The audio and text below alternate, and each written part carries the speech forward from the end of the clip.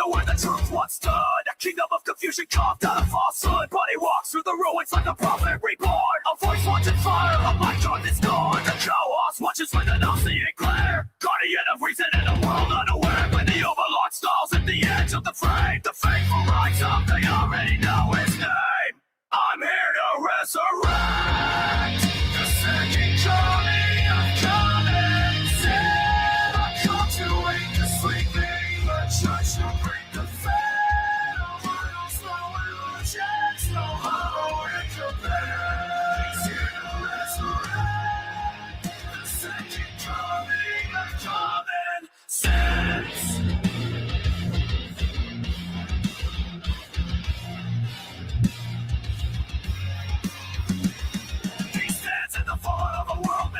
Picking truth from the wreckage, lazy dog from the dead. Every word is a weapon, shove and declare. Exposing every shadow we pretend not to fear. And the overlord marches with the suffering command. A beast of judgment, the Lord will give his bed. On his growl, rips through the silence of the night. The loyal understand, trigger keeps the battle is right. I'm here to resurrect the second coming of common sense. I'm making the chaos of found to pretend. Strong against the darkness, rising defend. He's here to resurrect the second coming of common sense. Now you're head to the beast that controls the doors. It's in yellow reason with the ball-crushing block. If his bull runs empty, the shadows will consume. The world cracks open, usher it up.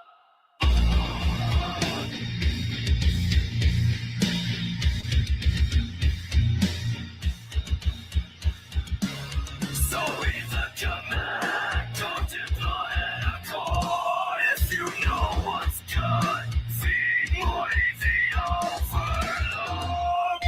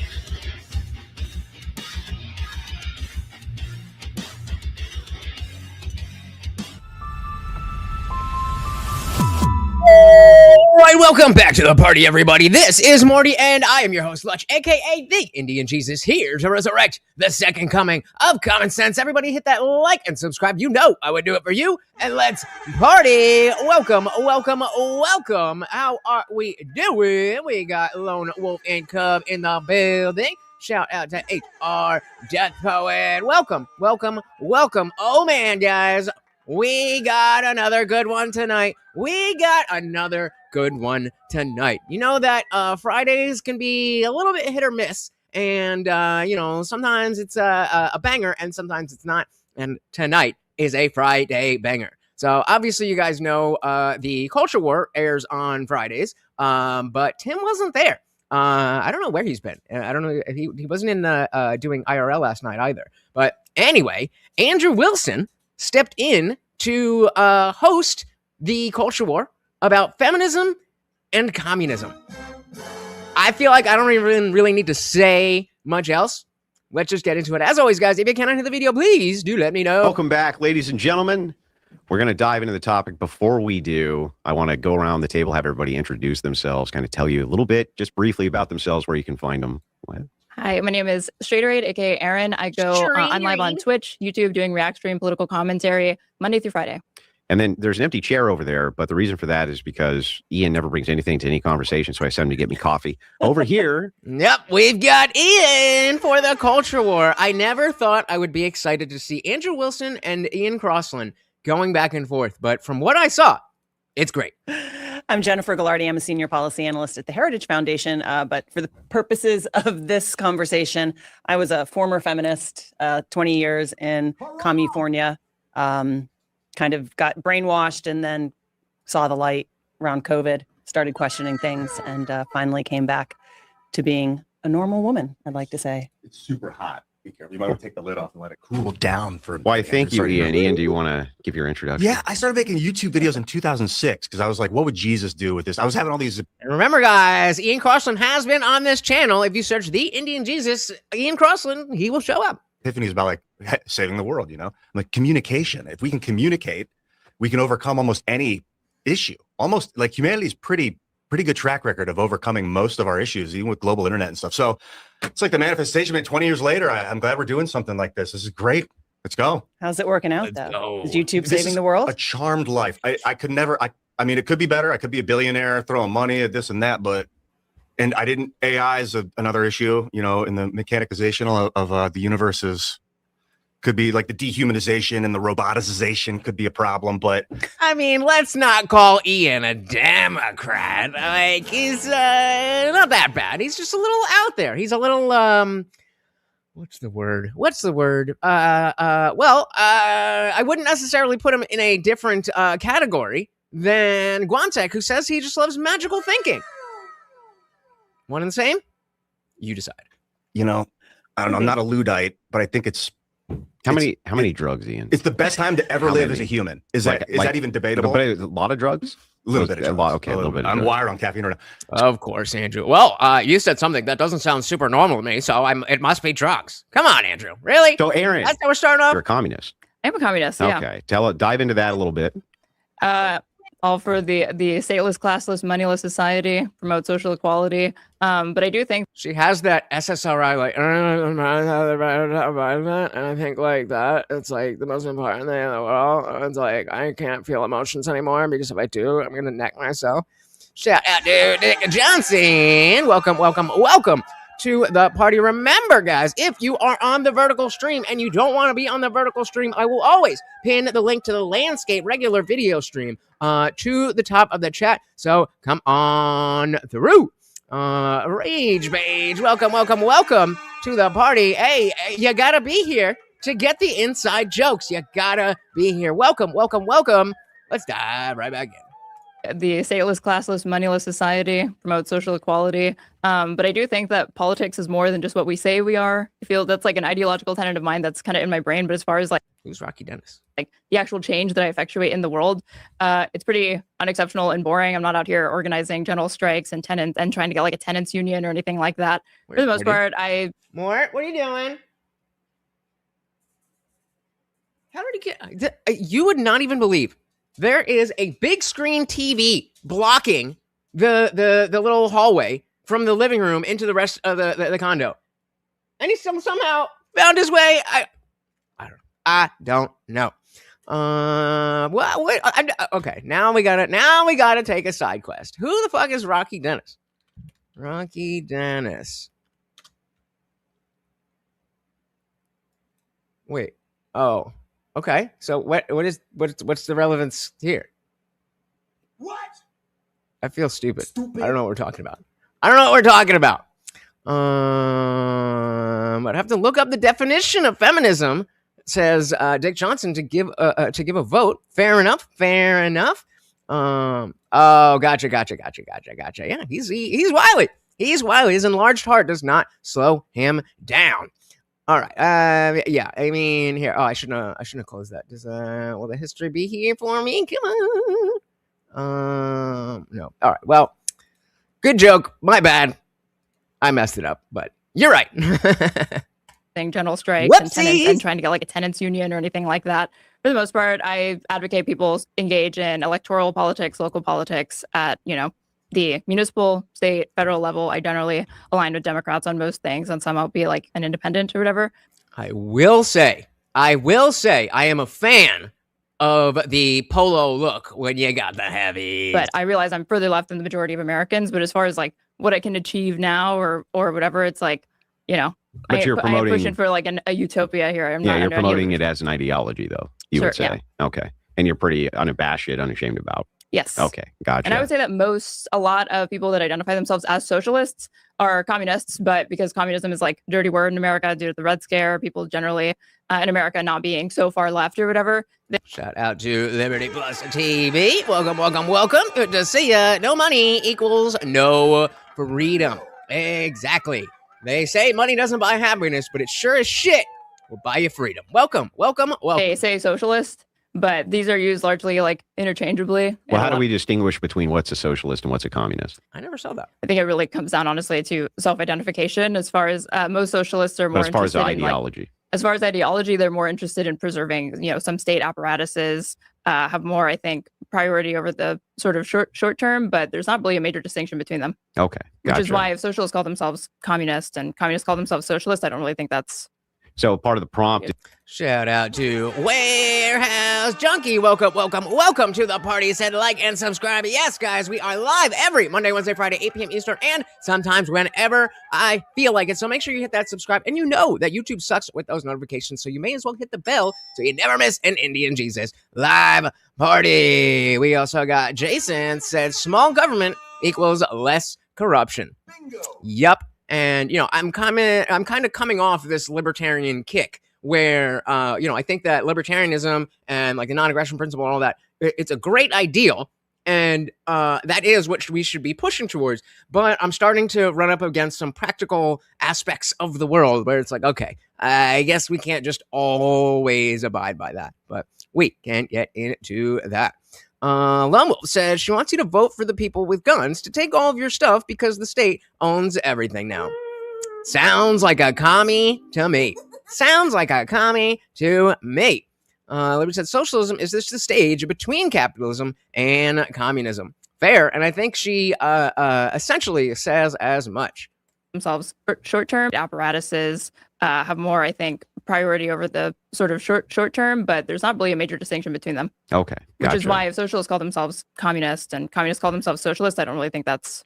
So part of the prompt is feminism reviving wokeness, and is it reviving communism? Would you say that, would you self-identify as a feminist? Yeah. Okay. And then do you think that it's bringing back communism? No. But No. I don't think there's ever been communism, unless you can think of a communist society. So is it moving us towards that or helping Yes. to move us Did she say we've never been a communist society or there's never been a communist society? towards that? Okay. Actually, no, I do want to say. And do you think that it's bringing back communism? No. But I No. don't think there's ever been communism, unless you can think of a communist society. So is it So, okay, that's obviously some like esoteric argument because obviously there's communist China, there was Leninism, there was all these different places that had communism. I'm sure her argument would be, well, that wasn't real communism because it was free market or some shit like that. All right, that's that. I'm assuming that's where that is coming from. Shout out to T, the viewerski, with the big $10 on the PayPal. Thank you. I decided, sorry, birdies, I'm not moving the camera anymore. If you want to see Morty, you got to come on over to the landscape stream. Thank you. So very, very much. And of course, that makes you the new sponsor of the stream. Thank you so very, very much. No. But I don't think there's ever been communism, unless you can think of a communist society. So is it moving us towards that or helping Yes. to move us? Again, I'm going to assume that that's where she's coming from because Andrew didn't just jump on that. Maybe he's like, all right, we'll deal with that later. But I feel like he'd be like, hold on, what do you mean there's never been communism? So we'll see. Towards that? Okay, ideologically. Okay, so that's not in dispute. And then do you think it's reviving wokeness? No. But what do you mean by wokeness? Well, I'm asking you from your metric, whatever you think wokeness is. I mean, generally speaking, like wokeness is kind of this catch-all term that I feel like people just play fast and loose with. Sometimes they mean kind of the excesses of social justice. Other times it means kind of literally any promotion of social equality. Mm-hmm. That's probably closer to my understanding of it or what constitutes like woke ideas. And in that sense, yeah, feminism is moving us closer toward the more woke society. Okay, I feel Okay, so we're not even disagreeing that, feminism is bad. It leads to communism. If you don't want communism, then you don't want that. Oh, shout out to Warehouse Junkie with a $2 make you holla. Thank you. So very, very much is calling out to the birdies. Said, come to the landscape side We have cookies. Indeed, we do. Indeed, we do. TV saying horizontal supremacy. If you can see my arms, then you win. Then you win. Warehouse said the real nuance is in finding what aspect of each belief system best protects against corruption, then layering them to form a real defense against tyranny. Well said. I don't know if that's directly related, but on the landscape side, we do have the running poll. Is there any positive aspect to feminism? And I'm kind of surprised that we have 83% of you saying yes. So I'm going to ask about that in a little bit. But if you disagree, make sure you get your vote in. Yep, I was just talking about it. I was like, I never thought that I'd be so excited to see Ian versus Andrew. I saw a little bit of it. Like I always say, I like to bounce through the video to make sure that we got something good. But I want to have as fresh of a reaction as I can. And oh yeah. And then again, if you missed it, search the Indian Jesus and Ian Crossland. He was right here. Lone Wolf said, ignorant commies think because I didn't implement communism, there has been no real communism. That's yep. That's about right. Yeah, like what are we talking about? What are we talking about? And I'm not either, brother. I am not either. Hey, shout out to Angry Amputee. Welcome to the party. Very good to see you. He said, I bet Andrew converts Ian. I bet you he doesn't. This is the thing about Ian. The thing about someone like Ian is that Andrew is the type of person who is going to go in knowing exactly what he needs to say and exactly how everybody else is going to respond. A lot of his power is in setting up the conversation and framing it the way that he wants. But Ian is a very different type of thinker. So I don't know that, and again, you guys might have seen more of this than I have, but I don't know that Ian is going to fall victim to the same types of traps that other people do when Andrew throws them out there. But we will see. Shout out to Mel. Welcome. So there's some things okay with it, not all of it though. Nothing wrong with being an independent woman and able to handle things on your own, but it's not okay to kill babies and treat men bad. Bingo. There you go. That is, I think, the only right answer, right? Welcome. We got CMDN. Welcome. I was just wondering if it squirts when you bounce on it crazy style. $50 super chat if you want the answer to that. I don't even know what it means. All right, now I'm back in. And in that sense, yeah, feminism is moving us closer towards a more woke society. Okay, I feel like we understand the ideology a little bit. And then over here, let's dive into the same questions, exact same ones. Okay.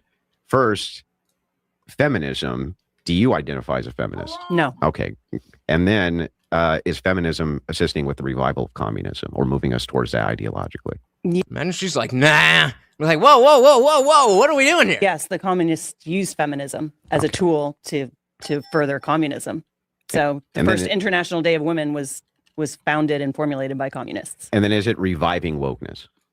I didn't ever see wokeness really die. I saw maybe a kind of moving away from it in the past, 3-4 years, but I don't think it's dead. I think it's alive and well.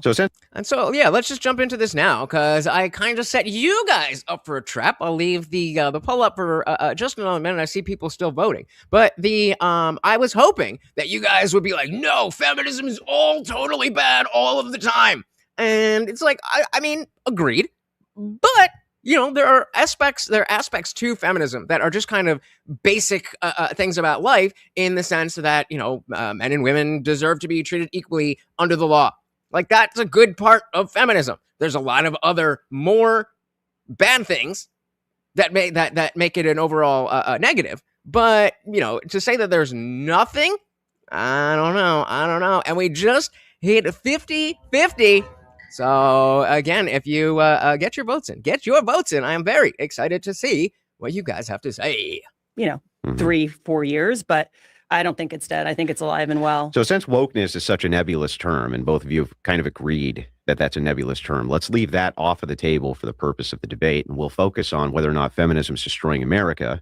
I am kind of mad that I missed that. I mean, maybe it's not the healthiest thing or the most moral thing or anything like that, but Had to be a good time. Had to be a good time. Hey, we got Wrath of Reason in the building. Welcome. Very good to see ya. Off of the table for the purpose of the debate, and we'll focus on whether or not feminism is destroying America and whether or not it's moving us towards communism. And if that's a good thing, you think it is, you think it isn't. So with that, I'll open the floor here a little bit so we can get kind of back and forth into this debate. So it's the pro side for feminists. You can go ahead and open. Pro side, I see a lot more upsides and downsides to the promotion of the social equality, economic equality of women alongside men. I largely think that this promotes, better social attitudes and relationships between genders, the sexes. Am I wrong about the SSRI voice?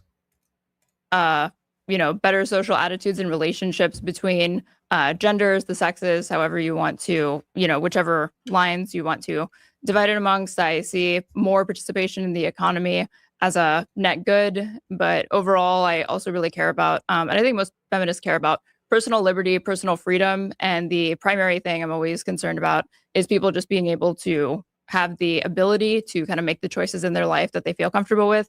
What do you mean? You don't know Straighterade? Straighterade! That's apparently who this is. Let's just actually see who this is. Straighterade. Let's see. So, got him. Internet princess with perfect opinions, streaming on Twitch, all that kind of stuff. Of course, we got to pin the bait. First, what the hell? What? All right, this is the most recent video she posted. What do we got here? I was busted for the crime of reporting. A Daily Beast headline, a Columbia journalism professor, all yelling at me. And it's true. I met once for coffee with Jeffrey Epstein. Now, 8 years later, a Columbia journalism professor is using that coffee in my polite email as some gotcha. Trying to spin me into a conspiracy with the man. I can't quite understand the logic of it all, other than sort of gross, you emailed Epstein and sounded normal. Yes, I certainly did. I'm not sure how Columbia journalism school professors teach students to email sources, but if anyone reading this is considering journalism school, let me save you Columbia's $91,854 annual fee. I promise you'll get more information when you sound nice and polite.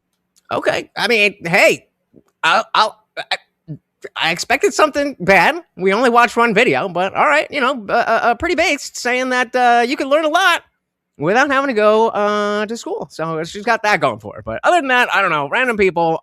We got two random chicks, Ian Crossland and Andrew.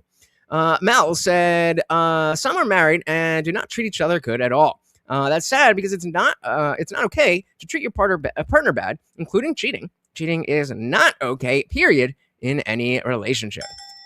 Great.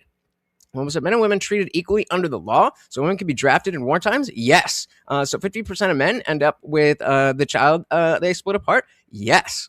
So, like, if that's what, even though that's not what feminists are fighting for, technically that is an undergirding principle of feminism. The fact that feminists suck in like 100% doesn't mean that feminism is 100% bad. Just about like 90, 95. Probably. And so she's a feminist. She shouldn't be able to do what she's doing without showing her chest. Wasn't that the point? No. How dare you? You're body shaming or something. She's an independent woman and she can dress any way that she likes. And she just happens to leave the top 4 buttons undone because it's more comfortable. Listen, I hate the feminists use libertarian language when they're a complete opposite. And then Andrew can get up and be like, libertarians never argue for duty, just freedom, which is just wrong. And responsibility and freedom are two sides of the same coin. I agree with that. But yeah, there's a lot of bastardization of the libertarianism. All right, let's dive back in here. Just being able to have the ability to kind of make the choices in their life that they feel comfortable with. If that means embracing motherhood, the family, being a stay-at-home mom, that's great. If that means working and raising a family simultaneously, that's fine. If that means solely working and you're not interested in kids, I think all of these things are fine. It just, I just want women specifically, to largely be able to be in charge of the decisions that dictate their life. I promise I'll let you get into it. Before you do, you might have a little opening that you want to give there too, kind of in response. Well, I think the opening is kind of pushing back on all those points, because feminism never was about, well, we're okay with you doing what you do and you do. It was very antagonistic towards women who wanted to stay in the home, especially if we want to call it second wave sexual liberty, whatever it was. You're a slave. It's enslavement, the drudgery of motherhood. It was constantly framed as. I don't know why she's saying was. This is still the common zeitgeist of motherhood in general. You are trapped by motherhood. Motherhood is a trap. So to say that feminism promotes, oh, it's just you do what you do, that's a good choice, that's a good choice, that's not. Speaking of libertarian terms, speaking of libertarian language, exactly. Saying, oh, you do you, I'll do me.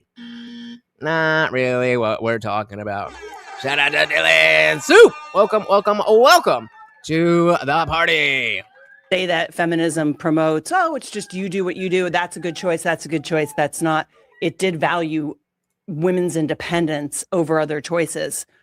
And it saw children as burdens, which then gave rise to more abortions. And it really wanted to, I think, make women a superior sex to men. Yep.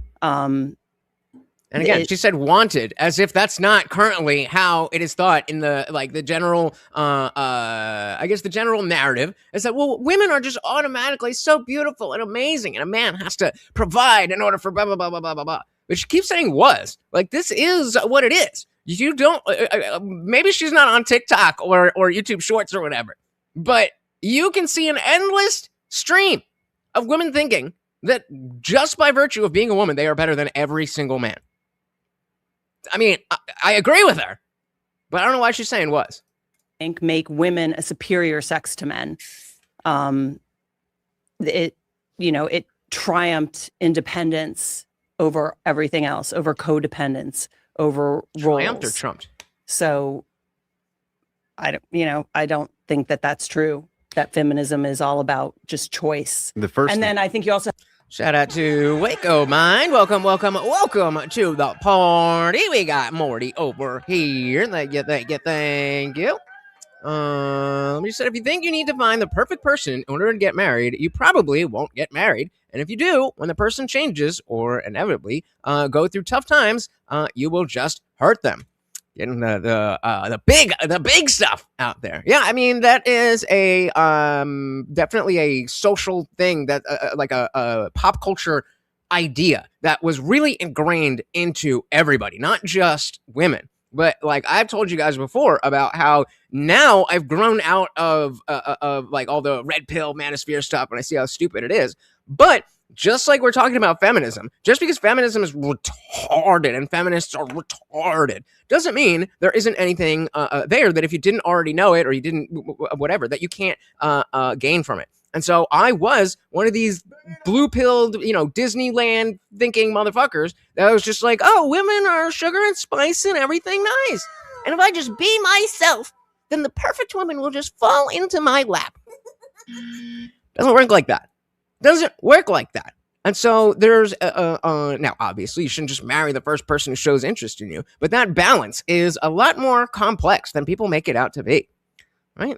What are you guys saying here? You know what? I'm actually jealous.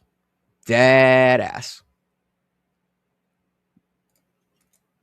Think that that's true. That feminism is all about just choice. Then I think you also have to define what freedom is. Well, the first thing we should do is make sure we get both of your definitions of feminism so that we're not speaking past each other, right? So starting with you, how would you kind of define it? Now, I understand you're not going to be able to give me an Oxford definition, and I'm not asking you to. Just even a proprietary one so we understand where you're coming from the worldview. I would say the promotion of social equality between men, women, sexes, genders on economic grounds as well. Everyone. What do you mean everyone? Everyone! And prioritizing liberty, independence for women. Within that, obviously, I think it's not really, the characterization you just gave of what you understand to be feminism That's not real feminism, just like there's been no real communism. I find a lot of people that push back against feminists or like feminist goals, feminist aims, kind of have this caricature of what they believe the goals of feminism are, which And why do you think that is, Straighterade? Is this coming out of nowhere? Or maybe there's some truth to it. Shout out to Mike is making stuff. Welcome to the party. Very good to see you, sir. Good morning over here. What? What does this mean? Lobo said feminism is stupid. They say they want equality, but they really want to keep all of their previous privileges and acquire new privileges. If it was about equality, then things would equally suck. Bingo. Yep.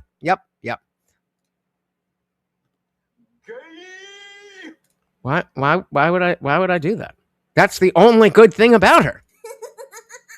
goals, feminist aims, kind of have this caricature of what they believe the goals of feminism are, which is supremacy to men, supremacy over men rather than equality. And I think to the extent that you can make that argument, the promotion of social equality between the sexes might But hang on. Let's just start with kind of a summarized definition that we can work from. But just women. generally, promotion of social inequality, Okay. but not supremacy over other genders or men. To me, I mean, that's fine. We can even look up. I mean, if we want to look up what the Well, I mean, I think in general maybe, but the fact that Andrew and Ian are there, but it is two women talking about feminism primarily. So again, I haven't seen most of this, but we'll see. I'm fine putting up a I'd love to see dictionary it. definition. But- You don't have to use a proprietary one, but just But it doesn't. The thing is it doesn't matter. It's how has it played out, right? The definitions at some point don't matter. The technical. Okay, but for the conversation, if we have to know what we're talking about. Andrew, this is your thing. Come on, wrangle the cats in. Definitions with something with a movement, right? It is what people think it is, and it is what the consequences to society has been. Okay, so define that. That's as far as we've gotten so far. Just define that. Neither of them have been able to do that. Hey, shout out to Tag. Welcome to the party. Said liked and shared. Oh my goodness. Thank you so very, very much. Again, you guys know that stuff really helps, and it doesn't even matter if you think anybody's going to click on the link that you share just by you telling the platform that you want more people to see it. They will show it to more people. Stay safe, motherfucker. What people think it is, and it is what the consequences to society has been. And the consequences have been taking women out of the homes, trying to, it's weird because feminism says it's for women, but what it's resulted in is women becoming more like men and almost regarding men as the superior sex. That's how it's played very out. Quickly, maybe we can summarize this easily then. The official definition here, the advocacy of women's rights on the basis of equality in sexes, I think that that's up for dispute. I would just add that it's a movement towards egalitarianism, right? And the attempt to deconstruct the patriarchy.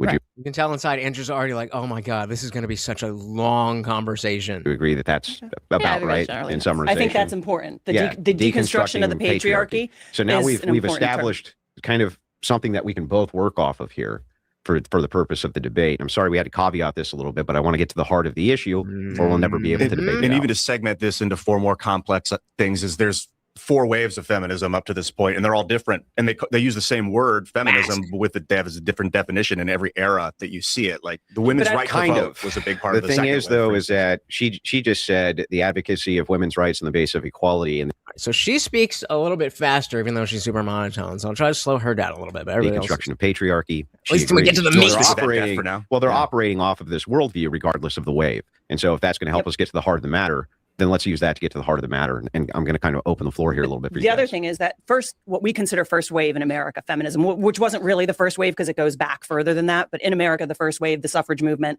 There's 2 of her. Where's Ian? the right We for women lost not to Ian. be defined as property. They didn't identify as feminists. They didn't call themselves feminists.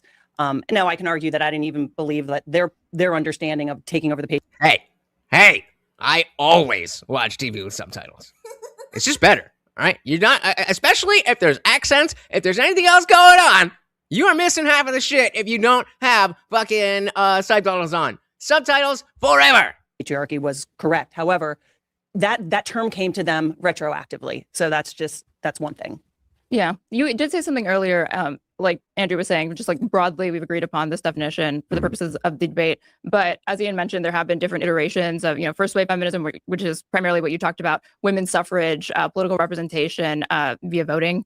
And then you had like second wave feminism, and that is where you actually did see more attitudes where feminists were speaking out against women being confined to the family. You have feminists like Betty Friedan who talked about It's almost like I am better at figuring out what's good than you are. the problem that has no name, and He was a how communist. by the way. suburbia and these sorts of things end up, while they may promise a kind of dream life for women where they have the nuclear family, they're raising their kids, they're supported by a husband, these don't actually fulfill or live up to what they promise, and they leave women feeling alienated, depressed, etc. And then you have, third and fourth wave feminism that are more often than not coming in contradiction now with second wave feminism, as they're more interested in expanding equality for women beyond the basis of sex solely. You see But you the would inclusion agree of they're like all trans moving rights, towards the etc. same goal, But they're right? all broadly moving in the same goal. But there are a few times where you do see differences, like second wave feminists more likely to identify as like TERFs, the Andrew Dworkin and whatnot, Because they see how they protect women in a different way from their Yes. view, but they're still attempting to deconstruct the That's what I'm here for, baby. patriarchy on behalf of egalitarianism, right? Yeah, correct. You would agree that each wave has this in common. Yes. Yeah. Okay. So I think we can consolidate that a bit. Go ahead. So you said that the promise of marriage, family wasn't fulfilled. Women at home weren't fulfilled. I would say the opposite now. I said that those feminists True. People who are women specifically who are just girl bossing are not happy. and second wave, like Betty Friedan, argue Right. that. So how's that working out for us now? Because the promises that those women made, that you'll be happier when you're independent. You'll be happier when you can work like a man, when you can make money like a man, when you can have consumer purchasing power like a man. It doesn't seem to be working out so well. There are upwards of 60% of women on SSRIs. We Called it. see this war I between wish they would have shown her. I wish they would have shown the other one when she said SSRIs. She was like, talking about me? Talking about me? upwards of 60% of women on SSRIs. We see this war between the sexes. Men and women are not dating. They're not reproducing. They're not happy. They're miserable. Look at the women out in Minnesota right now. I've never seen angrier women in my life. Bars. I mean, dilly fucking dilly to that. I have never seen white women. The awfuls. I've never seen the awfuls be that fucking awful. Guys, on the landscape, don't forget about the poll. We are still stuck at 50-50. Is there any positive aspect to feminism? They have no direction. They have no purpose. And they're fat. And we The can women, make I'm an telling you, the argument women that in Bring back low-rise jeans. Mike said, am I the only one who's checked out of the entire female relationship market? Nope. Same. So I'm not an incel. I know incels say that. I was in a marriage 29 years, and I will not go back to prison. So I personally would love to be married. It's the dating part that I'm not interested in. So the fact that you have to go through that is the issue. I want to be married. I want to have a family. I want all of that. But like what we're seeing is not conducive to that. So I don't think you are the only one by far. Liberty said original feminists and current feminists are pawns of the occult who believe in destroying the duality of this world. Good and evil, man and woman, adult and child. Makes sense. It makes sense. Well, so I'm very happy I live on my own and so relaxed. I mean, while I definitely would like to have a family, that would be a big adjustment. I love living by myself. Shout out to King Nirvana. Welcome to the party. Very good to see you, sir. Let's dive right back in. purpose. and they're fat. And we The can make women, an I'm telling you, argument. the women in Low-rise Minnesota, jeans. they're There is seed an oils, anger. man. There is an inherent anger at the way God has made women.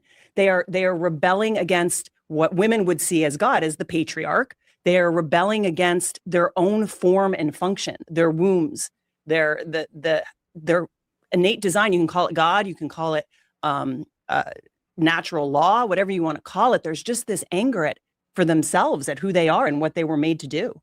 I think I would agree with you that the social ills and issues that you're talking about with increased loneliness that pertains to women and men alike, economic anxiety, people not feeling like they have the ability to start a family, etc. I don't disagree with you that all of these problems persist throughout society. I think the drunk part might be a little bit specific to you, but fair enough. And yeah, same. It's just too easy to be happy right now. It's too easy to be happy right now. And I think for men, especially where we don't have that biological clock, it's like I got another 20, 30, 40 years to be able to conceive children. So, and I'm short and I look young, so I'll be in my 50s.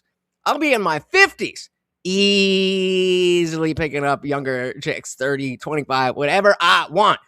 And because I'm not spending all that money, I'm gonna be a rich bitch. disagree with you that it's the result of feminism, largely to the extent, or like when you talked about there being higher instances of use for women like with SSRIs. Like, what do you believe is the reason for that? Do you really think it's just feminism?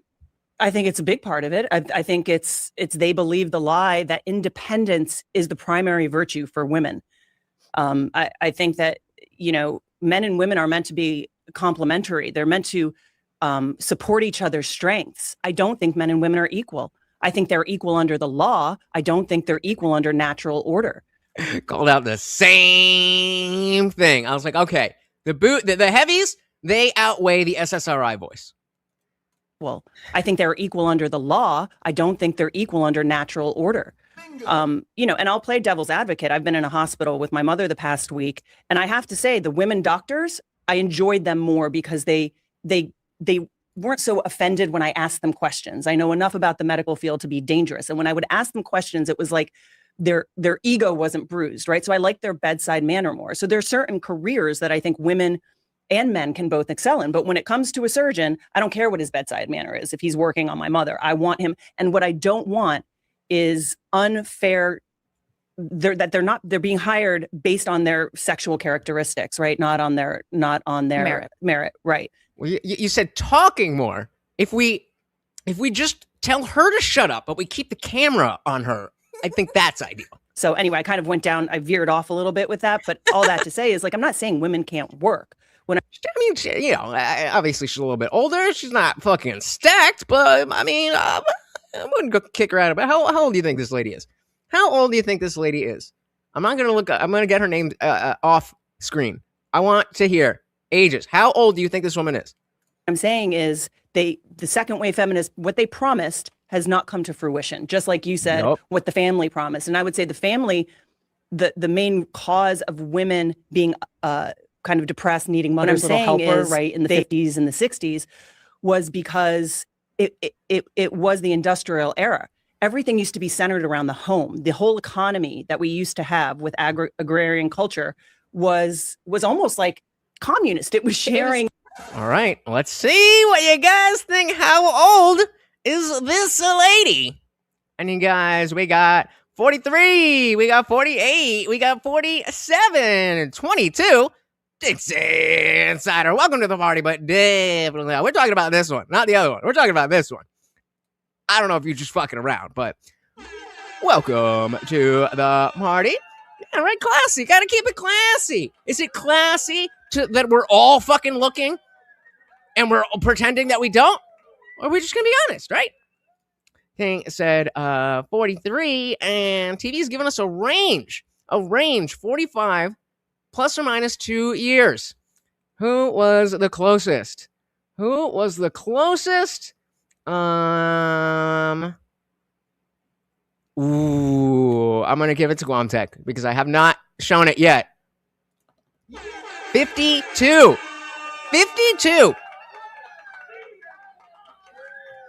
I'm 36. I'm not looking for a 52-year-old woman, but I'm saying, remember we were talking about them low-rise jeans? That's where pants used to go. Your hips are here, and they were right there. That's what pants used to look like. That's what jeans used to look like. Not anymore. Not bad for 52. Mel said, I have 2 grown kids, married men now, and widowed. Never been happier. Although I do miss the 70s and 80s. think most people who were alive then probably do. Liberty said, if she's rich or poor, is she rich or poor? If she's poor, she's 40 something. If she's rich, she's 50 something. She was on TV, so good catch. Yep.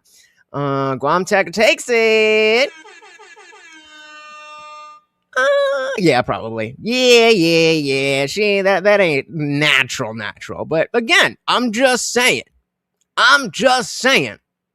Wouldn't be mad at it. Anyway, let's listen to what they're saying. Agrarian culture was almost like communist. It was sharing. It was communitarian. It was communitarian, right? And well, I saw the second wave in like the 2015 era, but no. So when the Industrial Revolution took the men out of the home, I understand why women felt burdened. They lost their partner.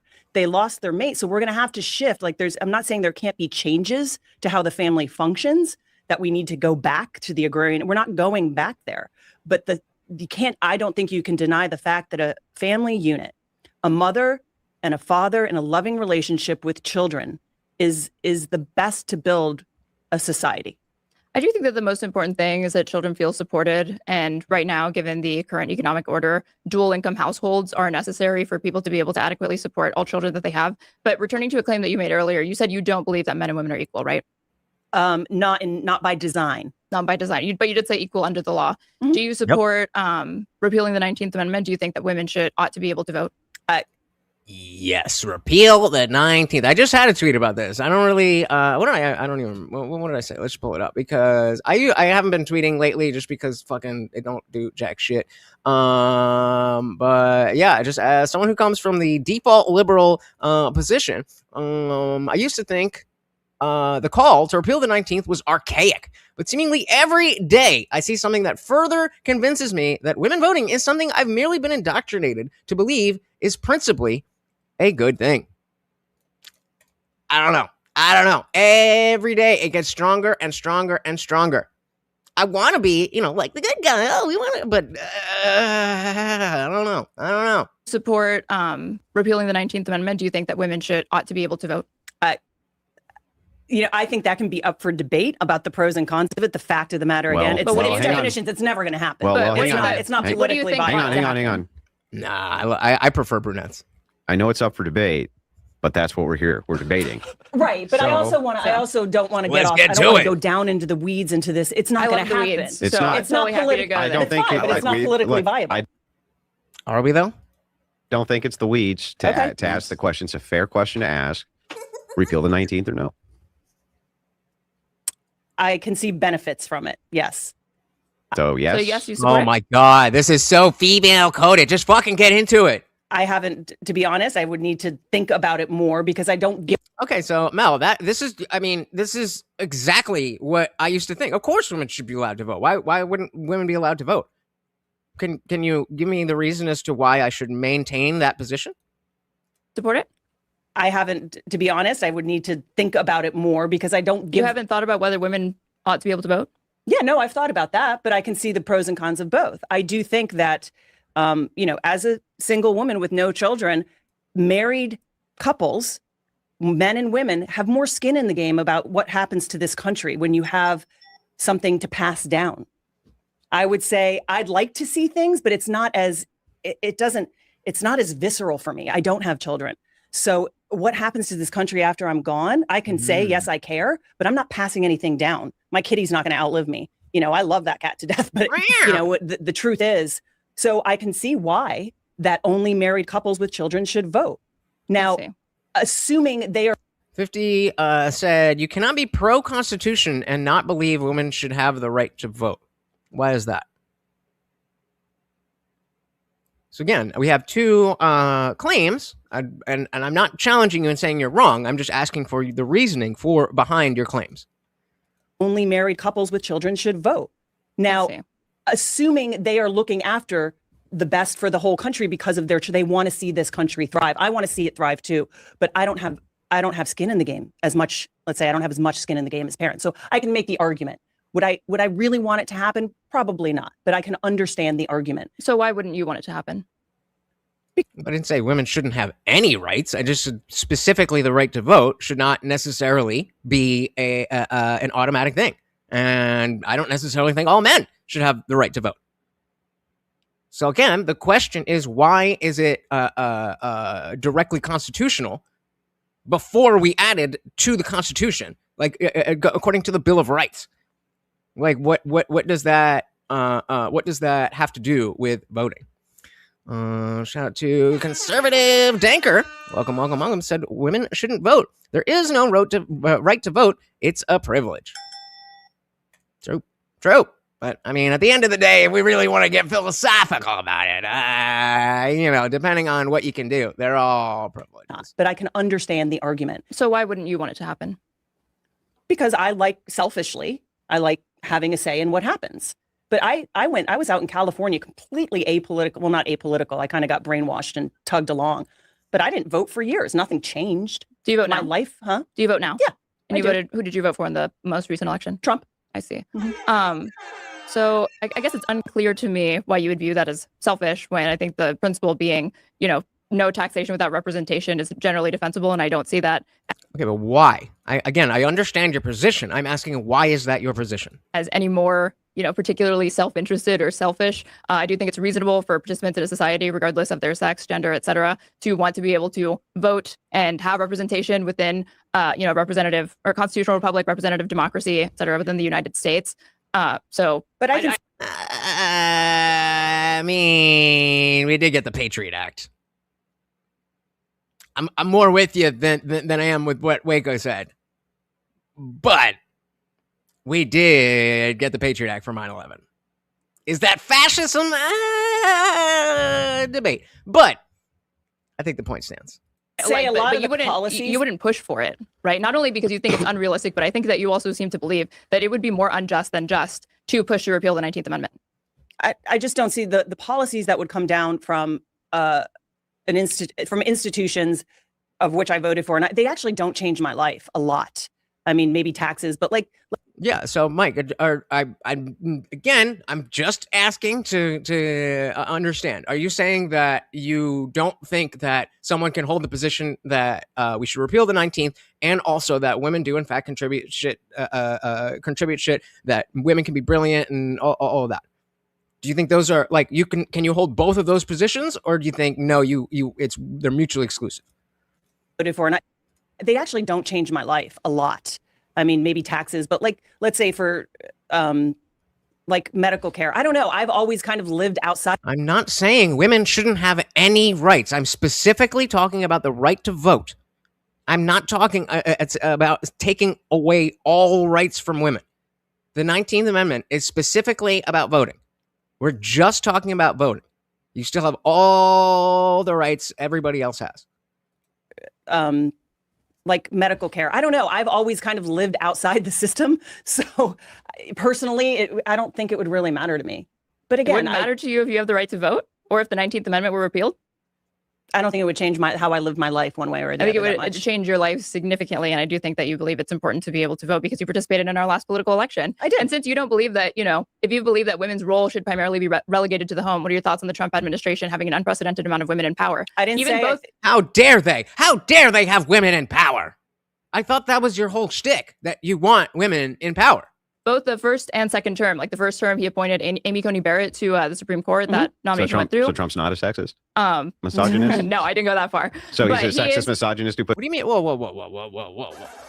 Like I said, I think we should keep the 19th. Now, encouraging them to fulfill their role in society is on us. We don't give them a reason or incentive. I think that is I don't agree with this premise at all. Because now the voting and the way that they are behaving is being turned on how the vote is, and so the parties are catering to women. So it doesn't have anything to do with me or you. It's a matter of now they have the power, so they don't need us as much anymore, and because they don't care about the same sanctity as your average feminist, then I don't think that's I don't think that follows. So all right, give us enlighten us again. aware that's your position, just asking why. Angry said that's why people need to make sure they keep eyes on the power and vote. Yeah, but you can't force people to do stuff. And the people who are, very animated, as we see from all these protests, are liberal women. They are very easy to indoctrinate. And so I don't know that that is a good thing. Now, I'm not saying that women should not be able to vote. What I'm saying is that it shouldn't be an inherent right. The sexist, misogynist. No, I didn't go that far. So But he's a he sexist is- misogynist who puts women in power. No, I don't think those are mutually exclusive. Do you? Yeah, well, I don't see a lot of misogynists who are sexist putting women in power. No. But so you think Can it's you mutually name one? exclusive? Can you name for me the most? Yeah, I mean, you could. There are so many downstream effects from feminism. So many. Women in power? No. But so you think Can it's you mutually name one? exclusive? Can you name for me the most sexist misogynist person you can think of who's like, I love having women in power? Can you tell me if you believe it's Answer- mutually? Don't answer a question with a question. Sexist misogynist person you can think of who's like, I love having women in power? Can you tell me if you believe it's mutually exclusive? Answer the question first? before you ask one. I asked the question first, and you never No, I answered asked mine. the I said, question "Do you first. believe that Hang on. it's mutually exclusive?" I asked the question first, and the question was, do you see a lot of misogynist sexists putting women in power or not? And I asked my clarifying question first to get an understanding of where you're Well, coming from. hang on. I'm sorry. I'm so confused. Which part of this are you not understanding? Do you see a lot of misogynist sexists putting women in power or not? Anything in there you need to find. Hang on. Yes. Anything in there you need to find, I'll see that. define for you. I like to answer your question. Okay, Yes, I do see where? that. The Bush administration, his Secretary of State was Condoleezza Rice. I don't think that George Bush would identify himself neither as a feminist nor. Is that even the question that he asked? You see a bunch of wait. Do you see a lot of misogynist sexists putting women in power or not? Anything in there you need to find. Hang on. Yes. Okay. All right. Fair enough. Anything in there you need to find, I'll see that. define for you. I like to answer your question. Yes, Okay, I do see where? that. The Bush administration, his Secretary of State was Condoleezza Rice. I don't think that George Bush would identify himself neither as a feminist nor somebody who Did really George Bush put a lot of women in championed power? Yeah, I believe so. I don't think that he had quite the amount of appointees, of female appointees, and women within his cabinet. So but we I'm just giving an generally, example. I am so lost as to how this could possibly come around to feminism good.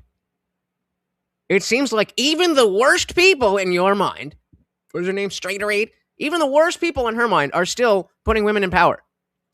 So yeah, like what are we talking about? I agreed. Yeah, like if she's gonna that's a much better example. At least it's a much more recent example. I think that regardless of whether you think that Trump is just kind of a sleazy guy, or if he's like, oh, he's all over the. Regardless of that, I don't think it's that much of a stretch for a feminist to think that Trump is a misogynist. But what a weird argument. What a weird argument. Let's see where it goes. Of female appointees and women within his cabinet. So But we I'm just giving an generally, example. look around at like corporations that put women as boss CEOs and things like this and go, those fucking misogynists. Or does that usually mean something different? Like, for instance, do you think that maybe that would mean or give evidence towards they're not actually misogynistic, sexist? Wouldn't that be better evidence for that? No, that's what I was thinking. But no, of course not. The evil men who put all these women in power hate the women. What? I don't How? think so. I think because it would be very naive to think that just because you're appointing or elevating women to positions of status and authority, even ones as great as like political authority, secretaries, etc., that means and you're like presupposing. SSRI voice. I cannot feel emotions, so I talk like this because I don't know how to feel anymore. There's like political authority, secretaries, etc., that means and you're like presupposing that those women in those positions of power being appointed are fine with the social equality of women, those are sexist feminists, misogynists etc. always empowering women. Yeah, right. What is what is this like argument? a contradiction in terms? I don't think so. I think It's a contradiction in empowering terms. women that have very rigid ideas of what womanhood and what women ought to be doing with their lives. Okay. Now I see. Okay, so the evil men of the patriarchy are just pretending by putting the evil women who are actually for the patriarchy to make it seem like they don't hate women, but that's exactly how we know that they do hate women. What? Stupid.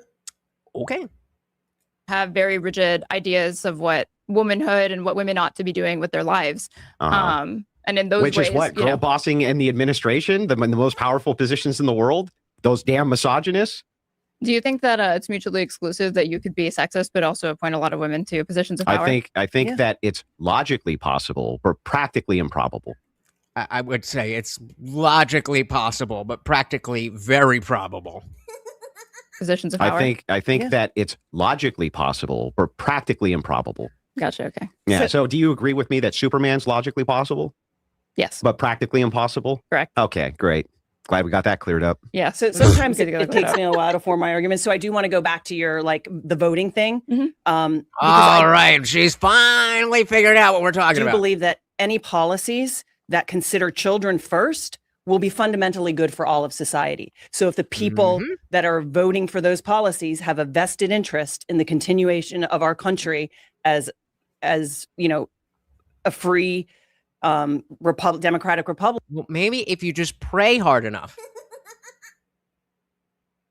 all things are possible through God, no? Like, if they consider the children first, I think that's good for everybody. So that would kind of be my argument for that. And then you asked me about his administration being women. I didn't say women can't work. I didn't say they will only be fulfilled by a family. Like I said, I'm single. I don't have a family. I just think, for the most part, for most women, the lie that they were sold. And I guarantee you, if you ask any of these women in the administration, if they were asked to give up their job to put their family first, they would. I know Caroline Leavitt would. She's probably the worst example you could have picked. She Right. she had her baby and then declined to have a maternity leave. I think after like maybe 2-3 days after giving birth, she was right back on the job because she said it was her duty to do this because Donald Trump had faced, I can't remember if it was 1 or 2 assassination attempts at that time. Sounds pretty responsible. Sounds pretty, pro-feminist. What? I don't understand what the question is here. What are you arguing? It seems like you agree that women are doing just fine. That should be a sign to you to say, well, of course, look at all of this stuff that feminism has led to. Allow this woman to not only have a front-facing government job where she's right by the president, but also have her baby and have a family. But she's still mad. They're just mad. They're just always mad. This because Donald Trump had You can't tell because of the SSRIs, but she's mad. faced, I can't remember if it was 1 or 2 assassination attempts at that time, but that's an example of a working woman that actually put her motherly duties secondary to her professional life. But and her she's career. also working for someone that she sees that is going to secure the future for her child. Yeah, but So it doesn't change the fact that she is prioritizing girl bossing it up and going to work and her You again, don't know what's in professional her welcome. head. You don't No, know but what's I you can don't know draw why. inferences based Well, on you're what drawing she's saying. inferences, but you don't know why she's doing what she's doing. I bet if you ask Wait, Mel said women were not working in the old days. Now they force women to have no choice but to work. Who do you... Well, let's go through the timeline. Women were not working in the old days. Then something happened. Now all the prices are so high that women have no choice to work. What's that middle piece? Feminism. her, she would say, I want to secure a future for my child that isn't going to tell me that my daughter can become a boy. And it's temporary. I'm sure Her that's job is her only 3 cope more answer, years. Yeah, I'm Her- sure that's her cope answer. I do think regardless job of is 3 her years. subjective intent, when you analyze the effect that she's having on the world, her actions, she's putting herself first. I really hope this is true because I know there's going to be a time very short, maybe not very shortly, but eventually I'm going to be posed with do some blow. And I've been out of that world for so long that I'm scared. I'm scared. I want to do some blow, but I mean, there might be some fat in there. Analyze the effect that she's having on the world, her actions. She's putting herself first over her domestic duties of being a mother when she. No, I feel like you had a bad experience with like a few men, and then you're acting like we're all like that. Didn't I just say that what I want more than anything is a family specifically? So am I not a man, or am I just one of the good ones? We have plenty of fathers in the chat. I'm sorry that like bad things happen to you, but in the same way that we shouldn't be misogynistic towards women, we also shouldn't be misandrist and just say things like this. Do you know most men? How many men have you ever met in your entire life? This is misandry. And this seems to be the heart of feminism. Most of what you said in the last 10 minutes is something that I would expect to hear from a feminist. Let's go. Yeah, she's putting herself first over her domestic duties of being a mother when she could have taken that maternity leave. She could have done that, but she chose to Didn't you say get ahead in her earlier? career. Didn't you say I'll let you guys take that one. earlier that you have to, by necessity, have a two-income household? Yeah, for the most part, yeah. If Yeah, you want to then what have do you- the then best I don't outcomes, understand if it's the case that women need to have a two-income house. Okay, and so what? Fair enough. Fair enough. I'm not looking to reject your experience, but what percentage of the plenty is the whole? Of all the men that are alive right now, how many have you? What percentage of plenty is that? Would it be fair to say things like women just don't care about men? They just care about foodie dates. They just care about filling up their roster. Plenty of women do that. But that doesn't mean that that's how women are. As Mike and I were discussing before, like, yeah, there's enough of it that we've decided, we as men who do genuinely want a real relationship and a family, have taken a step back because of that. So yes, there are bad people. Okay, and how much are you comparing that to what women are saying and doing? This is my point. This is female solipsism. You're only seeing the world from your perspective and assuming that that's everyone's perspective. Well, there you go. There you go. So it doesn't have to do with men, and it doesn't have to do with women. It has to do with other things, largely politics. And Have the then I best don't outcomes, understand if it's the case that women need to have a two-income household, right? Then aren't they being forced into work situations? And if that's the case, how can you say that her subjective intent is not to put her family first if the requirement to feed her family is to work? I said that I think that that's her cope answer because it just seems to me incongruent given the types of beliefs Yeah, but it seems women like your Caroline answer Levitt seems like your answer is espouse P and not is P. kind of rules for thee, not for me. Yeah, sure, Like but that's she will make the prescription that other women ought to, focus on raising their family, their domestic duties, being a good yeah, wife, maybe. Let's etc. assume for a But second. then she She's doesn't got her live- kids. hang on, Have hang you on. seen the White Let House us lately? She's got assume- there's kids Shut up, bitch. The men are talking. Oh, I didn't even mean that way. all over the Let's teeming assume that for a place. moment you're right, and she's a total hypocrite and completely wrong. Right. That does nothing for your position. No, Your I'm not po- saying your it does. I position- was only saying Hang it's on, the hang on, worst hang on. Let me example she finish. could Let have me brought up. finish. I'm just saying that does nothing for your position because your position's P and not P. It's like, yeah, we require two incomes in order to raise a family, but look at her girl bossing out there working, not prioritizing her family. Wait, that would Andrew. be P and not P. Andrew, I'm doing an internal critique. I'm saying that based off of Caroline Levitt's espoused personal Mhm. values, that her actions are at odds with that. Now, I personally don't believe that there's an issue with a woman who is able to provide for her child via hiring. How's that working out for you, pal? How's that working out for you? Angry Amputee said I got married young just to have a family, wanted out of my house, and wanted my own family. So you didn't look for love? You didn't look for the person that put butterflies in your stomach? How's that working out? Genuine question, Mel. Or not, excuse me, not Mel. Angry. Genuine question. How's that working out? Don't believe that there's an issue with a woman Oh, don't worry. Ian's going to come in and save the day. who is able to provide for her child via hiring nannies, private childcare, if her husband, etc., returning to work and declining to have an extended Well, let me do maternity the leave. internal critique But- back. So Sure, go then ahead. if she's out there and she's working, right, you would say that she is prioritizing family values. Well, yeah, under my belief system, I don't think that those are mutually exclusive. Okay, well then the argument that you have then is pretty weak here, isn't it? I agree with this to an extent. Like, the fact that they're all PDFs matters to me, but, like, being mean, being a cheater, I don't care about that shit. Run my fucking country. Okay, well then the argument that you have then is pretty weak here, isn't it? Because How's that? isn't your argument here that women who are in a position where they're forced to work, right? They have to in order to take care of their families. Everybody has Call me Jelly. to work. That's not actually a feminist ideal then. That's no longer within the domain of feminism, is it? Because it's a force to work rather than a choice to work. I mean, I would agree, yeah, but then that Well, gets then into you're arguing Uh-huh. from that gets into criticisms of like our economic system and the fact that we don't yeah, do more. maybe, but we're talking don't do about more feminist to values support, right now, and you can't say that it's a feminist value now that women work because by your own logic they have to. It sort of, I think, supports the claim that feminism has or Here is we destroying go. the United States in that in the 50s, they were like, hey, ladies, you should go get a job. Don't feel like you have to be stuck at home. They're like, okay, great. So they went and got jobs. And then there was 2 incomes for the family. Then the economy formed around that.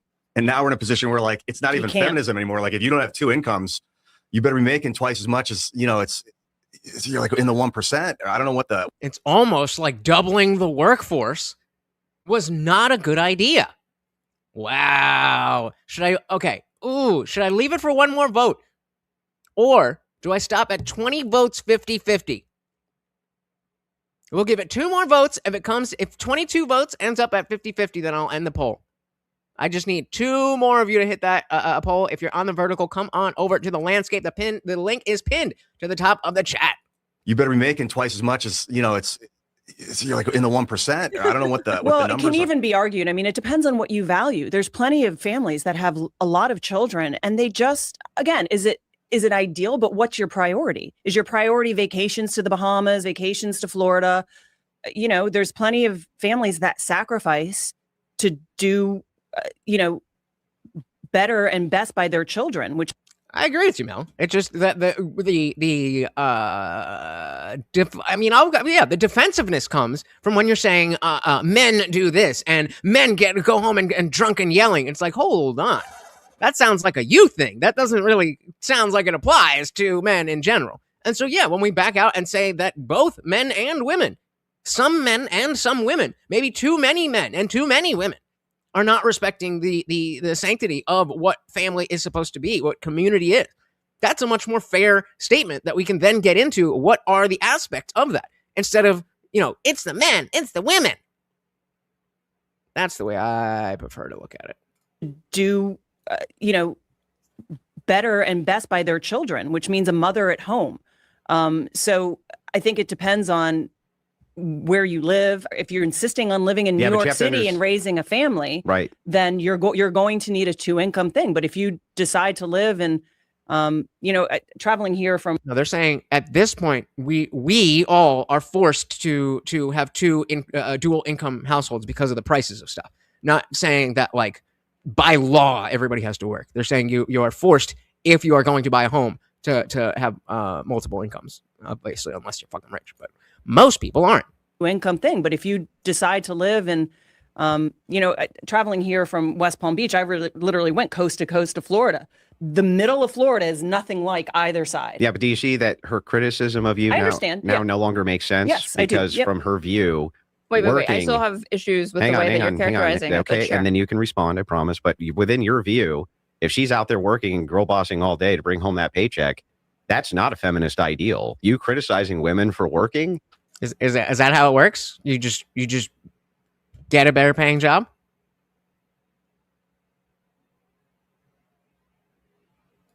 Is now no longer on the plate. How can it be on the plate if you say that it's a requirement Well, just get a better job then. That's what Mel said. Just get a better job. for working? Is now no longer on the plate. How can it be on the plate if you say that it's a requirement for survival? So they would be prioritizing family first. It has nothing to do with Boom. And solipsism once again. Well, I saw this happen. Therefore, it must be the case for everyone. This is, I need you to look up solipsism. This isn't like I'm saying that you're a bad person. This is a common thing with women. The inability to grasp theory of mind and the fact that you did something doesn't mean everybody can do the thing. That's essentially the entire point of this entire argument. That just because this happened in one situation doesn't mean that's every situation. That's the point. I'm glad that your kids seem to be doing awesomely well, and I'm sorry that whatever men you dealt with, didn't treat you well. I'm sorry that happened. But that has nothing to do with the larger conversation that we're talking about. You're just talking about your own personal anecdotal experiences. And those don't not matter, especially to you. Of course they matter, but that's not what we're doing here. We're not talking about what is Mel's life. We're talking about how is feminism and communism,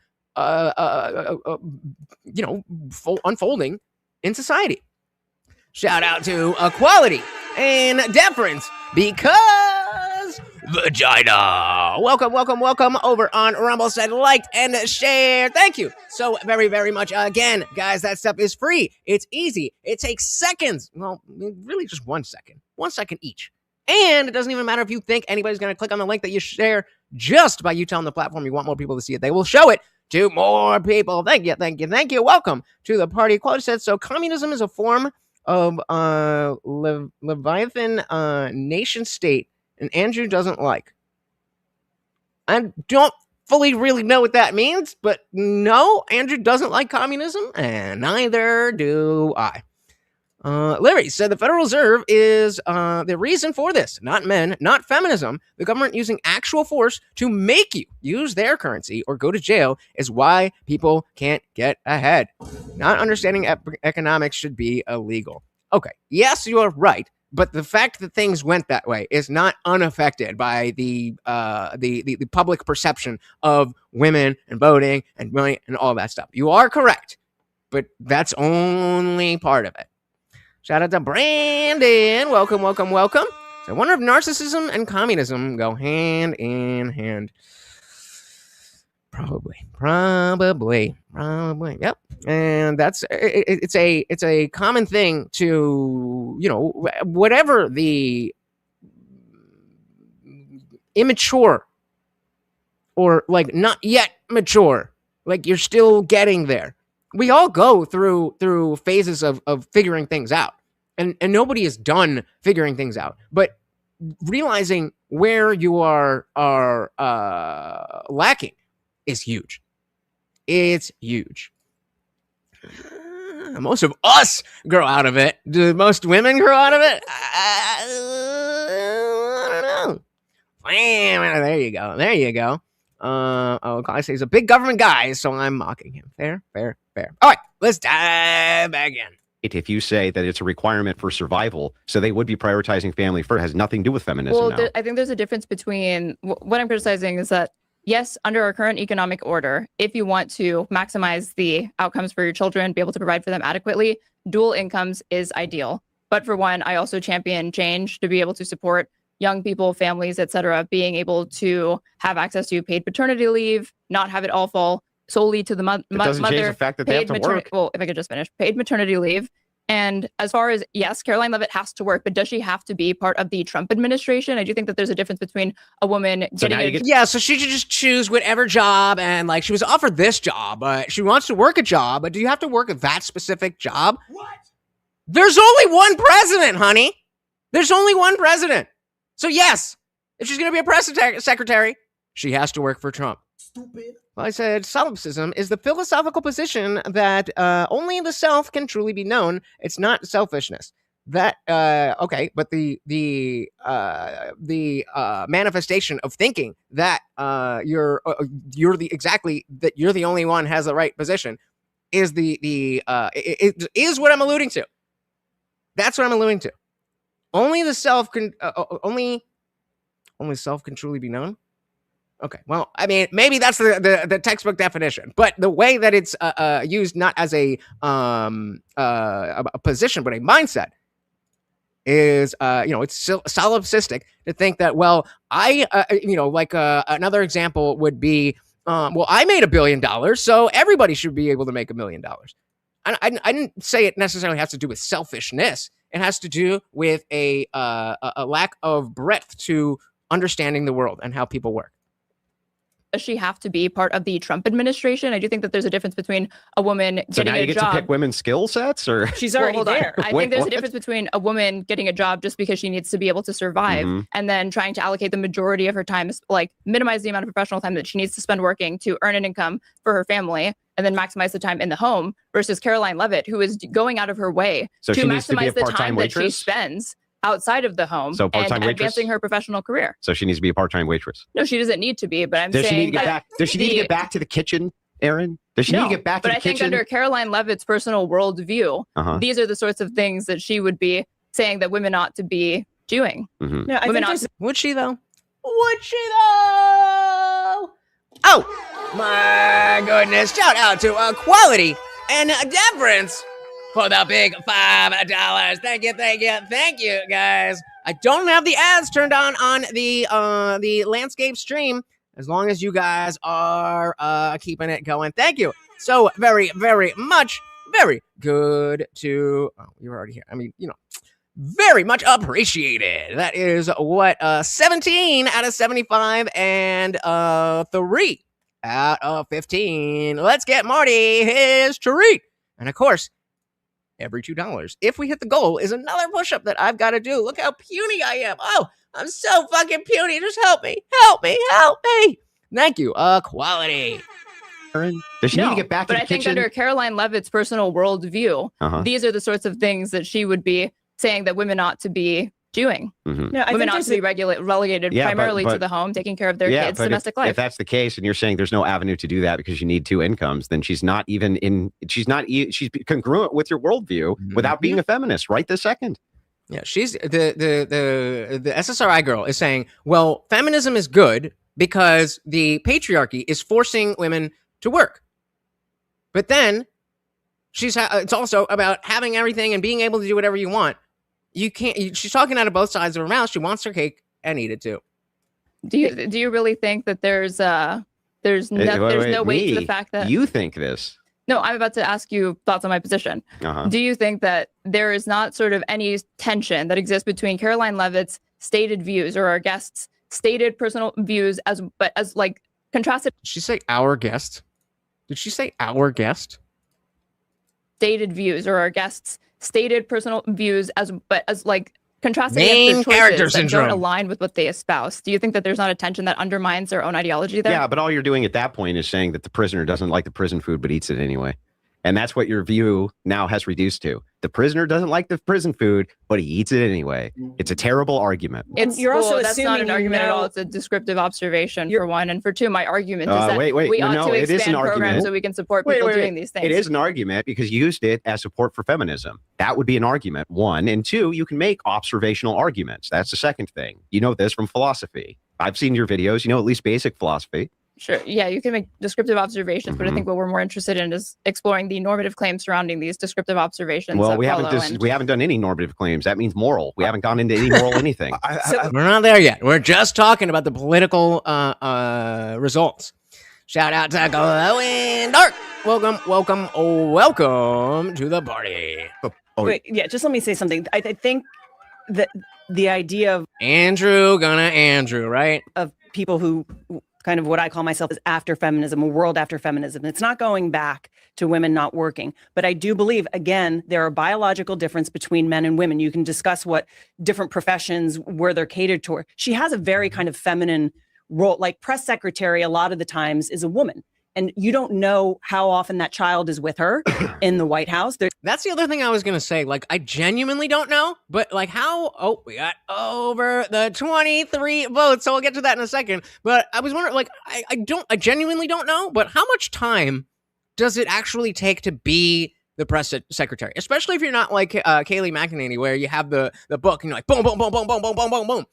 Like, you're just up there kind of bullshitting. Like, you get the one sheet of all the stuff. And I don't know. Is there more to it? I don't know. Woman.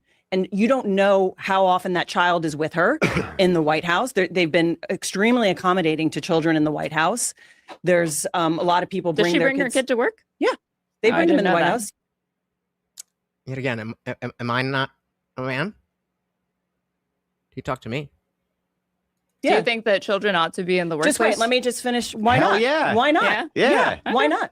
Put those little bastards sweeping the chimneys. Do it immediately. I'm 4 years old. I want that. Larry. Luckily, we already know how that goes. But remember, the feminists greased it up. No, this goes back to home economics. Children used to work on the farm. They used to be they were part of a valuable economic structure of the home. So maybe that's shifting from the home to the workplace. Maybe they're not providing economically, but why not? Why not be flexible about having children when mother can breastfeed? Why not be accommodating to having children around every night? It's not just take your daughter to work one day a year. And again, there are roles. I'm absolutely for abolishing at least as it stands, child labor laws. I don't. Yup. Because prior to 80 years ago, that's what kids essentially were for. And now we don't need kids to be in mines and doing farming and stuff. Why is it that you can't stock shelves at 12 years old? Then we have all of these issues about, when you get of age to be working, then you have to, start at some bullshit job. You got to get the experience. You got to get the references, all that stuff, and you're already broke. Many entry-level jobs, especially if you haven't gone to college. I mean, I don't know if this has changed in the last 10 years or so, but a lot of there are entry-level jobs, but they require 3 years of experience, all that kind of stuff. This is how children learn to be adults. There's a study that just came out. Let me see if I can find it. Millennial IQ versus Gen Z IQ. All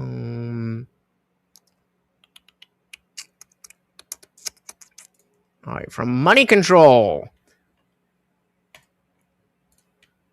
Gen Z became the first generation to be less intelligent than millennials as IQ dropped. So, let's see. Recent studies suggest that Gen Z is the first and only generation to be less intelligent than the one before, making millennials the only generation to outperform the younger generation that followed. Yes, we have the highest IQ of any generation of anyone in mankind. Dilly dilly to millennials. There you go. And yeah, what are you guys saying about fucking Angry saying bricklaying at 14? Why wouldn't we want 12-year-olds to work?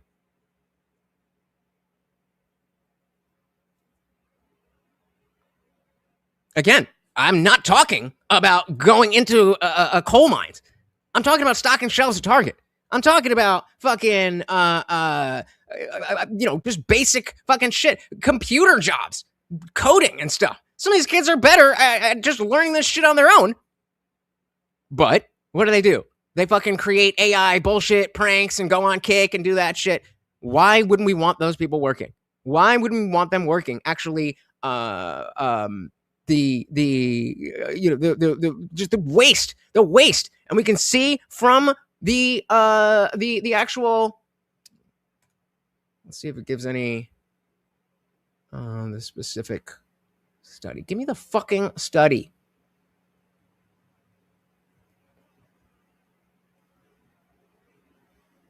Let's see it. I don't know. But yeah, I mean, Gen Z dumber than us. And I think it has a lot to do with the shift. Even millennials, of course, we were not working like that. Gen Xers, you're saying, yeah, you were working. But we still had that mentality that when someone was cool, like when we were 15, and we were looking at some dude who's 23, oh, he's so cool. He drives. He could get alcohol. There was an aspect of, oh, this is an adult who is contributing to society. Maybe not consciously, but that's lost. And where has that led us?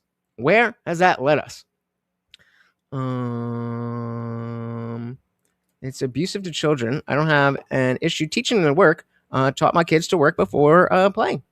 There you go.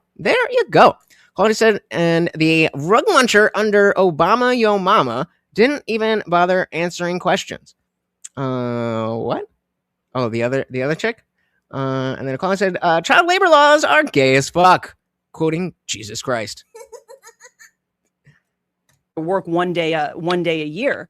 And again, there are roles I think that are going to be more feminine, that I think that are more conducive to a women fulfilling than a man.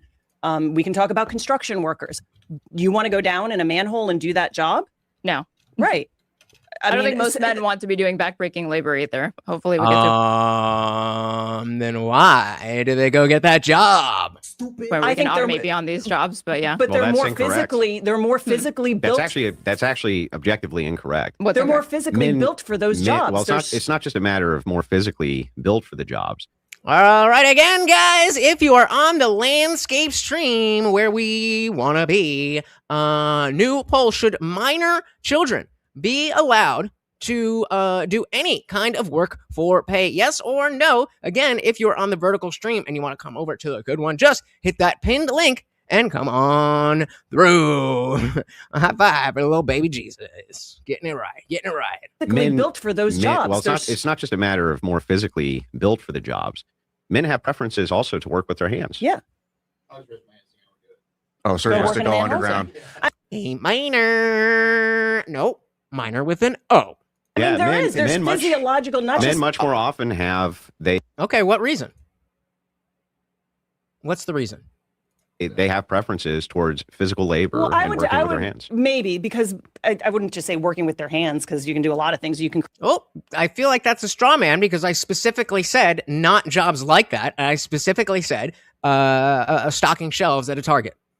So you can engage with what I said, or you can just kind of say things. create art with your hands. You can. That ain't working with your hands. I'll take some guitar. It's Yeah, I mean, there's a lot of. Get down with a face mask You're when you're talking about welding getting in a dirty. food. That's yeah, but you're working with your talking safety. hands. You're now putting your. That's not so much working with your hands. You're talking about safety. Anything a And man So, Larry, so there's another aspect to this. There's a massive power dynamic between employer and employee. Minors' prefrontal cortex isn't fully developed, and they will generally be generally easier to exploit by the employer. And I think that just has to do with further oversight. I think if we're getting children, and again, maybe not 5, 6, 7 years old, but if we're talking about 13 and up or something like that, 12 and up, then there are ways to address that.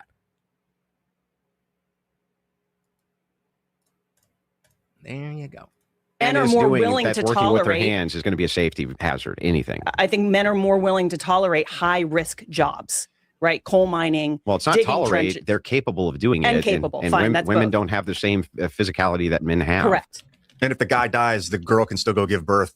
But the Now, guy Aaron, can't go this give is usually birth where if the girl argument dies. from Outlier comes in, where you say some women can work No. on the oil rig. Yeah, they can, but generally women are not generally take choosing to do To that. answer your question, Jen, why you wouldn't bring kids into work if they disrupt the work environment, if they create a vulnerability. Okay, so then how about we just make the law no factories or nothing that requires a certain level of OSHA whatever. I mean, you're saying this can't work because it's not allowed. That's not an argument. Larry said if we lived in a more socialist economy where we had unions to fight back against corporations, it would be different then. But we're ruled by a bunch of pay to. Well, I don't see how that changes anything that I said. Like they might get sick if you so there's a lot of reasons why Correct. And nobody has said why what I said is wrong about child labor laws. little children should not be around a work environment. I'm in my not opinion. saying 24/7, but I'm saying what I'm saying is we don't need to go back to the agrarian age to make more accommodations for family friendly policies. I agree with you on Well- that. I do think that this more, as like society is becoming more secular, I think that's something. Right? What do we think children should be learning when they're 16? What's more helpful for a child? Algebra or learning about taxes? They yearn for the mines. I agree with you on Well- that. I do think that this more, as like society is becoming more secular, I think that's something that has kind of been lost, but would be a positive thing to reintroduce, would be more communitarian values. And I do think it takes a village to raise a kid. And, if workplaces want to be more accommodating Right. to young families, But it's not- to it's be able not- to help assist them with childcare, et cetera, providing them support for childcare, or, some offices I know have like childcare centers where their employees are able to bring their children while they're working. I think these sorts of things are positive changes. Doesn't take a village to raise a kid. Takes a And mother and a kids father. are generally raised by parents and extended family, and that's always been the case. And I can tell you why it's always been the case. I can prove it to you. Do you agree with me that once upon a time there were Oh my God, you guys are strawman factories talking about factories.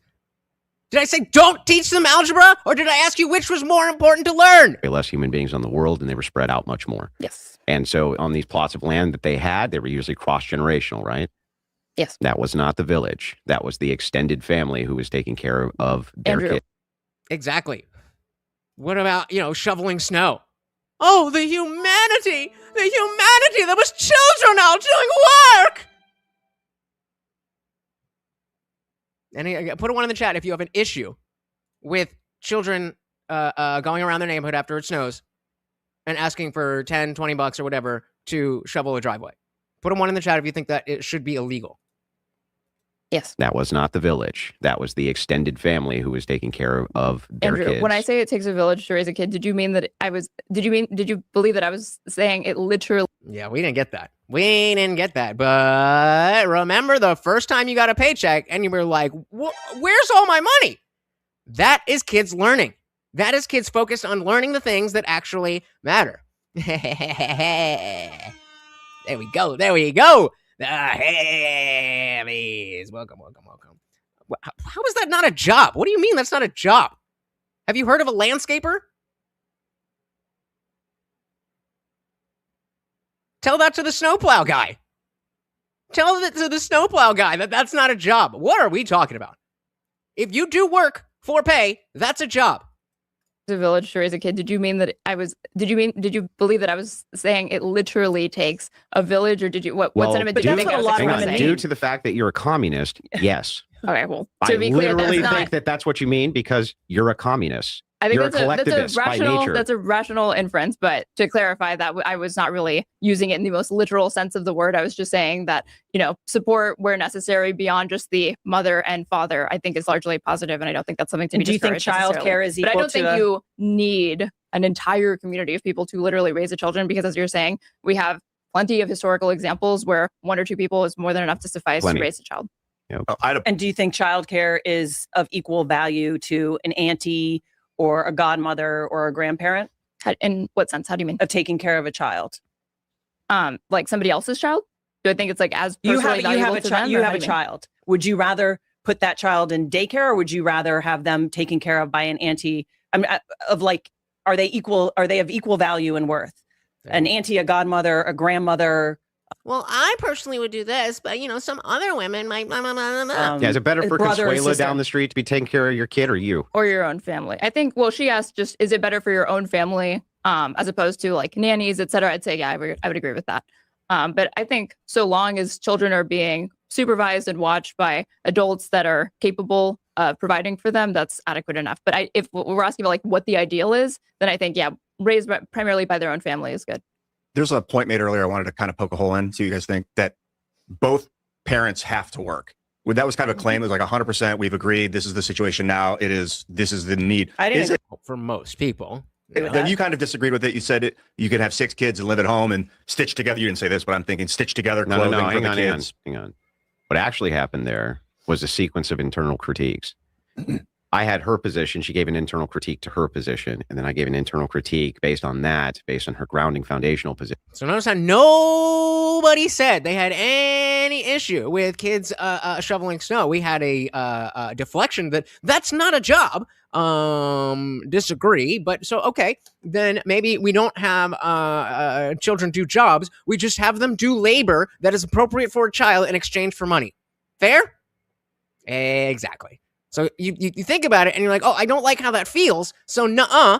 But then when we dig into it, you do actually agree with it. As long as children are capable of being watched by adults that can take care of them, is exactly how we get the so long as children are capable of being watched by adults that can take care of them, is exactly how we get the indoctrination we see now.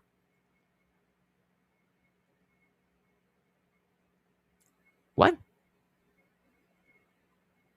I don't know what this means. Can you read this? Reword that? To her position, and then I gave an internal critique based on her grounding foundational position, that it largely requires 2 incomes. Meaning that if that's the case, then women who are working, this is not due to a feminist ideal. This is due to forced labor. So should we, from your view? From your view. So if that's the case, then we can take off the table that women working right now has anything at all to do with them being feminists. Wait. Yeah, with them being feminists. That's where we can get. Oh, with them being feminist, sure, whatever. In some instances, I guess. Not in some instances. You can't say that they're feminist because they're working. That would be a contradiction to your view that it's necessary that they're working. So the thing is, girl boss is like, again, that whole worldview I think is built on sand, but it is your view that almost all women under your communist, and you're using a Marxist lens for analysis, I'm guessing, right? Sure. Okay, so under your Marxist lens, right now what's going on is that the proletariat is being exploited by the evil bourgeoisie and forcing these poor women who would rather stay at home with their little kids suckling at the teat into the workforce, where they must slave away in order to help their capitalist overlords so they can bring the paycheck home when they'd much rather be at home. No, I'm not saying that absent and so he's going so let's see. Guamtech originally said so long as children are capable of being watched by adults that can take care of them is exactly how we get the indoctrination that we see now. I'm going off what the feminists said about childcare. It's basically saying just taking care of them is good enough. Gotcha. So this is critiquing her and saying that this is a silly argument to say that as long as we make sure that the children are being taken care of, that it's inherently going to lead to bad things. That don't make no sense. Good catch. At home when they'd much rather be at home? No, I'm not saying that absent any economic coercion that you wouldn't see women opting to not have kids or still participate and do labor, et cetera, throughout their day. It would just depend on that individual person at that point. You think they're doing labor regardless? I think you would be able to see people being able to actually like live true to their values absent this like massive economic coercive factor. So we can't say it's defensible that because a woman's working, it's contrary to her values of being an anti-feminist. That just doesn't make any sense under that analysis. But as I said, I think that there is equality.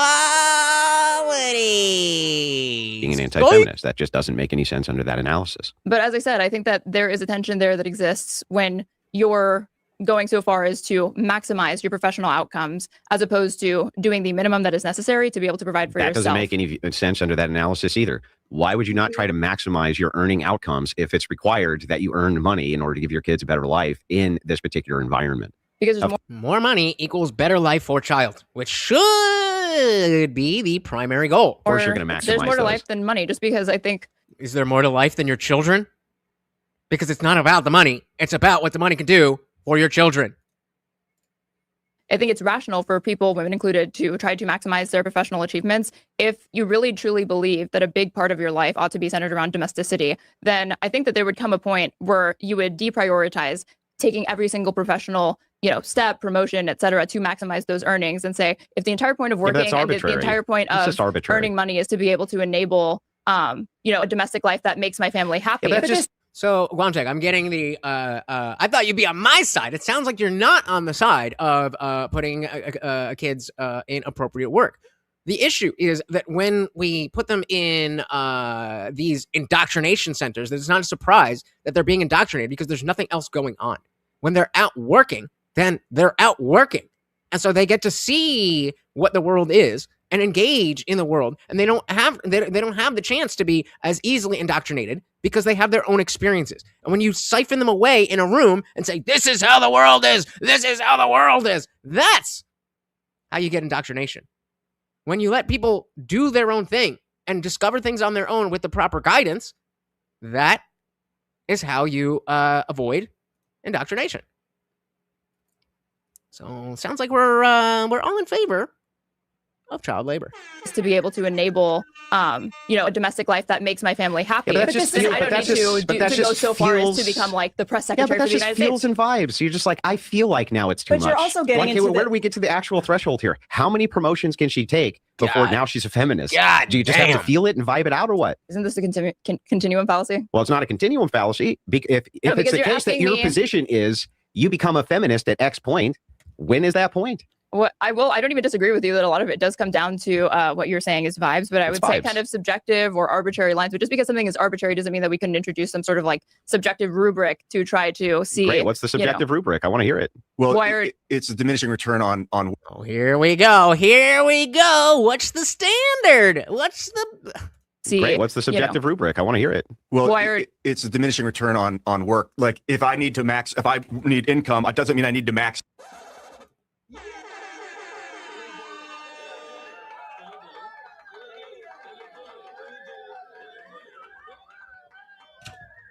That's a good one.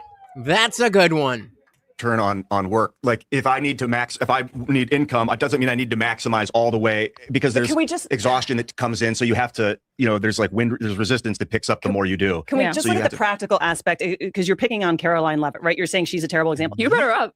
I did, but you said it. That's a good point. You did bring her up. That's fine, but you said she's a terrible example. I will say she's not a terrible example. That woman had a career before she got married and had children. That was the That was her trajectory. Would you rather her go just work at a restaurant now or do something that she's not good at? I think Caroline Levitt is fine making the professional choices that she did. This is the trajectory she's on. Right? Whether the way I see it is God's given her talent. She is using the talents and treasures God has given her to the best of her ability to provide for her family. There is no reason she should start a new career because, if she can manage. She also was obviously healthy enough to get pregnant.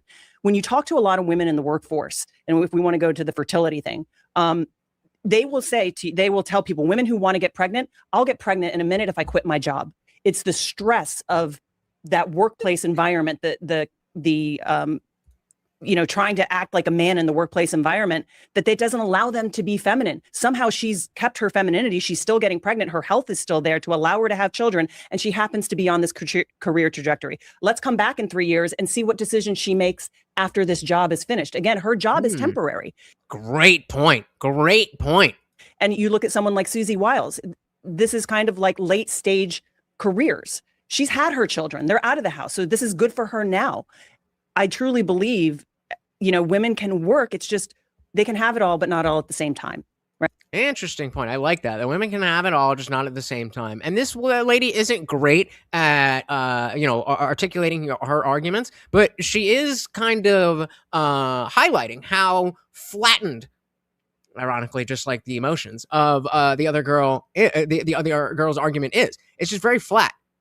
I'm going to be honest with you. I don't fully understand what the feminist communist is actually arguing, other than feminism and communism good. But the notion that it depends on the timing. Like, okay, you can't have it all, meaning you work 80 hours a week and you're the perfect mother and you're cleaning the house and cooking. Okay, but you can work earlier on, or you can have kids earlier on, and then you can work later, or or vice versa. Interesting point. So one said, totally agree with you. Okay. My criticism is that parents just being okay that their kids are taken care of led to their kids being raised by woke crazies currently. Right. So and I think that it's not inherently, it's not the parents that are watching these kids. It's what the people who are watching the kids are saying and doing. And when you have an industry, an entire industry that's just about like, all right, let's take your kids and fill their time. With what? With their dogma. Versus, again, if they go to, if they're at a job, they have a job to do. And it's not like you're maybe some of you, and obviously me, most of you, I would assume that your job, like politics doesn't come up that much at your job. So I think this isn't really much to do with like a left-right culture war thing at all. Why wouldn't kids work? Right. And so Megyn Kelly talks about this, her career kind of skyrocketed after her children were a little older. So I just think that women can do different things at different times. Different jobs are more conducive to different periods of women's life. You can't get away from the biological constraints that women are under. So I want to ask you to clarify what you meant by like women shouldn't try to act like a man in the workplace. What do you mean by that? I think it depends, again, on the job. If she started with that one. Well, there's never really been communism. Okay, sweetie. The time and dedication and stress it takes to become a good lawyer is a lot more demanding, right? So if a woman wants to be a lawyer, that's going to take a bigger toll on her physical health than, say, if she wants to, be an artist or have something that's a little softer. But the fact of the matter is law, medical fields, they're kind of dog eat dog if they're based on skills, if they're based on skill set. If you're going. Yeah, hey, y'all been keeping up with the pit? Dr. J, got a little uncomfortable with Ogilvy. Shit's real. by medical field, but you just said that when you were at you said a hospital, you were recently visiting your mother, that when you were interacting with the female healthcare professionals, that you actually found them to be more suitable to those roles. Be nice in the I chat. didn't say As more opposed to suitable. I Well, said what did you say? I don't mean to. they had a better bedside manner. So that is one of those roles. Were But they I also don't physicians or judge nurses, or what roles were they in? both. But all of the nurses were women. Interesting. Right. But you did have a female physician that you felt had exceptional bedside standard, and you did trust with your mom's care, right? Yeah. I'm not So, saying she's yeah. not able to. I also don't judge her for whatever choices she's made. I don't know her family life. Again, so this is where I think the debate comes of Claudia said the Christo groupies and the commies really love their no true Scotsman. Yup. What is good for women, but they've made their own choices. But I don't think I feel like it's at if you're odds with talking about feminism. Andrew saying that he feels that too much of Okay, so I'm sure I caught it once in a while. I'd seen ER, but I don't know ER like that, and I can almost promise you it's not. My dad was an ER doctor, an ER surgeon. The way that every other show, and again, I have not seen a lot of ER, so maybe if it is, then I'll definitely have to go back and watch it. But the way that all the other medical shows are just like, oh my God, she's gonna die. What should we do? Like The Pit is it's more of a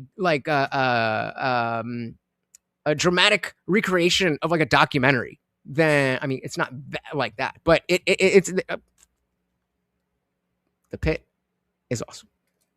But I don't think it's at odds with feminism. About Andrew saying that he feels that too much of my internal critiques or whatever rely on sort of cutoff lines that vibes and Watch arbitrary red lines that I'm drawing. Even if it's not as good, that would mean that ER is fucking brilliant. But even if it's not as good, check out The Pit. Oh, outlining really does sound very vibes based, which is that you're fine with women taking certain professional roles or whatever. And every time I ask you for specificity, you're kind of like, well, it's really going to depend on the individual. Well, and it does depend. It's almost like people are different, right? It's almost like people aren't a one size fits all. It's almost like the thing that you like that works for you doesn't work for everyone. Life story, we don't know. I think the medical field and it is just different. seems like you're incapable of kind of making work. Look, that's a fair critique. That's a fair critique. I get it. It just seems like you're And real quick, I didn't know that it was really like that. And so I'd seen Dr. Mike cover it and, oh, really cool about how, they're doing this stuff, very accurate language and everything. But it wasn't until I actually watched the show that I was like, oh, it's like that. It's like that. And if you're not familiar, each season of The Pit is one single shift. So episode 1 is 7 a.m. to 8 a.m. Episode 2, 8 a.m. to 9 a.m. And the whole season is just one shift. And so last season, there was some crazy thing that happened that overloaded them. And now this season is on 4th of July. And as my dad always said, he hates working on 4th of July because people will blow their fucking hands off. Anyway, diving back in. of kind That's of a fair making work. look. That's a fair critique. That's a fair critique. I get it. It just seems like you're incapable of making kind of broad prescriptive claims that don't lead to a bunch of examples that you will say, well, that's an exception that worked in that case, and that's an exception that works in that case. But then just how many more examples would you need would I need to introduce to you before you're like, maybe these standards that I've outlined just really don't hold up to scrutiny.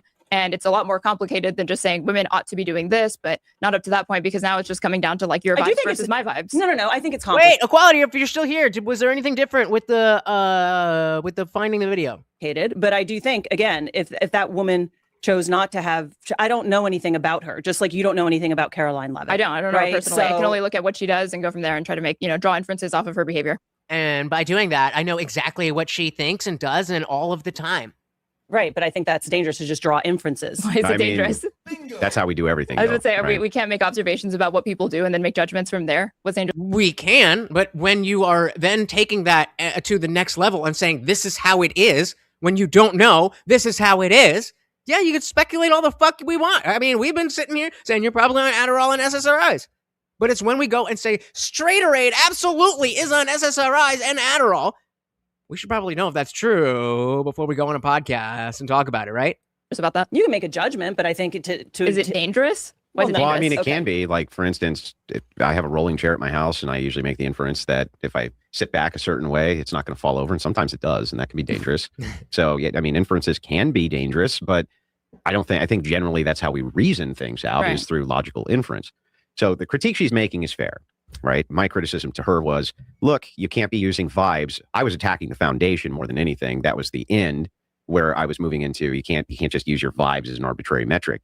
But her criticism to you is also equally fair under that metric. It's like, well, when do we get to the specificity? So to move this kind of debate along here. Well, let me kind of answer that. I think it might have to do with low dose cortisol in the workplace. If a woman goes into a job that stresses her out, it's going to cause fertility issues. But that's kind of up to the woman. Like, depending, some jobs are like, is she getting stressed out as a nurse, or does she love her job as a nurse? That still sounds vibey, though. It is vibey. Because it's different girl. So it's almost like it's not a blanket rule, and we have to go case by case, person by person.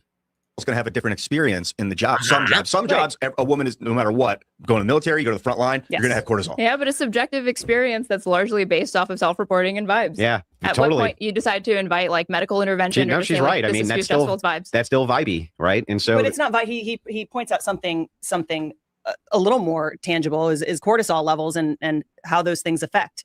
I mean, again, there are a wide range of women. I don't think women have to be all one thing. I don't think all women have to be mothers. I agree. Yeah. Feminists, do you though? Do you though? Because it certainly sounds like you're saying this one's bad because she's not acting the way that I want her to act. Disagree with you. Yeah, that's fine. But I do think there's a better model for society to thrive. Yeah, but the patriarchy agrees with her too. In what respect? That all women don't have to be mothers. Yeah. Okay. In that sense, yes. That would be like. So the thing is like. So I'm a feminist, but I'm pro patriarchy. How does that work? Like utilizing this idea that feminists want this for women. Feminists also want to deconstruct patriarchal systems. Right. So let me give you a logical argument here. Okay. So Larry's saying, I don't understand this whole not real communism thing people keep replying with, because those same people respond with, that's not real capitalism whenever you point out the problems with capitalism. So I see what you're saying, and there's people who will cope for one thing or another, but there's a difference between just just brushing off the entire discussion by saying, oh no, that wasn't real communism, versus saying, no, well, we live in more like an oligarchical post whatever corporal capitalistic world. I don't think that people are saying it's not capitalism. I think people will say it's not true capitalism, and by that I think people just mean the letting the invisible hand of the market dictate things. But there's different there's different ways to apply. Well, that's not really what we're talking about. And so if I'm talking about the difficulties that I experience having a pet who barks a lot, then you might talk about how you have similar issues with your cat. That doesn't mean that you're wrong, but I'm still in the position to say, well, that's not a dog, and I'd be right, and you'd say, well, it's still a pet. You see what I'm saying? Like it depends. Again, it depends on the situation. It doesn't mean just because some people say, well, that's not a real thing, but that is a real thing, doesn't mean that anyone is right or wrong. It depends on the situation. That, feminists want this for women.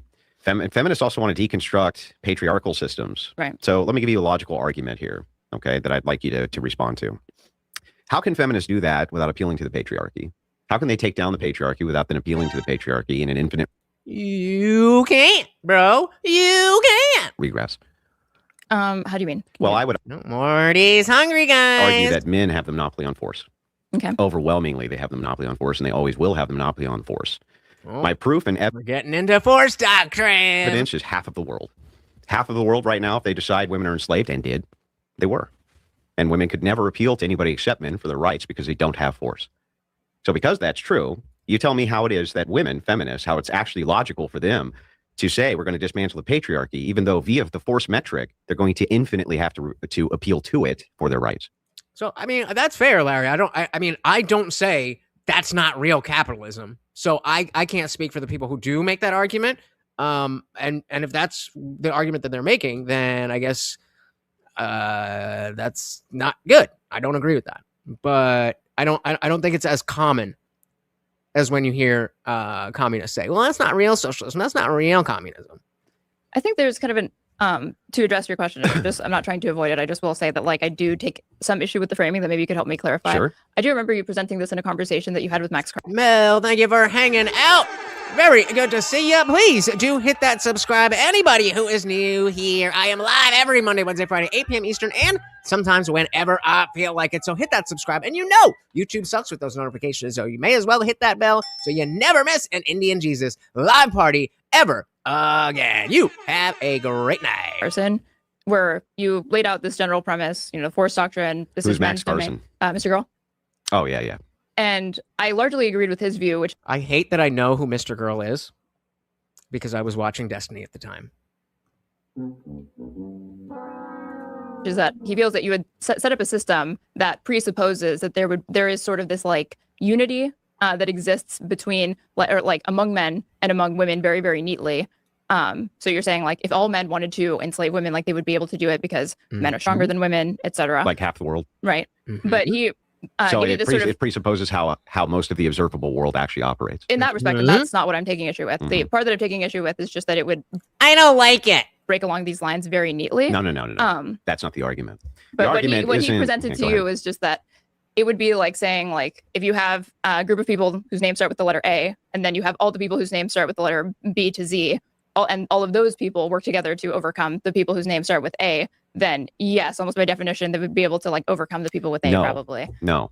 Well, yes, but also no. So let's copy out a few things. So I think Andrew has a better handle on, because there was a lot to unpack there. First and foremost, do you agree with me that there have been many revolutionary fights and slave revolts? Yes. Okay. Can you name any of them that were led or fought by women ever in history? No, I don't believe so. Ever in history? I don't believe so. One time in history? No, I don't believe so. So then what's going on? Boudica, the Celts, they fought the Romans. No, Yeah, that was Boudica. men, guarantee it. No, We can look it up. was a queen.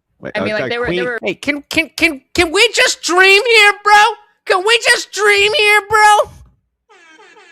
Welcome to the party. I don't know. Let's see. We looked up how old the other chick was. How old is this chick? Straighter age.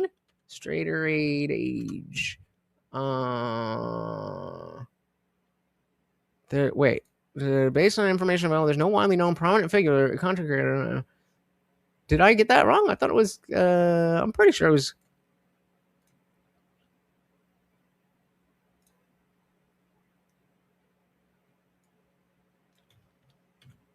Straighter age.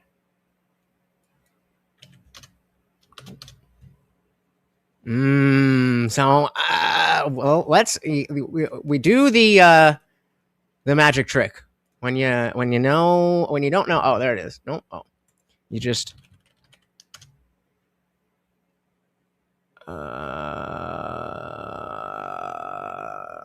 I'm scared to click on anyone specifically. All right, let me just make sure we're good.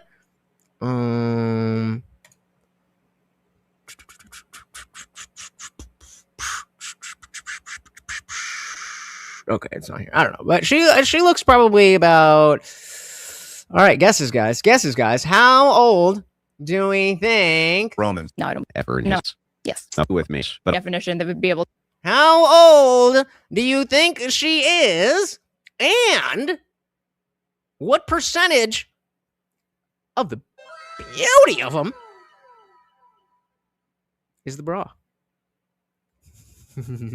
Yep. Ian definitely does not show his best today. That's why I was like, you know what? Let me just make sure. So, Jay said 29. David said 25, 26. I'm probably, I would say 23 to 25. That's what I'm guessing. You got to remember that not only are millennials smarter than Gen Z, but we also look better. So those of you who don't have TikTok may not know, but there was a trend going on for a little while where both millennial and Gen Z women would just post a video of like, how old do you think I am? No makeup, no filters, blah, blah, blah, blah, blah.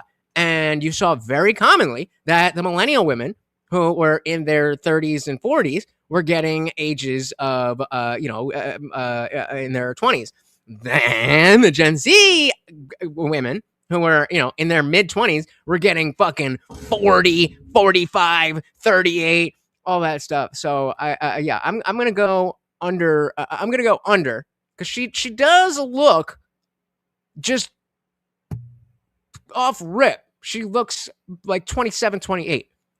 But again, with the brain chemicals and all that stuff, it ages them. So I think, we don't, we just got to guess here, but shout out to the text that millennial men have to wear beards because we look so young. Facts.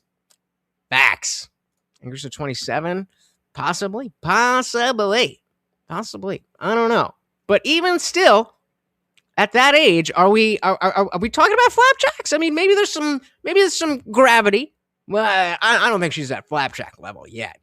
That being said, if you've seen what some of these bras can do, it is very possible. It is very possible that everything under here is just the bra. It is very possible. I don't know. To overcome the people with A, no, probably. No. Well, yes, but also no. So let's copy out a few things. First and foremost, do you agree with me that there have been many revolutionary fights and slave revolts? Yes. Okay. Can you name any of them that were led or fought by women ever in history? No, I don't believe so. Ever in history? I don't believe so. One time in history? No, I don't believe so. So then what's going on? Boudica, the Celts, they fought the Romans. No, Yeah, that was men, guarantee it. No, we can look it up. Was a queen. They were having a queen. Hang on. Having a queen Ian. there doesn't mean that the people who have the monopoly on force weren't men, because it's always men who have the monopoly on force.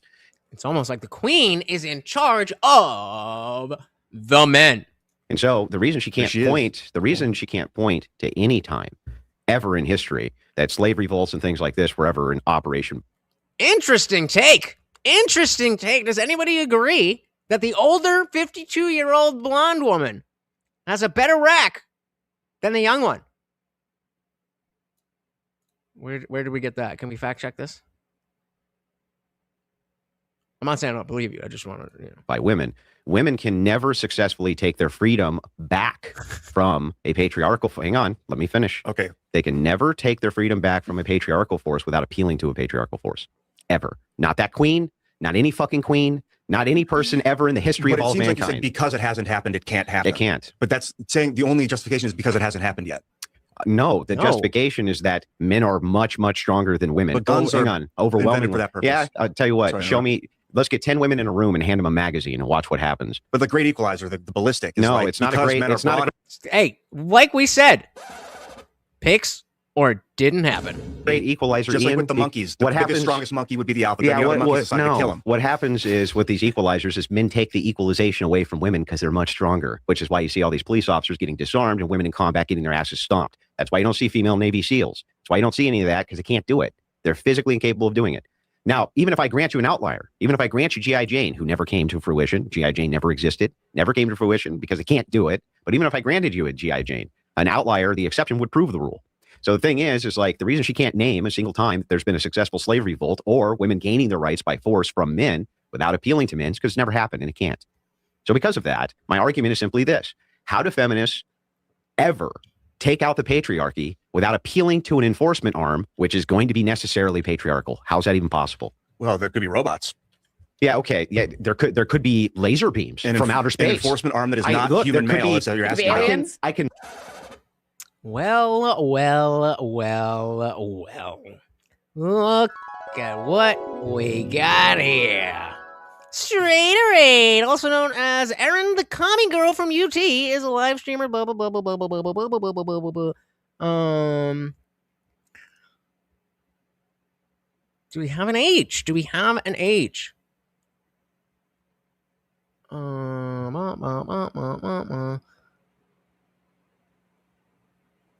Nothing there. Okay, nothing there. But if anybody can find the age of Erin the Commie Girl from UT, let me know. can logically grant that a powerful, all-powerful gray alien species comes down here, drones, and I'm then talking you're about robots, appealing to the literal- gray alien species you're to control the asking for men. a type of force other than the human male that could be appealed to. I'm Yeah, talking who builds about all the drones, robots and Ian? ballistics. Yeah, Who built all- exactly. Shout out to Godspeed, but shout out to Glomtech here for this column and that. 25. Both of these gentlemen are 25 years old. This was in the probably late 90s. Is that Don Fry? 25 years old, and is this Chase Hooper? But ain't looking good. But ironically, for women, it seems to be the opposite. I don't know. For a type of force other than the human male that could be appealed to. I'm Yeah, talking who builds about all the drones, robots Ian? and ballistics. Who builds all the drones? At this point, more drones. Who builds them? What? Somebody built some drone that builds more Yeah, drones. who builds now. them, Ian? I don't know. Somebody. Men. Could be Men. men. Could Who be builds women. all the weapons? Men. Who knows how men to and use all the women weapons? working Men. Who can carry all the weapons? Men. Who can load all the tanks? Men. It's not Who, a it's always men. 100% thing. There are women that also do that stuff. But not the That's not what we're talking about, Ian. Solipsism is strong on this one. majority. Well, that's they're not- unique. Not everybody's the same, but they're more Ian, how outliers. come these badass women don't go, hey, I'm tired of wearing this really hot fucking burqa in the middle of this sun, and we got like, millions of us, so we're just going to take out this patriarchy. Why not? Well, they are stripping their burqas off in Iran. They're and what's how's appealing that to going? men. This is why I was saying that it's not as simple as, Ian and Andrew are debating, so therefore it's going to go this way. Ian is an enigma. You have no idea where this man's mind is going to go. And that is what Andrew relies on, knowing what you're going to say next so that he can knock it down. You can't play that game with Ian Crossland. Well, they are stripping their burqas off in Iran. They're and how's appealing that to going? men to come in and help them. Yeah, I mean, Yeah. ballistic force, appealing to the force, basically. Appealing to the force. And- So and there force are- doctrine, unbeatable, always appealing to the patriarchy. So answer me this question. How is it that women, feminists, how is it even a logical position to say that you want to repeal the patriarchy with full knowledge that you'll always have to appeal to the patriarchy in order to enforce your deconstruction of the patriarchy? It's the most circular, stupid thing I've ever heard. I think you have to appeal to force to And who has the monopoly on in that? the current state, Uh-huh. the human male. Okay, so right this very second, if women want to deconstruct the patriarchy, who do they have to appeal to? Right. Yeah. Men. Yeah. They Can vote you steal man Ian's argument? Yeah, Ian is saying, what if there was some technological marvel that equalized force? like guns. I thought I got the sense that I got Didn't we already address that? About carrying, you actually have to carry these things? from your arguments is that right now the domain of force is, and this is your view as well, one that is overwhelmingly dictated by, supported by, and led by men. But there exists a world potentially where women could get access to this domain of force that either, I don't even think you're saying entirely excludes, but leads them to have an upper hand over. What are we doing here? Why does this one have like some kind of shape? And this is just like a line. Men. Yeah. Right? Because you're saying all of this technology is basically the great equalizer, because between drones, tanks, guns, etc., Where? if it's just a matter of Yeah, maybe on an individual basis, but we're talking about a revolution. And that's why Andrew asked if it's ever been done before. It's not like women haven't been impressed, right? Yeah, where? no, I don't think that you're saying it's happened No. yet, but you're saying that we can't just say because it hasn't happened yet that it necessarily won't in the future. And there's a Well, lot of you stuff don't have a originated. Well, a hang lot on, of this hang on. weaponry that I'm talking about originated Are you because we had alpha advocating- males saying no one can stop me. Sure. I'm the biggest, strongest. I'll tell you what It's not then. the strongest that survives. Hey, it's the one that's the most I'll adaptable. tell you what, then advocate for feminism in 200 years where it's possible, but it's definitely not right now. There's no world right this second which exists or has in the last 7,000 years where women can do anything but address their grievances to those who have the monopoly on force. That's always men. So you're necessarily always going to have a patriarchy. It's a Yeah, but some women can, says Ian and the communist feminists. vicious no, circle. that's the fallacy. Saying it always happened, therefore it will always happen, is a Didn't say that. misnomer. I said you peel for it in 200 years then when it does happen.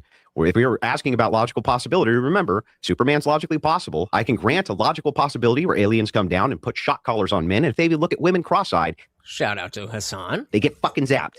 That's logical. It could happen. Its possibility pragmatically is like fucking zero, though. So because of that, I'm going to look at this from pragmatic logic, practical logic. If I'm looking at pragmatic and practical logic, Ian, I'm going to ask you again right this second. If men want to appeal anything by power of law, who do they have to appeal to Women. enforce it? Men. Women want to. If women do. Women do. Yeah, generally the government. Yep. Which is usually run Who's by the men. enforcement, though? Yeah, cops. It's going to be men. Usually men. It's big, always strong, buff dudes. everywhere men. And if men decide to collective Right now, this is my position on Christianity. I don't believe in the truth claims, but and I don't think it is the best that can be done. It's the best in human history. Fair enough for me. Still not proven true, but I'll give it kudos where deserved. enslave women tomorrow. Let's just say they No, did. that I don't agree with. Because Okay, I'm not saying that you agree that it's morally correct. I'm asking whether or not they could do it. they could try, and then other men would Oh stand my up to God. defend against it. So who are you appealing to Men again? Still. We would be appealing to ourselves. You'd be appealing to men again. I mean, men and what women. you just got arming up done to saying defend is against if psychos like men that. came in and they tried enslaving women, men would Other stop men. them. and women would Brilliant, stop them, Ian. and probably I kids know. would stop them too. Yeah, but who would those women and kids be appealing to for force? So he's got to stop using the phrase "appealing to" because that's not landing with Ian. And so he's saying, what Andrew's actually asking, if you're on Ian's page, is who ultimately is doing the thing. Who ultimately, if somebody gives the orders and we're going to do this, we're going to do that, we're going to do that, blah, blah, blah, blah, blah, blah. At the end of the day, who is applying the force? Their rifle. They're what are you talking about? Men. They'd be It appealing would to the be men. if a bunch of dudes came to enslave the women in Yeah. your neighborhood, and you and your wife and your kids grabbed their rifle. Gravity hasn't been proven true, but it has also, at least in the context of the way that we understand it, it has acted the exact same every single time, given the conditions of the earth. So, would you bet me $1,000 that when I drop this, it won't fall down? It is possible that it could fly right up. We could be in a gravitational anomaly. Hasn't been proven. So $1,000. I'll bet you $1,000 that when I drop this, it goes down. You taking that bet? Didn't think so. Would have lost. Rifles. You would all be appealing to what? Are you talking? There's no They'd be appeal. appealing to the men. You'd be to God. Your Oh, right yeah. to self-defense. You're What are you so- Can I talking just about? say, Hang if on, hang someone on, comes Ian. after me and they have a gun, I'm going to look to my husband with the gun. I Yeah, mean, I help might me. have the Hang on, gun, hang on, but help me I'm out going here. to look to my husband to protect me. Hang on, Ian. There gets to a point where he's going to hand you a rifle because the two of you are better shots than one of you. Yeah, so 300 men, they invade a suburban neighborhood. Wait, are you a flat earther, bro? You're not a flat earther, right? That has 700 women in it. Are they going to win? What is that? Who are better shots than one of you. Yeah, so 300 men, they invade a suburban neighborhood that has 700 women in it. Are they going to win? What is the situation? So you're Everybody's armed. Just walled 700 women. compound that is No, almost 700 women, women, and they're in a suburban all neighborhood, unarmed? and 300 men come in there, and they're like, we're taking are this women shit. strapped? They're both strapped. They're all strapped. Probably Yeah. 700 people are going to wipe those dudes Oh, out. come They have on, they Ian. can shoot from windows. These guys are walking down streets. Oh, What Ian. tactical disadvantage? Are they train killers? Who are these men? Yeah, okay. Ian, Just random men? Let's find out if this is true. Let's just take a logical exercise here. You are a prison warden, and you're offered two choices for those who can guard your prisoners. You'll either get twice the women or half the men to guard these prisoners. Now, There's twice as many people, right, Ian? And this is, I saw this part. This is look at that freeze frame. Oh, yeah. This is the part of people saying things that they feel like they believe in. But then when you drill down on the specifics, they don't actually think that. warden, and you're offered two choices for those who can guard your prisoners. You'll either get twice the women or half the men. I'm going to assume, Jay, I'm going to assume you're laughing at the option, not saying you would choose it. I'm assuming that. Correct me if I'm wrong. To guard these prisoners. Now, these are the worst fucking prisoners on planet Earth. They're big, they're mean, they're strong, and they're fucking awful. Now, remember, you're going to get two women for every one male guard. Which one are you going to choose? The men. Yeah, that's what I thought. All right. So anyway, back to the They're debate. not shooting to kill, though, dude. If you want to give me 700 rifles and you take 300 rifles, I'll take 700 rifles. Okay. How about if your guys are trained Navy what SEALs? if I Now give it's a you different 3 argument. women per one man? Are they armed? What Yes. are you talking about? Hang on. They have All rifles things to are shoot, to equal. kill? In the guard towers, you can still have some women who are armed. The ones who have to patrol the floor, though, they're Look, if I women. need dudes in hand-to-hand combat, that's its own thing. But Exactly, Ian. Exactly, Ian. No matter which way you cut it, it always comes back to men. And it's not about, oh, I'm fucking tiny. There's plenty of women who are stronger and more capable, physically capable than I am. That doesn't, I'm just one guy. I'm just one guy. If I need guards with guns, I'm going to take triple the guns. What do you? Yeah, in the towers. You're going to take guards in the tower, triple the tower. I get it. But who's walking the floor, Ian? Put some, I don't know, big burly dudes down there. Yeah, that's right. But that's not the argument. Your argument is That is the men can argument. arbitrarily enslave women because they're strong. So again, we see that he does agree with Andrew's position. He just doesn't understand that he agrees with Andrew's position and perhaps doesn't like Andrew's position, but he agrees with it. I mean, it's Yes. it's almost like black and white. Oh, like, let me ask you a question. That's why we built guns to defend Ian, against that Ian, mentality. Help me out. In Iraq, was there a right to own an AK-47? I don't know. There was. How come the women didn't overthrow the vicious patriarchy? In Iraq? Yeah. Are you talking about Saddam Hussein? Yeah. How come the women, even though the Shout out to Philip K. Dick. If you guys enjoyed Black Mirror before it kind of, went downhill, Amazon Prime has this show, Electric Dreams, that's based off Philip K. Dick's stories. Not as good as Black Mirror, but it's an anthology show where each episode is a different story. But it's definitely better than the last 2 seasons of Black Mirror. But shout out to Philip K. Dick. In Iraq? Yeah. Are you talking about Saddam Hussein? Yeah. How come the women, even though you could have an AK in every home, how come the women didn't grab that AK and just go, "Durka, durka, I don't know. durka, Did I they want my rights"? Did they want to? Did they- yeah. Well, Durka. don't they want to? I don't think Would they you want to wanted to live in overthrow oppressive Saddam. heat with your I burqa? don't think they wanted to It's because overthrow they Saddam. fucking can't, bro. They can't do it. There's never been a female revolution ever using physical force against men, which has ever been successful or even really I mean, the tried, French Revolution which was full of men who were in was started by Come on. women, dude. Who was taking the men to the guillotines? Who got the weapons out of the Bastille? Who? It was the women. Bro, who was using them?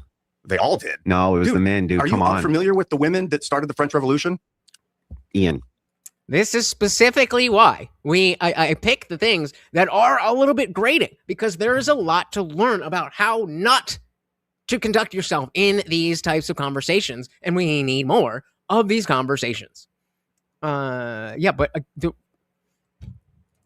the situation is you're in a home, you're a woman, you're in a home. There might be 3 of you because you can have multiple wives. There is an AK-47 in the home. The man goes to sleep. You can take the AK-47 and kill him if you wanted to. That's what's being presented. Not that, well, you didn't allow, obviously. Point is of revolution. That means not going by the rules. Shout out to Marilyn. Welcome, everybody. Say hello to God herself. And dude, Are come you on. unfamiliar with the women that started the French Revolution? Ian, let's walk through the French Revolution. Who was taking the people to the guillotines? I mean, I wasn't there. Men. But you're saying 100% men? Is this your argument? It was all men. I think he says this. Almost. Yeah. No women, all men. Yeah, basically No, all men. I cannot believe But that's an let's- extreme. I'll tell you what. I'll just grant it. Yeah, okay. I thought he was gonna. I was gonna say that, but I'm not. I didn't remember if I had heard him say it, and I did hear him say it, so I'll just let him say it. You're saying 100% men? Is this your argument? It was all men. Almost. Yeah. No women, all men. Yeah, basically no, all men. I cannot believe that's an let's- extreme. Right. Okay, but hold on, guys. Nobody is saying why didn't the women take up arms according to the law that allowed to take up arms. We are saying Muslim women are being oppressed and not allowed to do X, Y, and Z like in the Western world. Now, whether they want to is a whole different question. But they, the feminists and communists here are presenting a situation where it's not a society is not dependent on force and men. But we showed a clear example where there is likely to be more women in the house than men. And there are going to be guns in the house. And so even though they're not allowed to have it, I mean, again, I've never shot a gun, but I'm pretty sure if I wanted to neck somebody with an AK-47, I'd figure it out. No, we need this. We need this. There's too many people that think like this for us not to interrogate it. Am I wrong? Almost. Yeah. No women, all men. Yeah, basically no, all men. I cannot believe But that's an let's- extreme. I'll tell you what. I'll just grant it. It's 5% women. Dude, the women started the revolution, bro. Do you not know that? I'll just grant it for you. That it's 5% women who The women who are started fighting. the communist revolution in Russia, too. Yeah, so what? It has nothing It to do was with a force successful doctrine. overthrow of It the has government, bro. nothing to do. You just said there was with no force doctrine. successful revolution started by women ever. No, with physical force. That was In the other French words, Revolution. No, What are you talking? dude. They robbed the. Sorry to interrupt. Make your point. Let's pretend for a second that you have 8,000 women in cages, okay, who are slaves. And then you have slave masters. David, I don't know that that's not coming up on StreamYard here, but yeah, weird. Said, why do men of the same age look different now? Testosterone levels have been dropping steadily. Yup. And still, we look better than the Zoomers. In cages. Welcome. Okay, who are slaves. And then you have slave masters. Okay. Can we point to instances in history where those all men who are in cages, right, have successfully overthrown their oppressors? You said there's women in cages? No, men. Okay, so there's 800 men. There's 8,000 men in cages. 8,000 men in cages. Mm-hmm. Has there ever been an instance in history where they've overthrown the dudes without external help? No. Well, yeah, even without external help. Not that I know of. I mean, people in cages, they're in cages. The answer is yes. There has been many rebellions which were successful, led by men. Oh, I thought they were talking about women. So. Of all men. Not a single one by women. Hang on. Ever. Not a single one will you ever be able to point to historically where women were enslaved en masse by men and ever were able to successfully use force, stop, Ian, to get out of their enslavement. Not once. They always have to appeal to males. Always. Which is why when I gave her the example, she was forced to agree. There's no choice around it. You always have to appeal to male force. There's no way around it. You're talking about... Do you guys, for those of you who saw my debate with him, my 5-minute bullshit, do you now understand why it's so frustrating that like he was trying to combat me when it's like, bro, I'm right there with you. I agree with all of the statements you're making. Let's have an interesting conversation. It's like, nope, I'm just going to win. All right, bro. You always have to appeal to male force. There's no way around it. You're talking about women using like loudspeakers and propaganda and shit to start fights. Sure. But they're not fighting the fights is my point. They're always appealing to people who can. That's the point. And so if it's the patriarchy that we're talking about, it's always going to be those who have a monopoly on force. So women, these feminists, are always going to have to appeal to those who have the monopoly on force, thus creating a new patriarchy. It's just like an over and over and over again cyclical. It's just cyclical logic. It's bizarre. It makes no sense. But I just don't think that the monopoly on force equals male necessarily. Yeah, it equals male. It usually does. Okay, so then give the equation where force equals female. Because men are physically stronger, but then we built guns. Yeah. It's a relatively new invention. And it's now you start to see like even men kind of don't have a monopoly on force. Like we have robots that can drone bomb shit. Like we don't. That's not the framing that we're talking about. This is such a common feminist idea where it's like, oh, well, men started. Who was in charge of the system? You know, I don't know exactly what you guys are talking about. Where was it? Let me just say, fuck. But something about the social contract and all that. Where was it? Yeah. So this contract that I didn't sign. I know you're talking about something slightly different, but it's the same principle. It's like, well, men decided this, therefore you are a man, and you are a man, therefore you are bad. It's like, I have never been in charge of anything but this channel. We've got 12 people on one stream, and we've got 7. We don't even have 20 people here. That's what I've been in charge of. So if you want to blame me for the way the world is, that's silly. And that's the same perspective that Ian is taking here. It's like, well, some men do this. That's not the framing that we're talking about. We're talking about the collection of men or the collection of women. That's it. Guys, we are coming up on that 2.5 hour mark. We got quite a bit left to go. If you would like to keep the party raging, guys, you know how to do it. We don't have a monopoly on force. Like we have robots that can drone bomb shit. Like we don't. The robots, dude, I'm sorry. Do robots operate and build themselves or something? Well, not yet. But we're starting to lose the monopoly on force as human men. No, we're not. I mean, dude, a whole village can get blown up by an airplane. Yeah, you're talking about like clean warfare. Like largely a lot of it's happening from like the fucking sky because you have people just piloting drones. You don't have men like rushing out into warfare anymore. Yeah. Like always. Or unless you're in the Ukraine and you're in trenches and you're fighting combat and the women all fled. They all fled. Women all fled. They're all in different countries. They got the fuck out of there. They hightailed it. They're not in the trenches fighting, Ian. How come? That's really weird. I'm not there, man. That's really weird. Where are all these fucking? I thought your point was that we're largely moving away from like this sort of trench warfare or whatever. But yeah, we're not. Exactly. And we're starting to move towards like informational warfare, drone warfare, AI warfare, etc. There will always be trench warfare. There will always be guys getting up in each other's faces. But yeah, ballistics have altered the way force is wielded and the way monopoly is drawn. Oh yeah, is that so? Yeah. Well, let me ask you a question. All things equal, between a man and a woman, right? You give them both a gun, right? One of them has to watch your back. Who you picking? The man. It's such a vague question. I don't know them. You don't know? Exactly. You know nothing else. All the information you have is one is a woman and one is a man. That's all the information you get. Let's make that a poll. You can only pick one to secure you. And this is all the info you have. Which do you pick?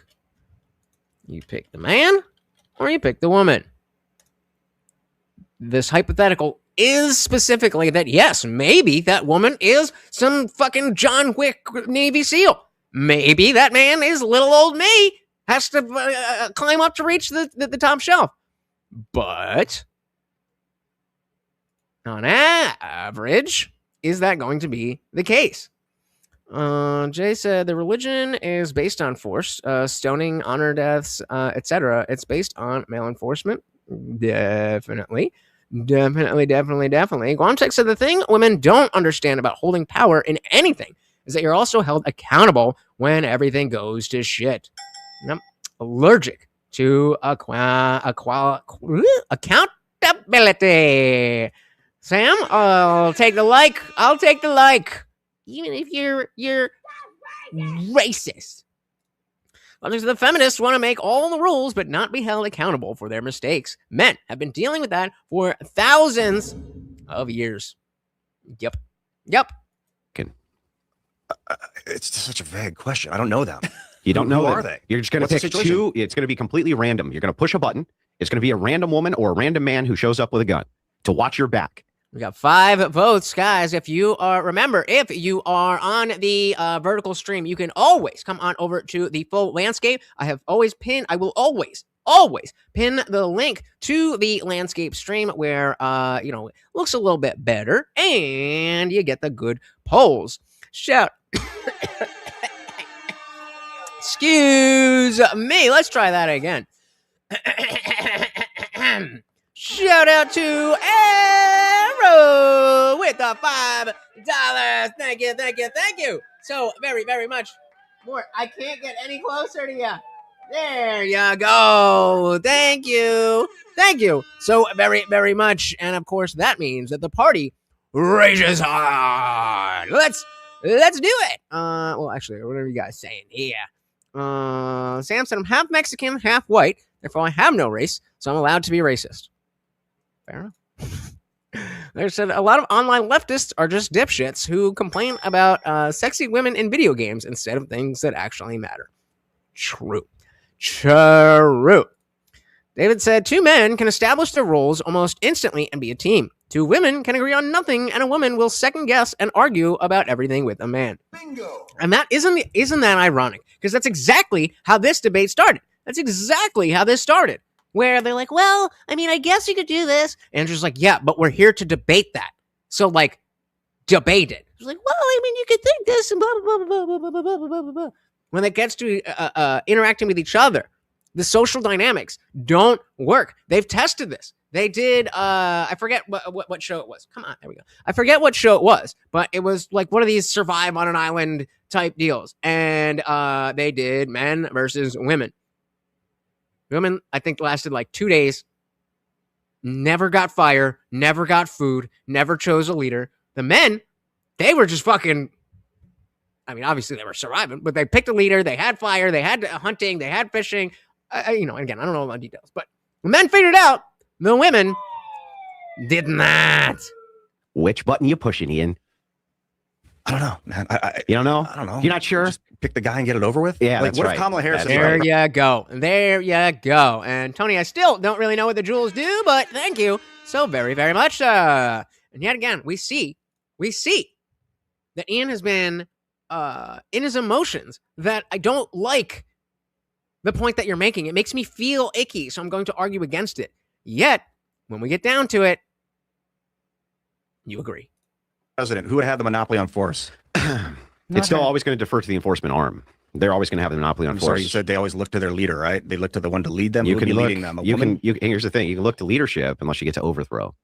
Well, now you're just saying that leadership doesn't matter, and that's dismantles your initial argument that people not saying appeal to leadership doesn't matter. I'm saying that men always have an option of force to change leadership, and women don't. Yeah, that argument is saying then leadership doesn't matter. No, because we can just overthrow it anyway. So it always comes back to whoever men wants it. Can overthrow it. Shout out to Insight of the Ages. Welcome, welcome, welcome. Said Ian lost his mind a bit. I think he's trying to be combative for no reason. I don't think so. I don't think that's the way that Ian works. I think Ian is just a very emotional guy, and he feels very strongly about this, and so he wants to argue the merits of it, and he's willing to be like, okay, yeah, I mean, all right, you took me down, or I took you down this road, but you ended up being correct. That's why I mean, a lot of people hate Ian. I mean, I think all of us are a lot more like Ian than most other people we see on Timcast. I know we all want to think that we're the Tim Pools and the Andrew Wilsons and the... Not really. All of us are way more like Ian than most of the Timcast crew. Maybe not you specifically, whoever you are, but in general. He definitely... I normally agree. It just seems like he held on a bit too long. I like Ian. Well, and I mean, that's the thing. That's why I do like Ian, because he will hold on to something because he feels strongly about it. And then also concede that, like, okay, yeah, like I said, I felt strongly about this, so I wanted to make sure that I'm wrong. And it turns out I'm wrong. We all need more of that. And yeah, women have their ways, but it's not as clear as men. Tony said, I hate that this guy's name is Ian. That's my youngest son's name, and he's very masculine, married, 4 kids, missionary in Israel. Well, not all Ians are the same, right? And before somebody says something about Israel. But I don't know. Not women. Women can also overthrow. No, they can't. People with weapons can overthrow systems of humans. Yeah. Then when's the last time women did that? Ever? I just said they can. I didn't say they did. They can't. I said they can. They can't. And they don't have the physical if Kamala prowess to had been do the it. president and the issue for the drone bombs, it would have been much easier for a female to take some physical. Unit. I don't want to dominate this combo. She's gonna use drones that men built in order to dominate her enemies. Yeah, that's adaptability. Yeah, what's gonna happen is this: is that if men want to change the conditionals of the state they're in, they have the option to, and women don't. And that's a fact. Mm-hmm. And so the thing is that if men universally decide that they're going to enslave women, there isn't a fucking thing in the world women can do about it. But if portions of men decide that they're going to enslave men, there's something men can do about it. But the thing, no, yeah, that's the most too, historically men are not accurate monolith. fact on planet Yeah, Earth. but you're saying if this total incapable No, thing, no, right all men now are is so not if all men come together. Not all men. This is Even your position. if it's the case that Ian keeps trying to throw all men because he's female brained. in the Middle East, the Middle Easterners want to enslave women. Didn't they already do that? Yeah, but that's how come? different. Why You're didn't talking the, about why the didn't theocracy, the Iranian theocracy? So yeah, well, any place you want to look at across the world where women are second-class citizens, can women do shit about that without appealing to men? I don't know, but the point that you made is no. that, To answer the question, can women do shit? I can answer the question any way I want to answer the question. Ooh, getting spicy. Yeah, but you have to actually And I just answer the did. question I'm asking. No, I don't have to. I can answer whatever that's I fine. want. I mean, you can however I want. obfuscate. If you don't like it, that's still my answer. You could just ramble about shit, but I thought we were doing a show here about a specific topic. So you're right. You can do whatever you want, but if you would like to engage in the conversation that we're having that is being cast out to millions of people, you have to answer the question. So I can answer whatever that's I fine. want. I mean, you can however I want. obfuscate. If you don't like it, that's still my answer. Oh, okay. Well, then your answer is I don't like your question. You like gish gallop 3 questions in a row. I didn't gish I'm gallop trying to anything. disprove your first point. I'm You asked me asking. 2 questions about I'm only the Middle asking Eastern one slave question women. I want actually answered.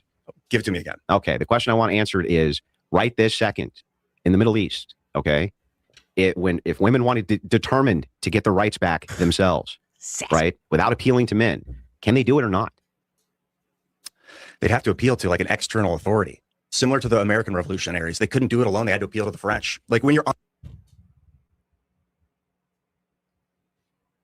Ian, did they appeal to French women or French men?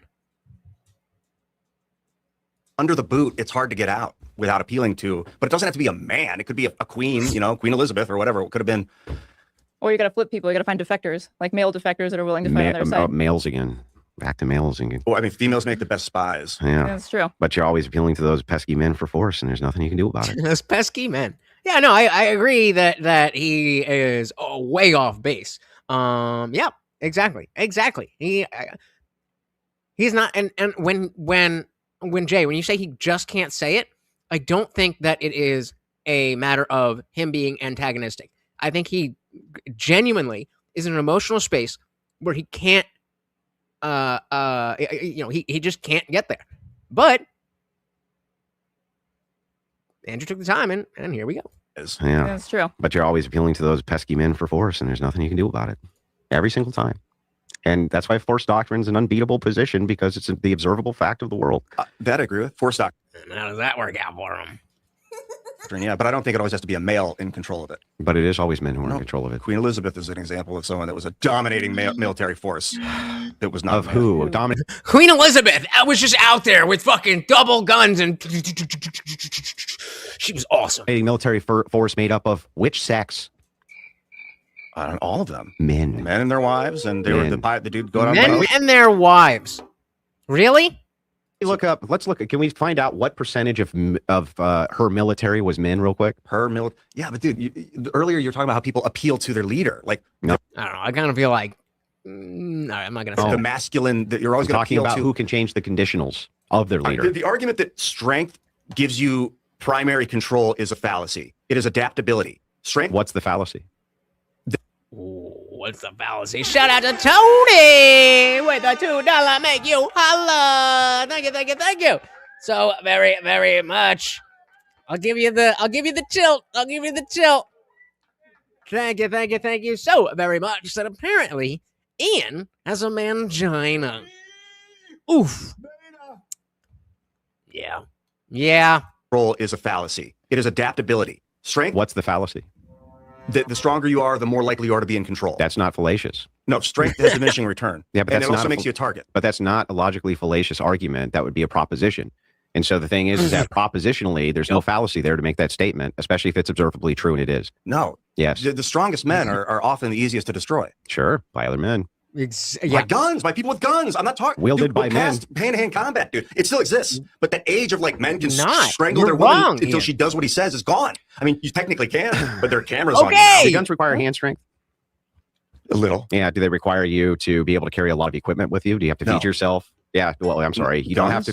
Guns? Well, yeah. If you're gonna, Wait, since you're on vertical, let me give you the full screen. Thank you, sir. I think this might be. Correct me if I'm wrong.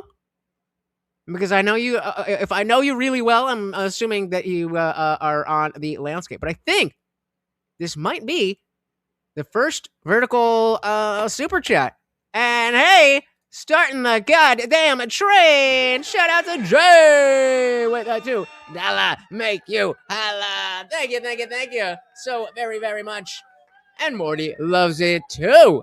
Thank you so very much. Let's keep the party raging. Very much appreciated, gentlemen. Shout out to Guns and Cafe. Welcome. Said, Ian reminds me of the guy in every zombie movie that says maybe there's still some humanity in them.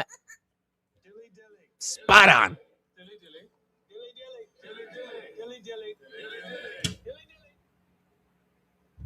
Absolutely. Welcome. Thank you, both gentlemen. Let's keep the party raging. equipment with you? Do you have to feed No. yourself? Yeah. Well, I'm sorry. You don't have to. Well, yeah. If You you're going to can use carry- guns for the purpose of combat, you're going to be carrying a kit. You're going to be carrying a kit. You're going to be carrying food. You're going to be carrying all sorts of other equipment. Not to mention that you just carry in Florida. you're going to carry. You're going to carry. It's fine. I hear it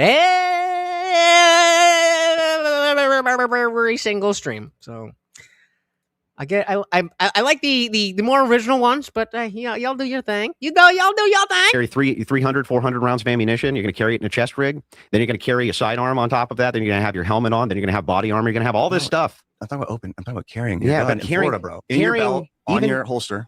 That's all you got. I'm not That's talking not, about joining the that's military. not collective defense, or it's not, and it's not collective assault. That's not how that works. Can I Wait, just say, collective defense or even if something? I have a gun and a man wants, depending on positioning, a man can always overpower me. He can wrestle the gun from me. He can. Yeah, I think this is better. This conversation, based on how the feminists, meaning the booby girl and Ian, the way that they're thinking about this, it just seems easier to keep it on an individual basis. then maybe if they can concede that, like, oh, okay, on an individual basis, men are always, on a balance of probabilities, men are going to, have the advantage there. Then maybe we move. Okay, so if that's the case, then on when we increase the numbers, then statistically, that would only be stronger, right? That's how math works. Depending on positioning, a man can always overpower me. He can wrestle the gun from me. He will be by brute force stronger than I will be in a certain position. Now, could I shoot him? I mean, I went shooting with my boyfriend the other week. He's just a better shot than I am. He's maybe if I practice more, but I do think no matter what, most men will be better shots than women. Shout out to Guns and a Cafe again. Thank you so very, very much. Again, Verdies, if you want to see the treats, come on over, hit that pinned link. Guns and Cafe, thank you so very, very much. The party rages on.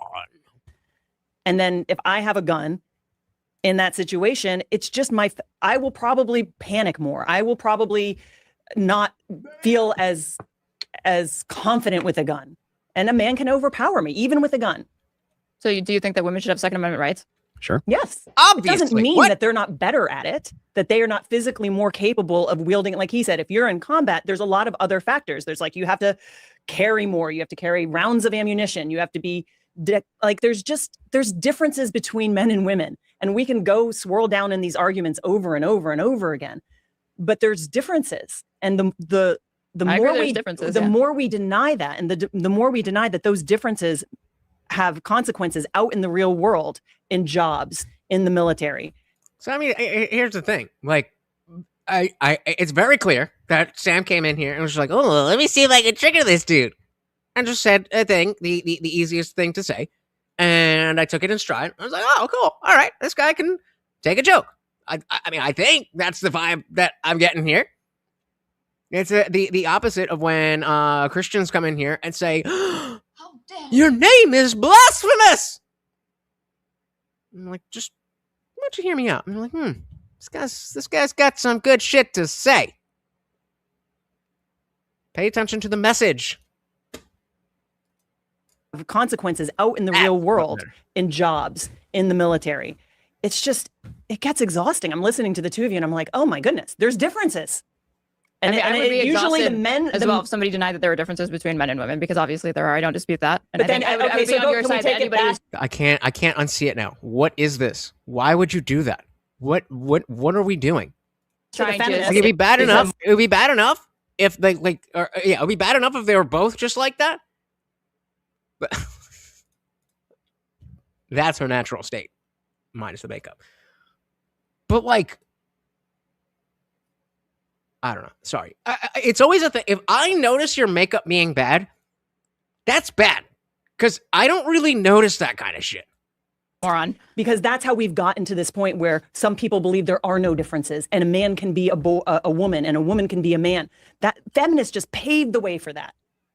I think that they recognize those differences because if you're talking about trans individuals, they want to transition because they recognize differences between themselves as men and versus No, as they women, don't. right? No, They're I actively would say trying to transition so they can go from being a man to being a trans woman.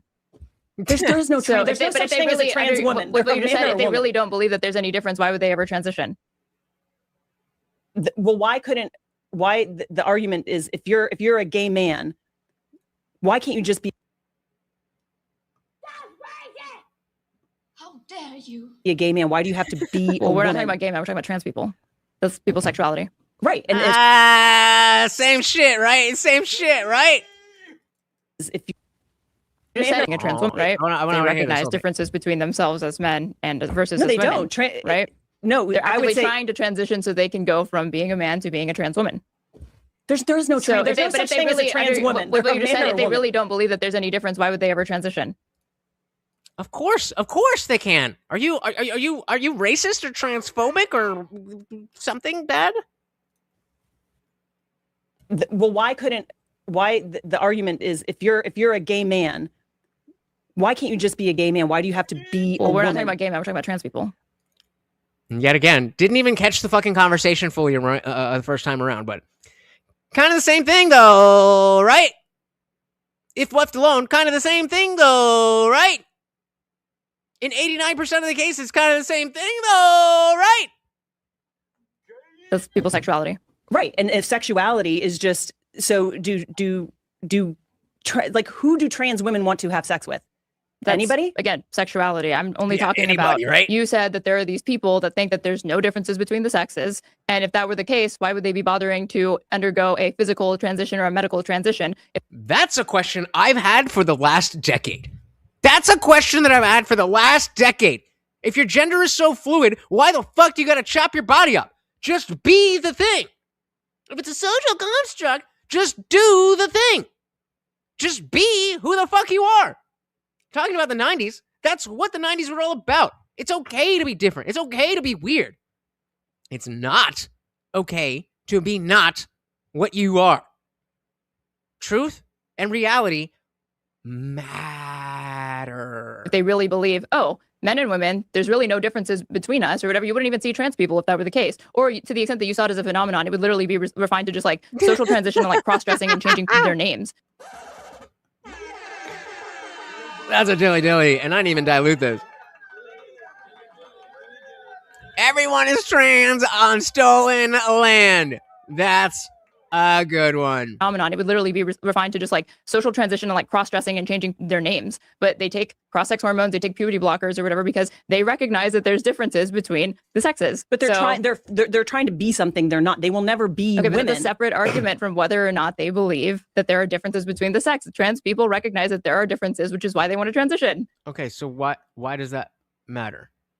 So you're saying that my gender is so closely connected to my gender, then I need to transition. Then it can't really be that disconnected from your sex then. Otherwise, what is the connection between transitioning and cutting up your body? There is no connection unless you acknowledge that gender is inextricably tied to biology. There's no other way that makes sense. If you can just be whatever, there's no surgery that you would need. You don't need surgery to go from being a liberal to a conservative. That's just an ideology that you have, so you just be that. You don't need a surgery to go from being a Christian to an atheist or an atheist to a Christian. If these are social constructs, then the question from Blondie stands. Andrew, do you disagree with this, or Of course. Obviously. Yeah, I did want to ask you so about. let's- Wait, really well, quick. can we go back to the force doctrine we thing can't really move into quick? this argument now? I thought you were like, No, we can do it. But I had a question we're about about to move into one of my favorite topics. No, I had a question about the force doctrine thing, though. Okay. So, given that this is your view, Yeah. how do you explain there being like social rights movements for women and like more you parity can- now between sure. men and women than there existed? Well, I 1,000 mean, years I ago? don't know about parity. That's a hard one to prove. What do you mean parity? Parity how? Political power, suffrage, for example. Oh, I see. So are you saying that can you appeal to men for rights? Sure. No, I'm asking you, how do you explain different social That movements women appealed to men that for have led rights and to- got them, yes. But they were appealing to men for them.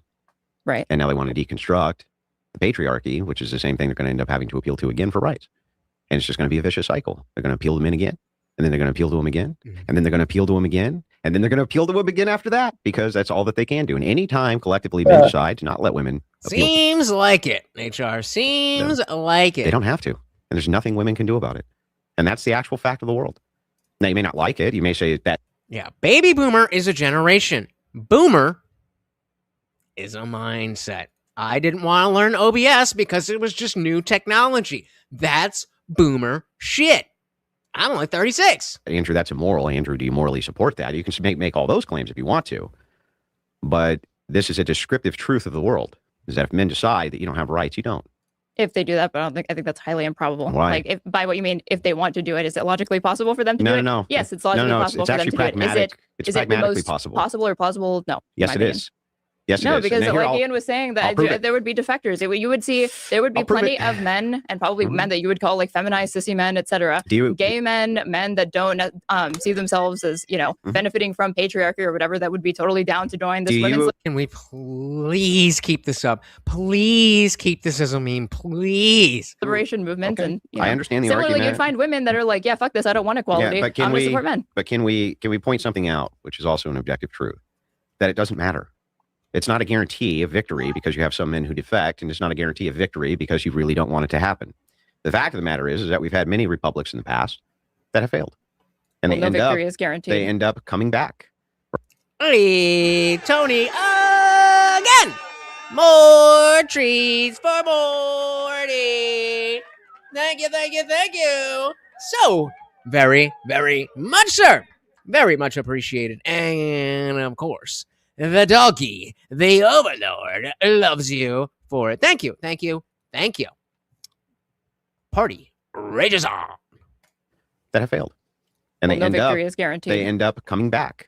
Right? It ends up coming back to the idea of force. And then you have empires, and they end up falling because it comes back to the idea of force.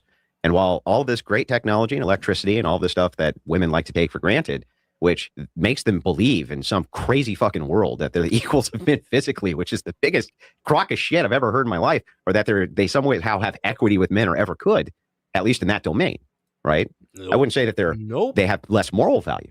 I would never make that claim. Only the claim that gay men are still strong physically until you chop their balls off. Can never be equity, and that's stupid, and it's based on the technological marvels which allow modern women to do any of these jobs successfully at all. And if men decide at any time that they want to take that away, women can't do shit about it. But men can, meaning if groups of men want to take rights away from other groups of men as collectives, men have choices. Welcome. We have revolutions. We fight them. We kill them. Right? Or it's they not kill always us. as simple as like the stronger party winning, though. I was going to bring this up while you were talking, like an example.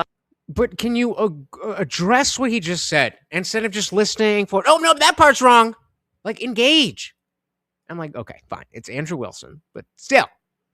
And again, look at the fucking, what are we doing? What are we doing? What are we doing?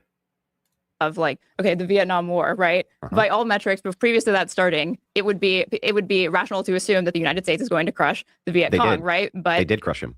Yeah, there were tons of deaths, obviously, but the Viet Cong were able to make significant dents and cause high casualty rates. We had to have a lottery to conscript men to go fight in this war that they were not really interested in fighting. The Viet Cong had a ton of women in it, so it's not even though even Well, no, she's not listening. She's just hearing. Yeah. Here's what actually. You can have high likelihood that one party is going to succeed or another, but like, would you say like the first of all, the United States won the Vietnam War? Well, I mean, remember that Serena was like, oh, whoa. Can we find that? I think I feel like this might be let's see where it's from. Playing yeah, let's see. Play versus man. Let's see. There was, I don't remember exactly where it was from, but she did.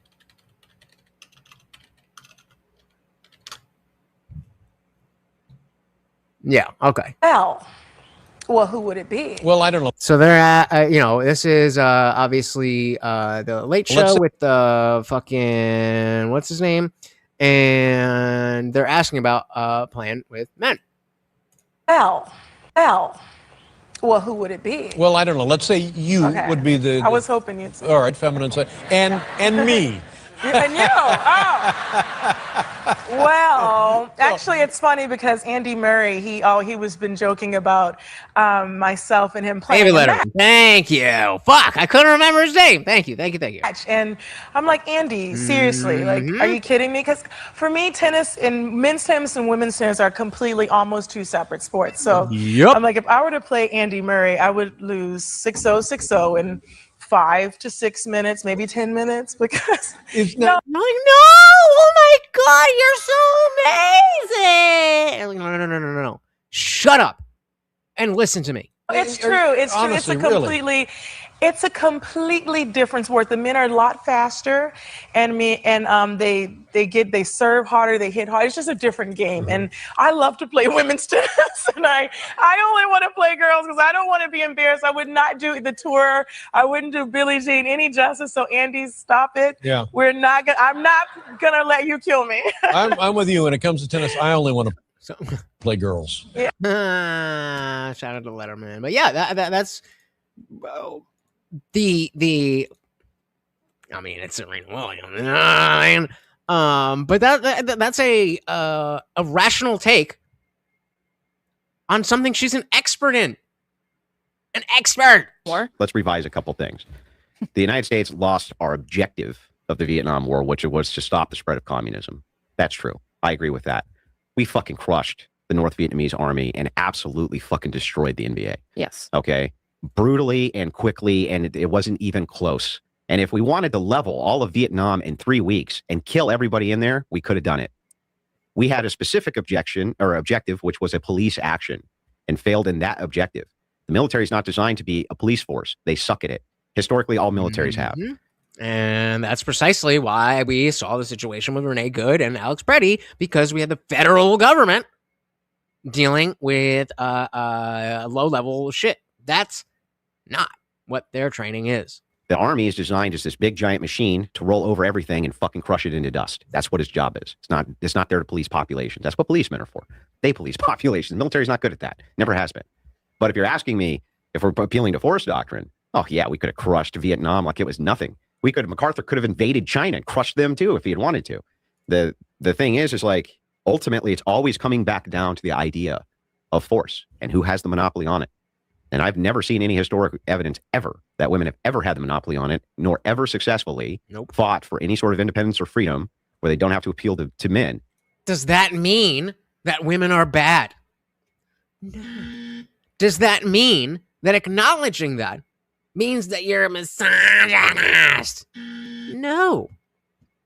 Addressing reality is never, or speaking truth about reality is never wrong.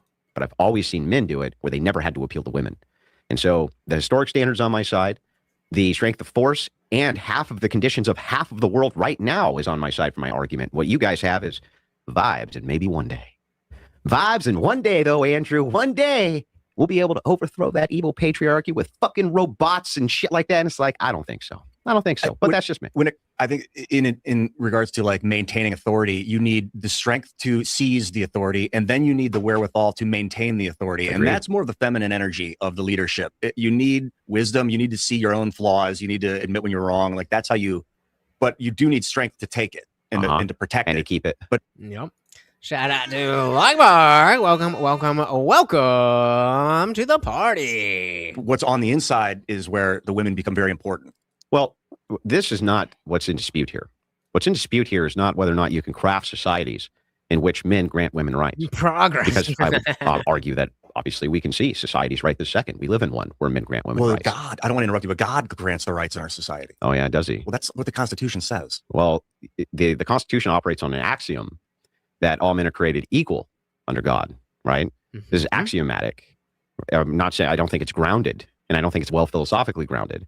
While I, as a Christian, would argue that there's some positive rights, or at least could argue that there's positive rights, from her view, there isn't rights at all.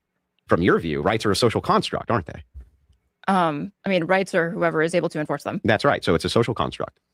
But I don't even really dispute with you about the force thing. He tried to do the same argument with me that like the prompt. Again, if you're not familiar, I did. You've probably seen like the modern day debate things where it's like Angel Wilson versus 5. Angel Wilson versus 5. I think I was on the thumbnail for one. Yeah. So like I had there was a bunch of them. And so like when we did this, one of the I don't remember exactly which one it was, but the one of the prompts was rights don't exist. There's only force. And so I was like, okay, I agree with that.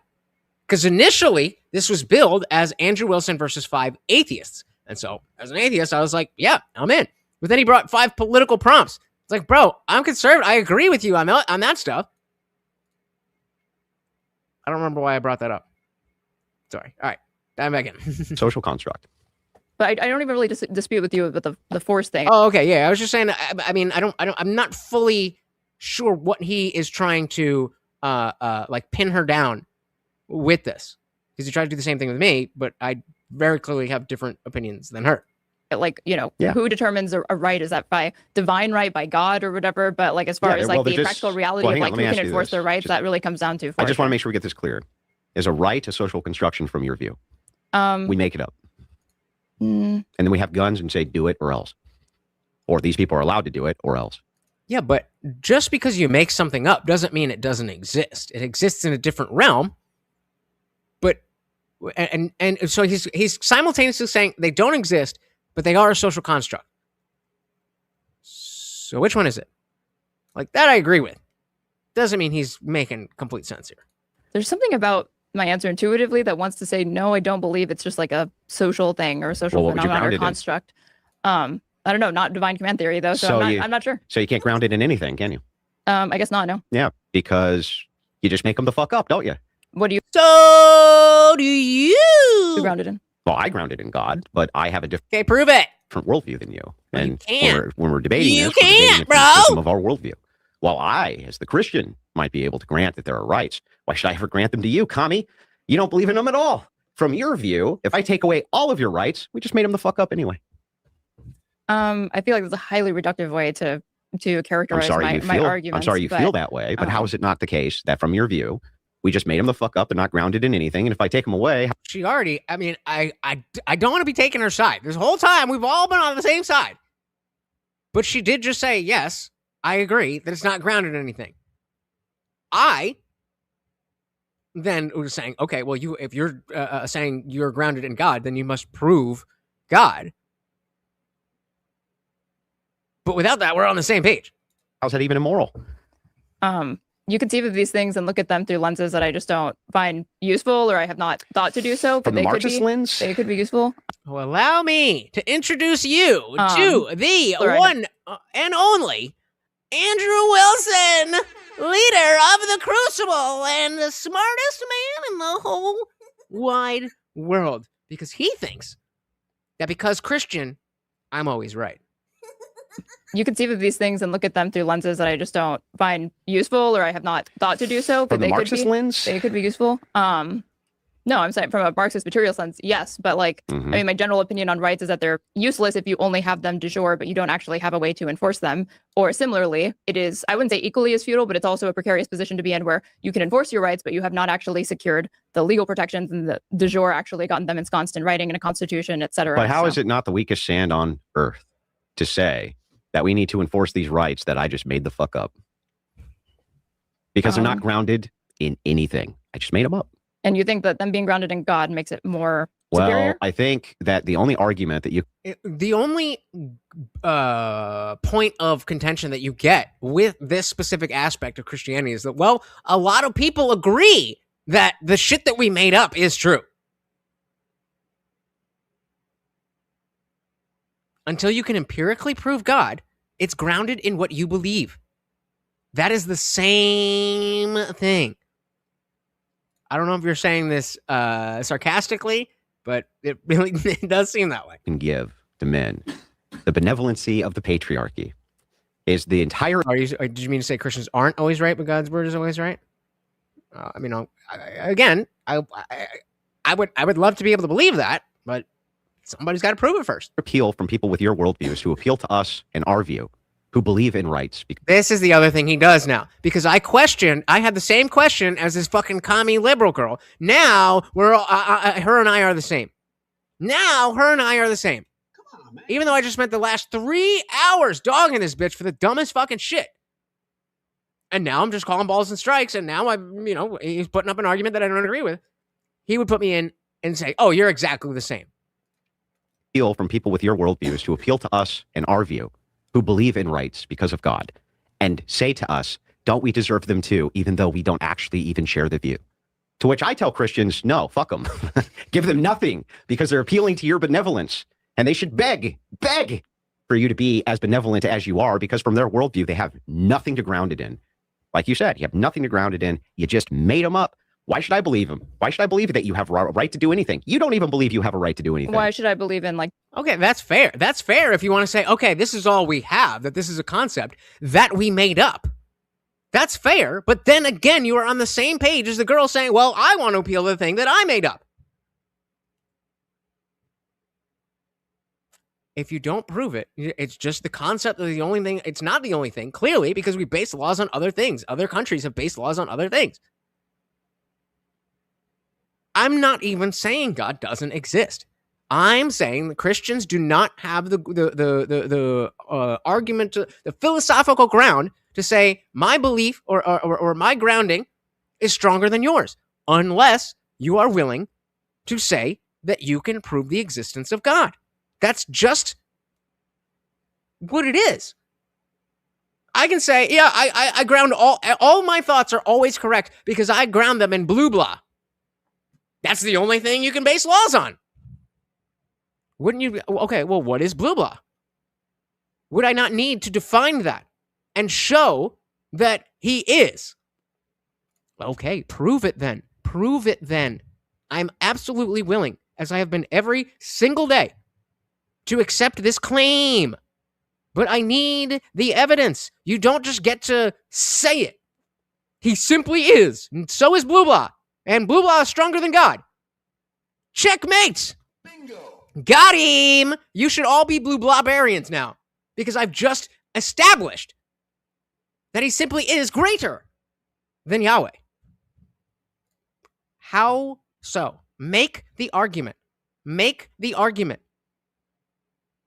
I've been doing this for years, and I've always said I am open to this. I went onto the Speakeasy platform where there was a whole panel of 9 other fucking people being like, blah, blah, blah, blah, blah, blah, blah, about this. Nobody can prove it, and that's okay. It's okay. Christianity has a lot of awesome shit that I do think society should be based on. But you're not there yet. And maybe one day you will be. Just like maybe one day the feminists will be able to take over men. Maybe. But until you prove that, you are on the same page as Ian. What do you mean? That's the basis of the universe. That's what supersedes God. It's axiomatic. Right. You're never going to prove God. And I've already showed that, yeah, it's blue blah, actually. But I've already showed, based on the same logic, that Christianity is lower than blue blahbarianism because I said so. If you can articulate why my argument for blue blah is incorrect, while the argument for God is correct, coming from Andrew, I'll delete my channel.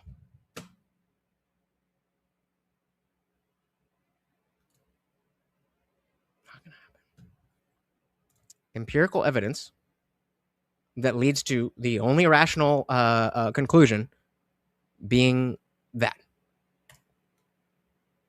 Why should I believe that you have a right to do anything? You don't even believe you have a right to do anything. Why should I believe in like divine command theory and that because God says it is, then it is? That's the beautiful part of the argument. You don't. Because if we're operating off of your view, why should I? I'm just gonna grant that's false. That's right. We've all been blaspheming. We've all been blaspheming against the overlord. I think.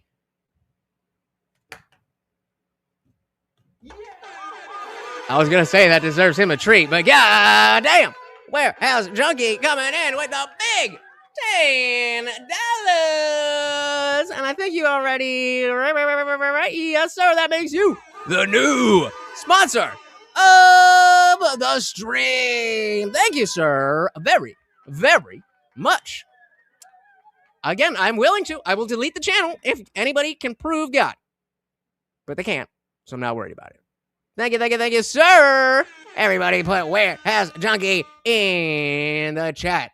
I think with that, we might just be able to finish this. I don't know. We'll see. Because we'll if see. we're operating off of your No, but view, why should I? I'm just gonna grant that it's false. Who cares? If we're both building it, Prove eternity. What's eternity? What's hell? Oh, we're just saying things now.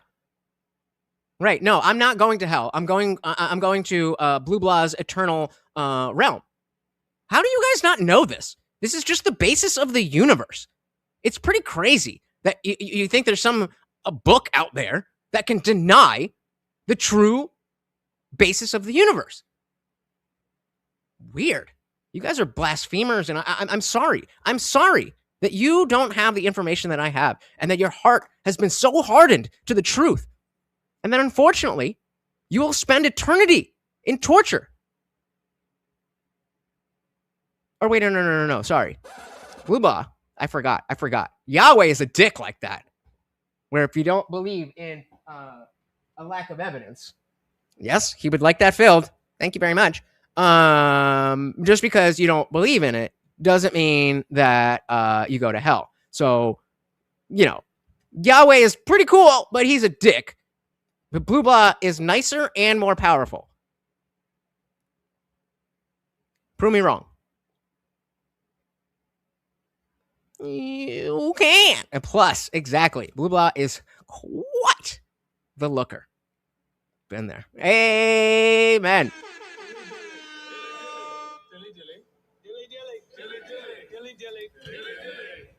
It's almost like it's not that simple now, is it? All right. I'm just going to grant that it's false. Who cares? If we're both building it off of a house of sand, and I just made up divine command theory, and you just which, by the way, I don't believe in divine command theory, but if I did. I'm sorry. Okay, if I just grant that I made it up, it doesn't help your position a bit. What is divine command theory? It only helps. God said, well, Ian asked, what is divine command theory? God said, therefore it is. It helps my position. Hang on a second, Ian. 1 second. It only helps my position. Sure, I made the whole thing up. How's that helpful to you? See, and that's the difference between me and her. Because I am not one of them. Despite the way he treated me in that fucking debate thingy. Well, I'm asking, how do you intend to spread this to people that don't believe in your worldview? With this argument. Because you're going to have to appeal. You're going to have to appeal to my worldview, whether it's. Oops. Nope. I'm appealing to Blue Blah. That's what I'm doing. And you are failing to prove me wrong. In fact, everything that you say seems to go exactly within my worldview. So it seems like Andrew Wilson is proving that not only does God not exist, but the one true God is Blue Blah. I knew it would take some time, but I knew it would work eventually. Because you're going to have to appeal. You're going to have to appeal to my worldview, whether it's true or not, because it's the only one, right? Which I'm going to postulate. I'm going to ground rights in. So we're going to let it play for a little bit more, but we get this question all the time. What proof would I accept? I don't know. I don't know what God is or what God could be, or I don't know. What proof would you accept of Blue Blah? I don't know. But if God exists, would we all agree that God knows what proof I would accept? Or do we think that God doesn't know that? Because I've been looking. I've been praying. I've been keeping my heart, my mind open. Genuinely. I did it live on air multiple times. And I mean, okay, if you want to decide that was fake, I don't know what else to do to convince you. But if you've had real conversations with me, you know that I'm not out here trying to say, oh, this is all, bullshit just for shits and giggles. I genuinely care about the truth. And if Yahweh is the truth, I want to know that. But so far, I have no reason to think that is the case. Shout out to Adam Captain, the Moral Felon Crew. Welcome to the party. See, at least you put TIJ. I don't want to be a dick. I don't want to be like uppity. I would just appreciate, because of the fact that if you search on YouTube just IndianJesus, my shit doesn't come up. But if you search that's why I capitalize it. If you search TheIndianJesus, all my shit will come up. So just not a big deal. But if you're going to use TIJ over IJ, I would appreciate that. All right. Angry said, if Morty was dying and you asked God for one more day with him and then Morty lived an extra day, would you believe then or no? Just a coincidence. Just a coincidence. Wait, I like this one. You're already confirming Blue Blah as God. If Blue Blah created the reality, then Blue Blah is God. No. I'm saying that as a word so that you can understand what I'm talking about. I'm comparing Blue Blah to the God that you're talking about. So whatever God you're talking about, Blue Blah is stronger than that because Blue Blah is the strongest entity in existence throughout history. Get it? You just got done saying rights are not grounded in fucking anything. So if that's the case, fine. I lied and made the whole thing up. But rights aren't grounded in anything anyway, so it doesn't help you a bit. If I take them away. But you think they're grounded in the divinity, and so I'm saying that a lot of people So you're in a appealing to world my that's view in again? yeah, so I'm appealing to your to your view. And in a world that's increasingly secular, how do you intend to persuade people? Do you think that Christians ought to be using force or persuasion? What do you mean? I'm sorry. That's a good question. Broken clock, right? Twice a day, right? Sorry. Me? Why do I need to do anything when the view of my opposition is that they have no rights, can't ground? All right. Well, JJ or TIJ, either way. I don't think he can prove himself to you, but I really hope you can find what you want. I mean, so do I. I mean, it's very clear to I think most of you, but obviously to him, if he exists, that I want to find him, and I am doing what I know to do. I was brought up in the Catholic Church, as many of you know. I was confirmed in the Methodist Church. So different looks, different experiences. Most of my life has been in the church as a full believer, not ever thinking that atheism could be something that somebody could think. But I stuck to the principle of following the truth. And you guys can too. Just open your minds and open your heart. And one day, I promise, you'll get that message from reality. You just have to have faith. I'm not saying that you need to do it. I'm asking you how you intend to. This is how I intend to do it, by pointing out that you live in your whole house is built on sand. Persuasion. And you have to. Amen.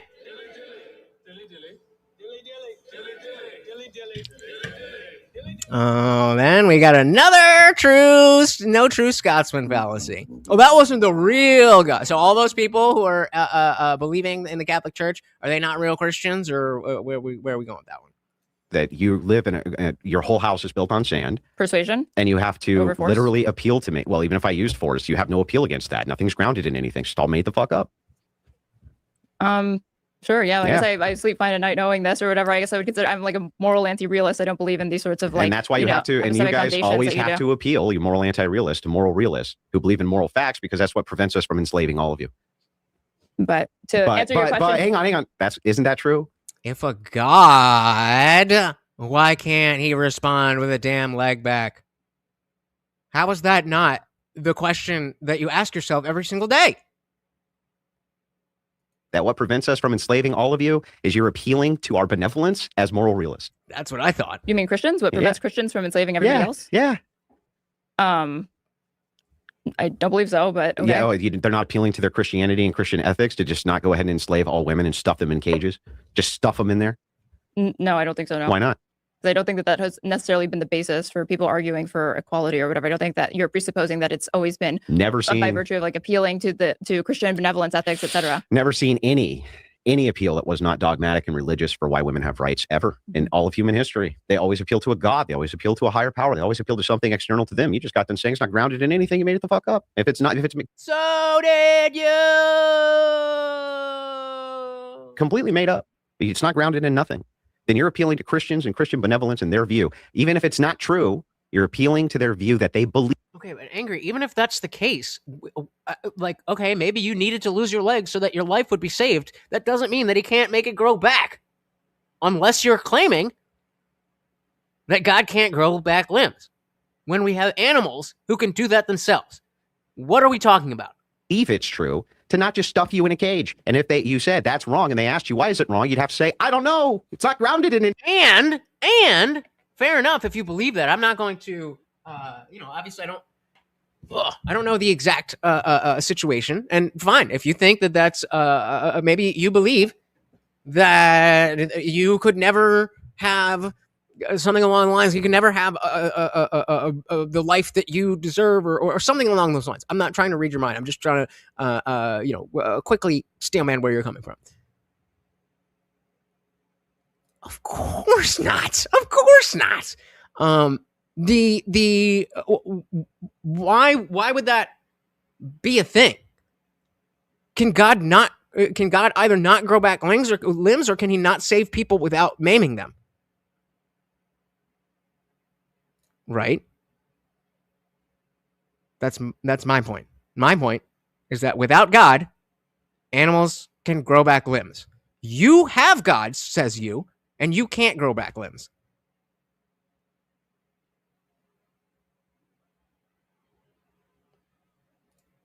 Anything. I just made it up. And that's the most persuasive argument on planet Earth, in my opinion. I think that the founding fathers sat around and had this conversation, and they're like, look, we know through all human history, rights were dictated by who had the guns, who had the strength. We have to change that because it constantly, Goblin King switches hands, the next strongest guy overthrows. Oh, so they're like, let's say it's from God. Or they really believed it. I know they were like Christian dudes. Not all of them were like Catholic or anything. I mean, they were all their own. Thomas Jefferson wrote his own Bible. What's that? I said very few were Catholic. Yeah, so they said, let's just appeal it to God. Whether or not it's true, I don't know. I don't know what God is. But they knew that the moral order depended on a Christian worldview. The more you go into like. Have you ever heard of somebody coming back from the dead?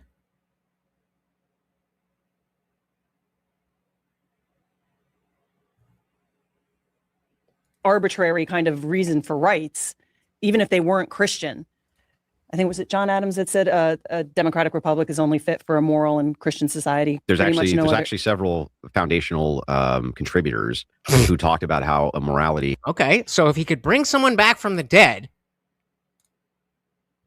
then God should be able to do anything. So either he's not able or he's not willing. That's not how logic works. Can you disprove blue blah? Go ahead. You disprove blue blah. Disprove Thor. Disprove Odin. Go ahead and I'll do the same thing. I'll wait.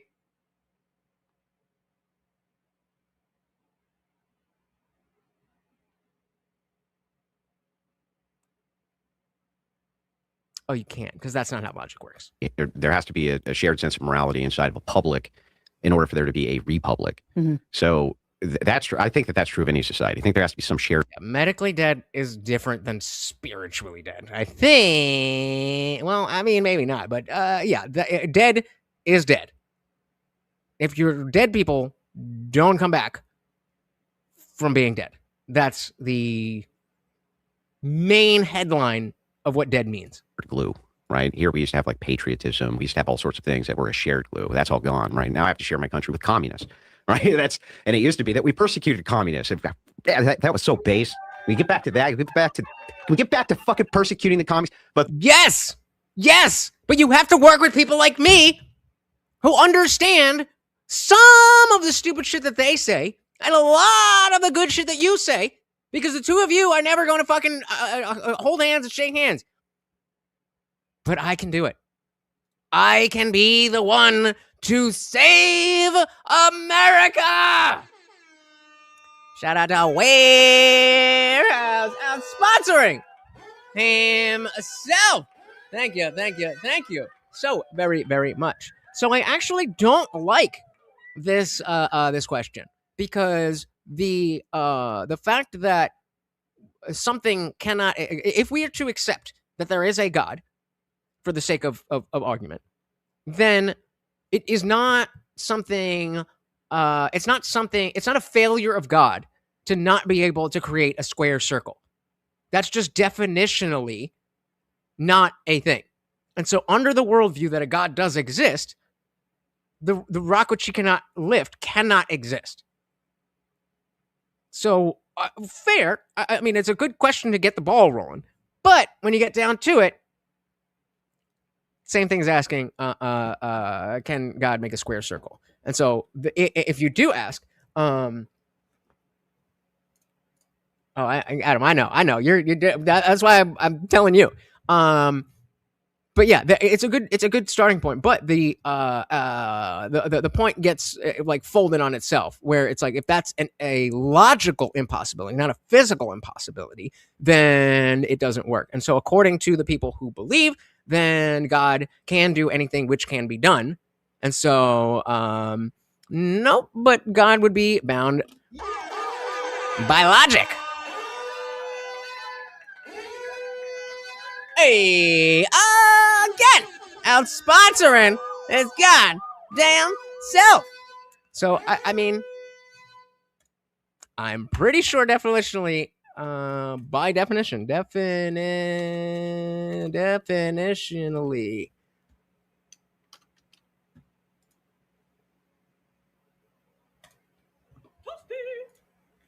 definitionally is an adverb meaning by definition or in a manner relating to the precise definition of a term or concept. It is used to emphasize that something is true or inherent based on its defining characteristics, often replacing phrases like according to the definition or essentially.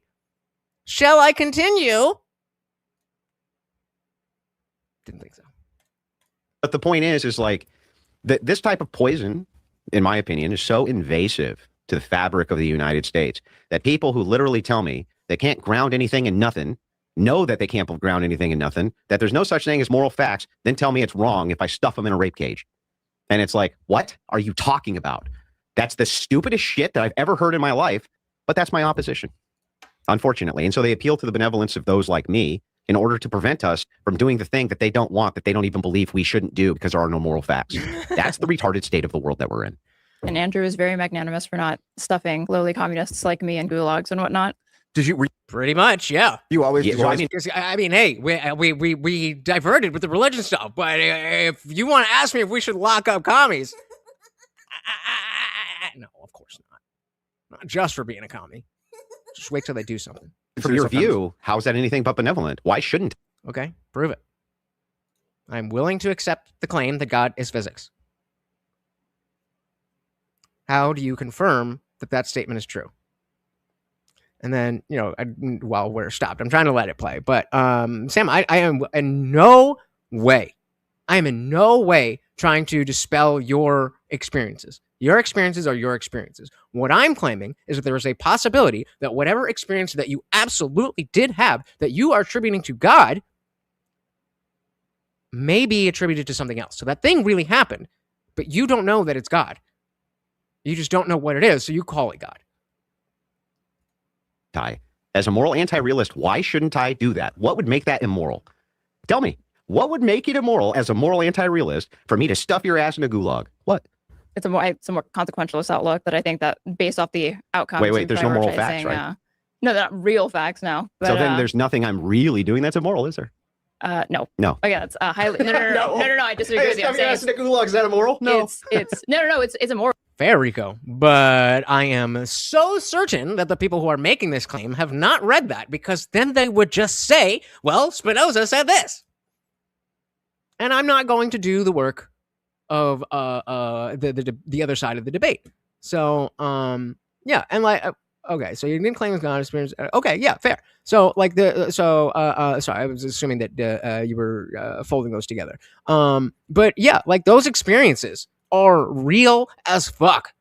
I've never personally had something specific like that. But I've had like experiences with like UFO type things where I don't know what it was and physics doesn't work like that. I've had all those types of experiences. Don't forget, I also spent 22 years as a full believing Christian that didn't have any concept of the world besides being a Catholic Christian. And so all I'm saying is Clarke's third law. Any sufficiently advanced technology is indistinguishable from magic or religion. But not under the same framework. I'm not using the same, like the moral realist framework to say that it's wrong. It's wrong for other reasons. Mm-hmm. Yeah. Do you believe in objective truth? No. No. Is that true? Okay. So you believe in it. You don't believe in objective truth. Are you like a math realist? Hang on, and I ask you if that's true, and you say no, that's not true either. So I can't believe anything you say. and you don't believe that there's any such thing as rights, but it's wrong for me to do something bad to you, even though there's no moral facts. Fucking genius. This is your opposition, ladies and gentlemen.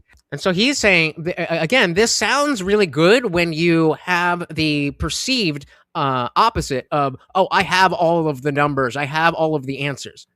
But he doesn't. Nobody does. That's why they call it faith. He wants to stretch his faith into knowledge, and it's just not that.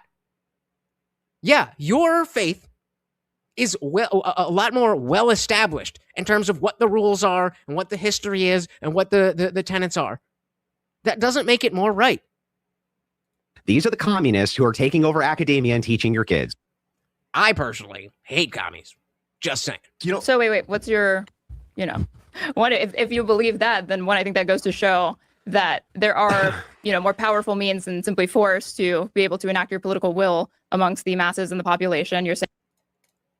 I had this experience on acid, and it was fucking crazy. I was sitting on the floor in my house. I was living with a bunch of people, and I saw myself float out, and I could see myself sitting there. I could see my friends sitting there. I could see as I floated out into space. I couldn't see anything anymore, and I was able to look down that way. And for an eternity was like a movie tape of my life, like the actual film of my life. And I could look that way, and I could see the future. I couldn't see what the panels were, but I could see that the tape of my future was there.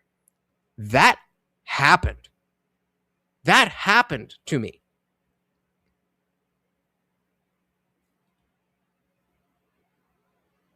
But that didn't actually physically happen. And so all I'm suggesting is perhaps for people who believe that, near-death experiences, out-of-body experiences, and stuff like that are directly connected to God, just saying it could be something else. I think it's astral with an AL, right? Astral projection. I don't necessarily believe in that, but what the fuck do I know? Why don't you prove us that your blue balls God is real? I just did. I used the same logic that you guys did to say that your God is real. What proof did you guys give that I didn't give? I think we're on the same page. Everything that you guys have presented, I've presented exactly the same thing, except that blue blah is stronger and nicer.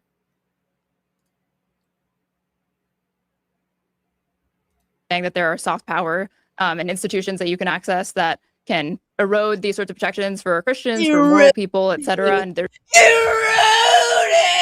not even a single drop of bloodshed. There's not a bullet shot if they ever. wanted to be. But there could be if we wanted it to be. Not, and you got to appeal to. You got to They're appeal. using soft power, and that in and of itself is pretty strong. What will win, soft power or force? In the end, force will win. But I'm saying that I don't think that even under his view, he's not discounting that there is a significant advantage in having these sorts of soft power and having access over these institutions, even if they're, academia or whatever. There is, media, but the only reason culture, it works is because you're appealing to people that say if you kind of just come in here with force, that's wrong, and we have a moral order that would tell you that it's. But it still works. So what you're doing is, and what a lot of women do, we can maybe go back to the feminism thing for a bit, is appeal to. Okay, I'll do that when you tell your God to turn my lights on and off. And if it's not that hard, then he should be able to do that, right? So you go first.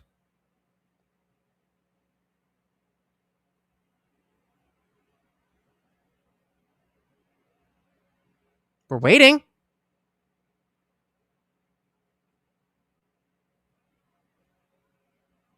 God, in case you weren't sure, Matthew Varnum is talking about me. That my lights are the ones that you need to turn off.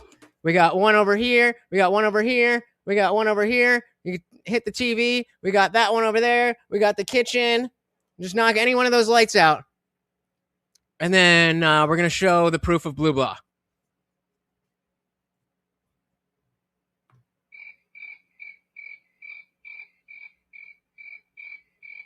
Come on, bro. We're waiting on you. You're holding up the show. Shouldn't be so hard because God's so strong, right? Stupid. Maybe you're not catching this, but I'm using your own lack of logic against you. You're asking me to prove a God that doesn't exist while claiming a God that you can't prove exists. Stupid. And you don't understand that you're doing exactly the same thing that I'm doing, except I'm saying blue blah and you're saying God. It's the same thing. And guess what I've noticed? The light stayed on. I guess God isn't real. To emotion and say a morality, an objective morality, to say it is wrong to enslave other people. It is wrong to use violence against people because they don't believe. And this is what the left has done.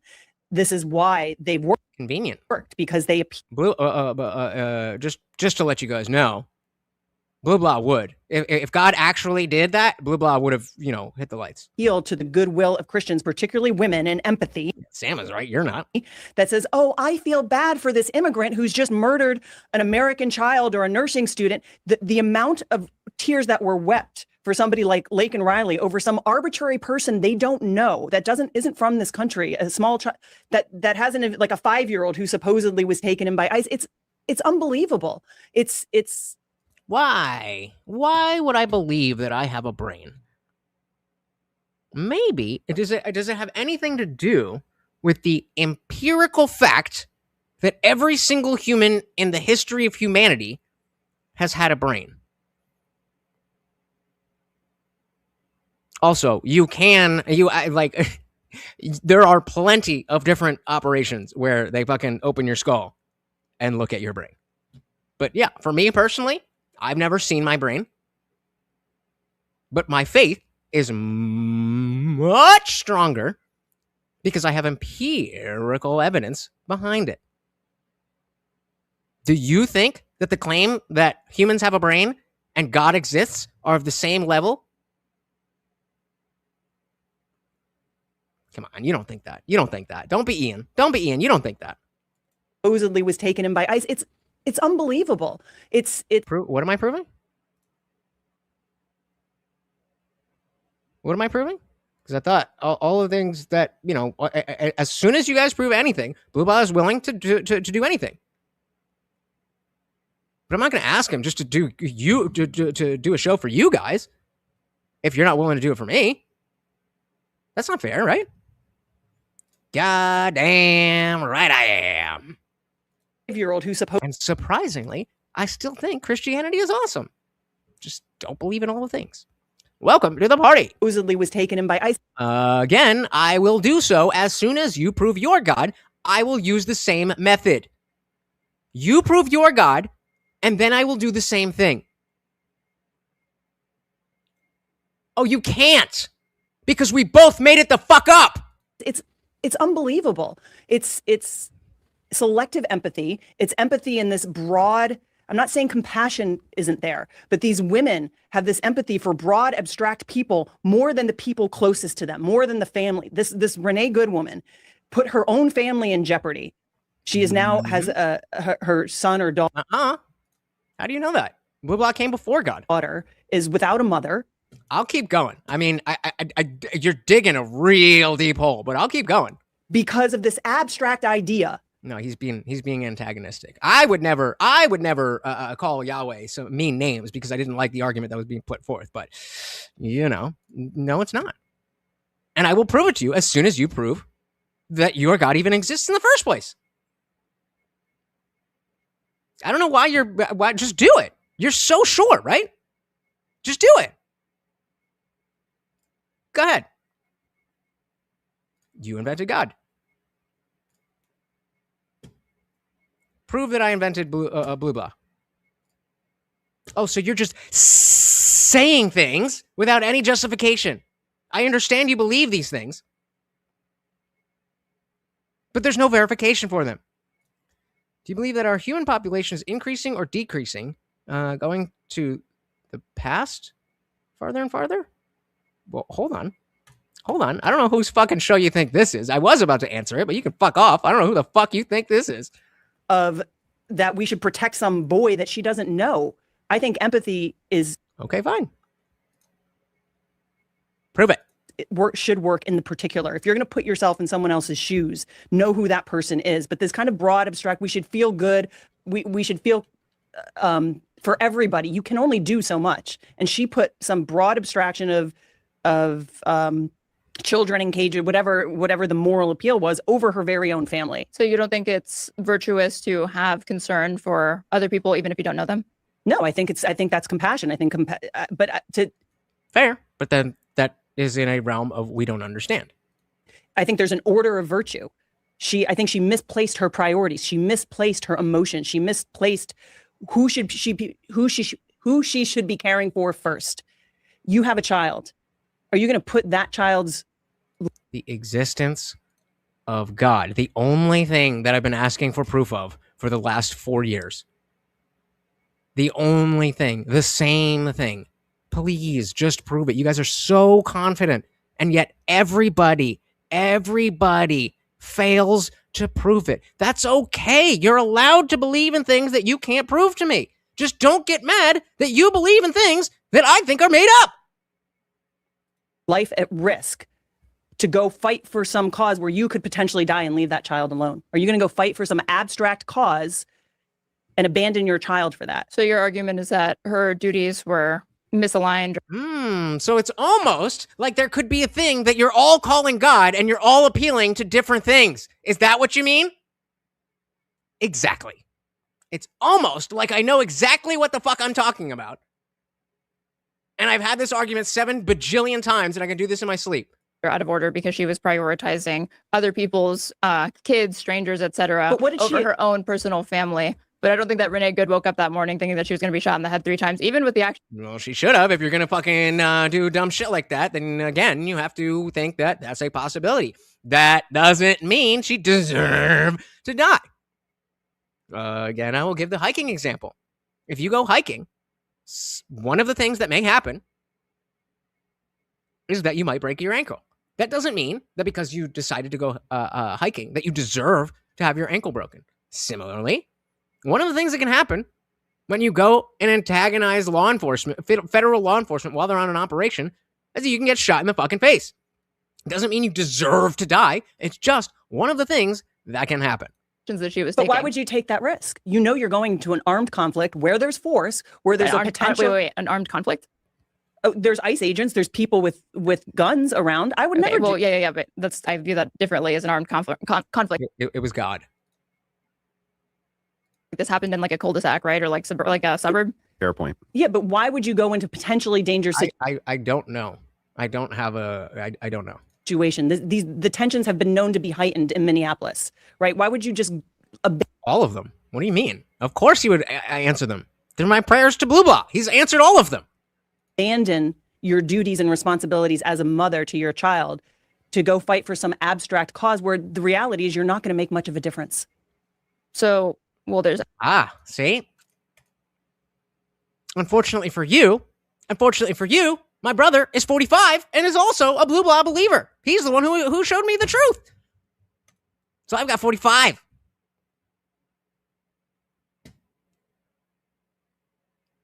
What now? And Tony, I'm obviously being facetious in all this. The point is that all of the things that you're saying can be used for any other thing. All of the arguments that you're using is the exact arguments that Muslims use for their God. That people who believed in Ra, the sun god. It's the same idea. And I don't think that it's that necessarily we should be trying to take that away from people. If you're trying to throw it in my face and say, you're wrong, okay, I mean, I'll engage with it.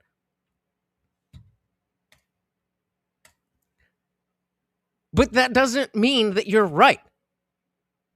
You don't just get to say things without verification. Well, I mean, you can, but it doesn't do anything.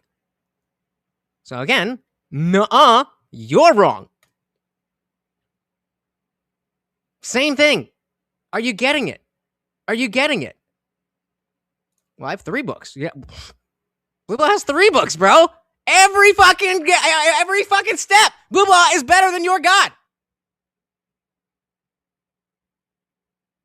Why should I even care what that book says?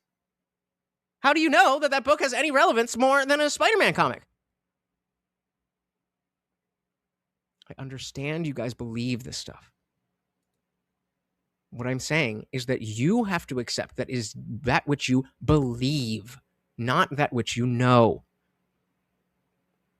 So we're going to put this aside. We're going to finish the rest of the video. I think I've made my point.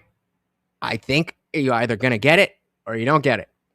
Let's move on. I guess two things that I have to dispute with that. Yeah. For one, again, I don't think that she views this as sort of like an all or nothing thing. I don't believe that she thought that as she was doing that, she was going to be abandoning, or one, she didn't anticipate that she was going to be shot in the head 3 times.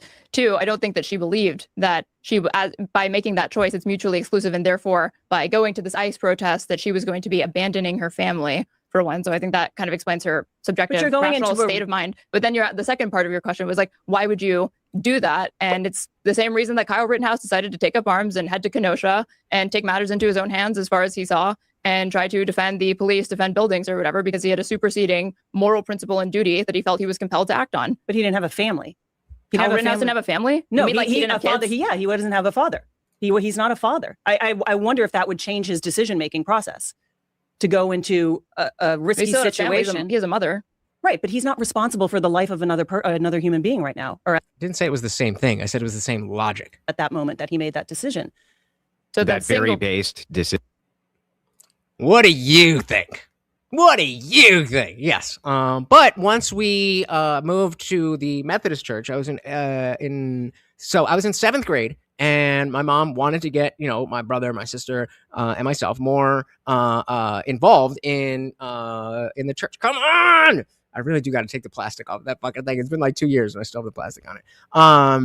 But yeah, we were in the Catholic church, and it's very typical fucking boring shit that no kid would be interested in. And so I was like, well, how about we try to get like a youth service going to get the youth involved. And Father John did not like this idea for whatever reason. I don't know why. But we tried to, we meaning the family, tried to get this going. And the furthest that we could get was that on the Wednesday night mass, kids could play the music. Now, when I say kids could play the music, I mean me on drums, a guy on violin, and 3 or 4 girls singing. So that was the extent of youth that was changed from mass to youth mass. That's why I want, obviously me and the other people didn't care anymore about it. We weren't taking 60D seriously or anything like that. So we moved churches. We went to the Methodist church, and again, in terms of the closeness to what the ecclesiastical whatever, in terms of believing in Jesus Christ as my Savior, believing that God, believing in the Trinity, all of that stuff, I really did believe it, and I got more passionate about it for a long time. And it just so happened that I met my my first long-term girlfriend at that church. It's her fault. I was planning to save myself till marriage. Looking back, that was probably never going to happen, but it's her fault. She used her feminine wiles. Point being, yes, I was forced to go to church as a kid, but there was a very long and more recent period of being a Christian where it was my favorite thing. It was my favorite thing. Because this is before I could drive. This is, not really allowed to, go out on dates and stuff like that. I don't really have money like that either. And so when we would go to Sunday school, then I get to sit and just hang out with my girlfriend for a little while. Then on Wednesdays, we go to youth group, and we're playing fucking Manhunt all over the church, and me and her are hiding in the fucking boiler room doing this, that, and the other.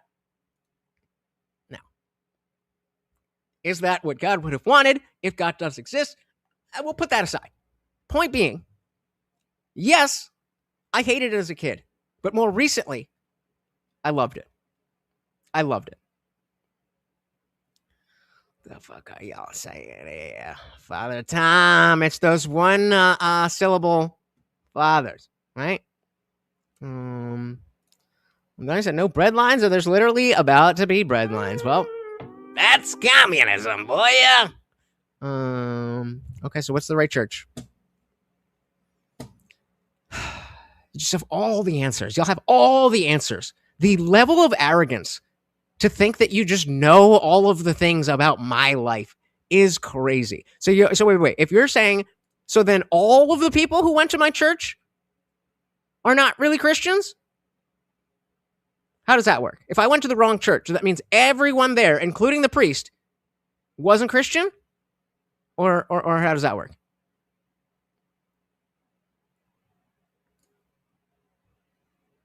No, I mean, I did when I was young because I wanted to just like go sleep. But no, I think that I think it was a good basis. Now, as an atheist, having that Christian background is very important because we can see.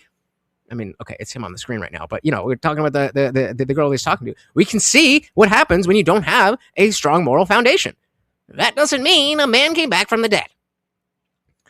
Drummers. I had a screen name back in the day on AOL Instant Messenger. That was Drummer with a J, JRUMMER, and then a bunch of numbers like we all did. I mean, it was bad. It was bad. It was bad.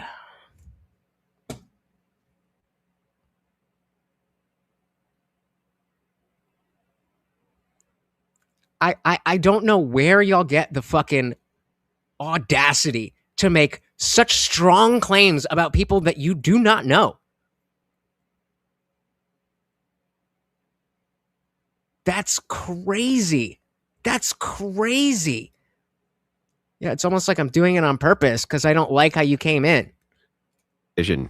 Yeah. It's almost like you're asking a question, demanding that I answered it, and then you answered it yourself, and then you're still asking the same questions.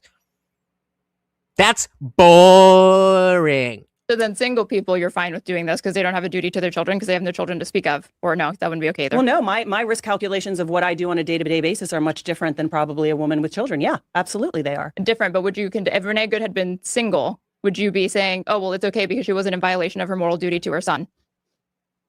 I would say that the calculation would be different. In what way? You're just saying it's different, but in what way would it be different? Well, she's not considering she has to take care of a family when she goes home, or she has a moral responsibility for her son.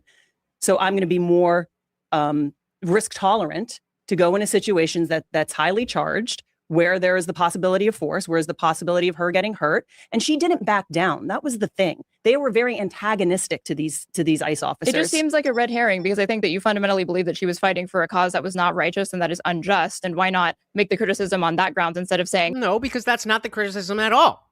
I mean, that is true that we think it's a stupid issue, but there are ways that this is America. You have the freedom of speech. You have the freedom of assembly, just not in the middle of the fucking road, in the fucking in front of federal officers while they're on an operation. Stupid. Well, it's actually immoral because she has a duty to her family and to her son. Oh, I'm sorry. What did you think it was? I just think I think her priorities are disordered. I didn't say it was immoral. Okay. Well, her priorities are disordered, but again, then the disordered priorities just seems like a red herring to me because it doesn't really seem like that. I did. That was what we were taught: the Father, the Son, and the Holy Spirit. That's the thing. But you're really sanctioning her for or indicting her for. It does seem like the issue is that you don't really think that the cause was just. Because if the cause became just enough, then it would reach a threshold. Three gods. It's a trinity. Come on. You know this. What are we doing here?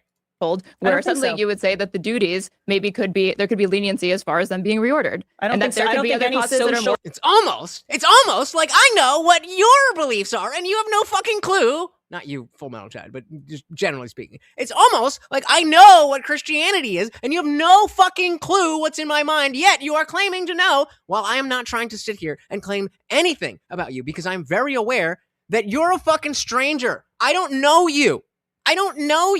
And just because you see my face on your phone or whatever, doesn't mean that you know me.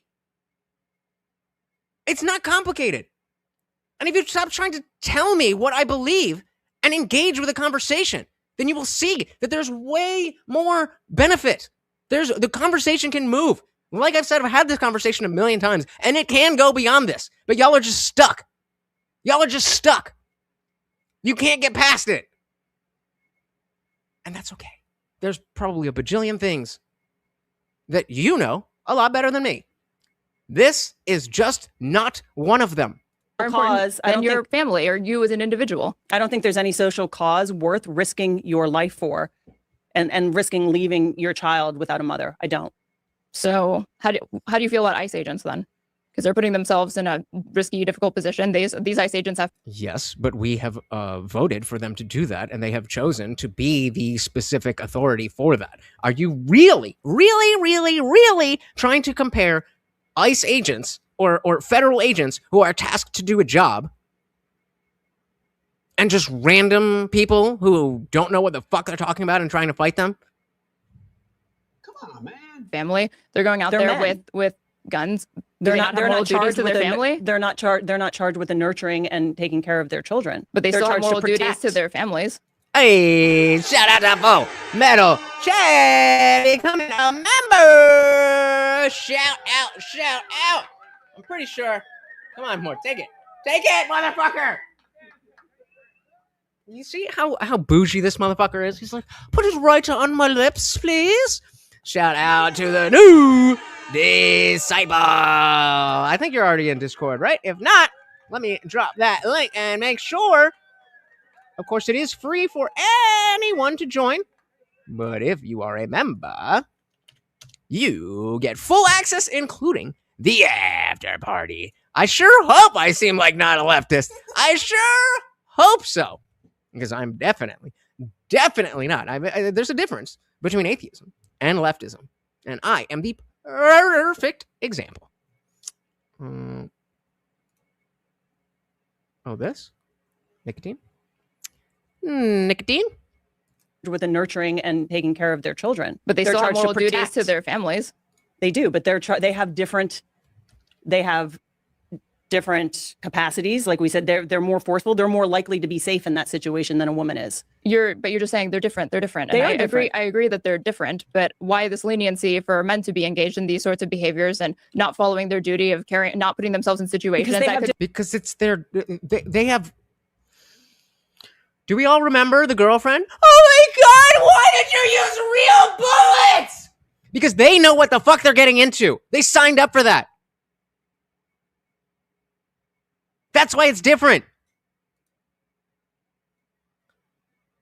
Different wind up roles dead, because but fathers and women mothers have can. different roles within the family. Their charge is to protect and defend. A mother's role is to nourish and So male ICE officers, okay. Female ICE officers, how do you feel about that? Okay, good question. I mean, I don't think it's a fair comparison, but decent question. I would probably argue it's not. I mean, do you have a family? Is she? A female ICE officer with a family. Do you think that she's engaged in something immoral? No, I wouldn't have said immoral, but that is an interesting question. Is she? A female ICE officer with a family. Do you think that she's engaged in something immoral? No. Remember, guys, if you are on the vertical stream and you don't want to be on the vertical stream, always, I will have the link to the regular landscape stream pinned to the top of the chat. I didn't say it's immoral. Sorry. You're right. You didn't say that. You did say that their priorities are misaligned, right? Or, yeah. Okay, let's use that. Okay. Would you say that the female ICE agent with a family has misaligned priorities? Yes. Okay. If Kyle Rittenhouse had been a woman or a teenage girl instead of a boy, would you be condemning them? I'm not condemning anybody, but I would say, or indicting their character, their actions, their choices because it was a girl doing it now instead of a boy? Does that girl have a family? Yes. Then yeah. Then it just comes down to it really just comes down to whether or not they have kids. And if she didn't have a family, then you wouldn't be criticizing them. Interesting. So I want to see what you guys say again over on the landscape stream. The female ICE agent with a family, according to what they're saying, are her priorities out of order or priorities not out of order? Solely based on the fact that she's a female ICE agent with a family. I mean, she might have, other priorities out of order, but just based on that. I would say it was a stupid move, but I don't think I would be as maybe judgmental. Correct. Okay. You're talking about people getting whipped into a frenzy, like a moral frenzy to go fight for some purpose that they barely understand. And I keep thinking like the war in Iraq, weapons of mass destruction. They rallied the men to go fight some. Unfortunately, I think it's more than 50-50, but I'm trying. I'm doing my best. Conflict. They garnered my empathy with 9/11 and then they used it for conflict. But do you think that feminism, this whole bet has made it so that they're drawing women into that frenzy? Because seeing women out on the street marching like this, it feels like, it does feel like, it feels like the United States is being manipulated by the world through the internet. Like liberalism is being obliterated with new ideas. And so I do think that people are like, yes, break up the family, poison yourselves, eat bad food. This is how we'll defeat. This is what we're looking for, man. Just people who care about truth. And maybe one day before the stream is over next week, you'll prove me wrong, and I'll be like, well, shit, I guess I'm a Christian now. I don't think that will happen, but I'm 1,000% open to it. You from within. But I mean, the argument I'm getting is that feminism has led to now enticing women into this toxically empathic state of being. Whereas they used to not give a shit. They wouldn't go out. They didn't start the French Revolution. They were the women were the ones that went out because when the food runs out, they went out there with their cookware and they were pissed off. But I mean, that was a really big deal. They ran out of food. You know, the women stepped up.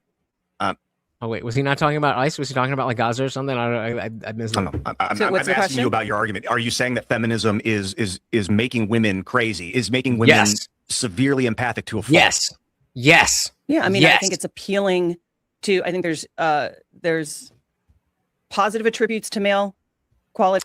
I mean, I certainly would have a lot of questions. Not just the fact, but I mean, that would certainly be like, okay, I would like to investigate this. And see, is there maybe you have some mutated gene that it takes, I don't know, how long has it been? It takes 20 years, but your body, do you know that that's not the case? That's what skepticism is all about. Believe nothing except that anything is possible. Well, I can't do both at the same time. Ugh, even my puny arms.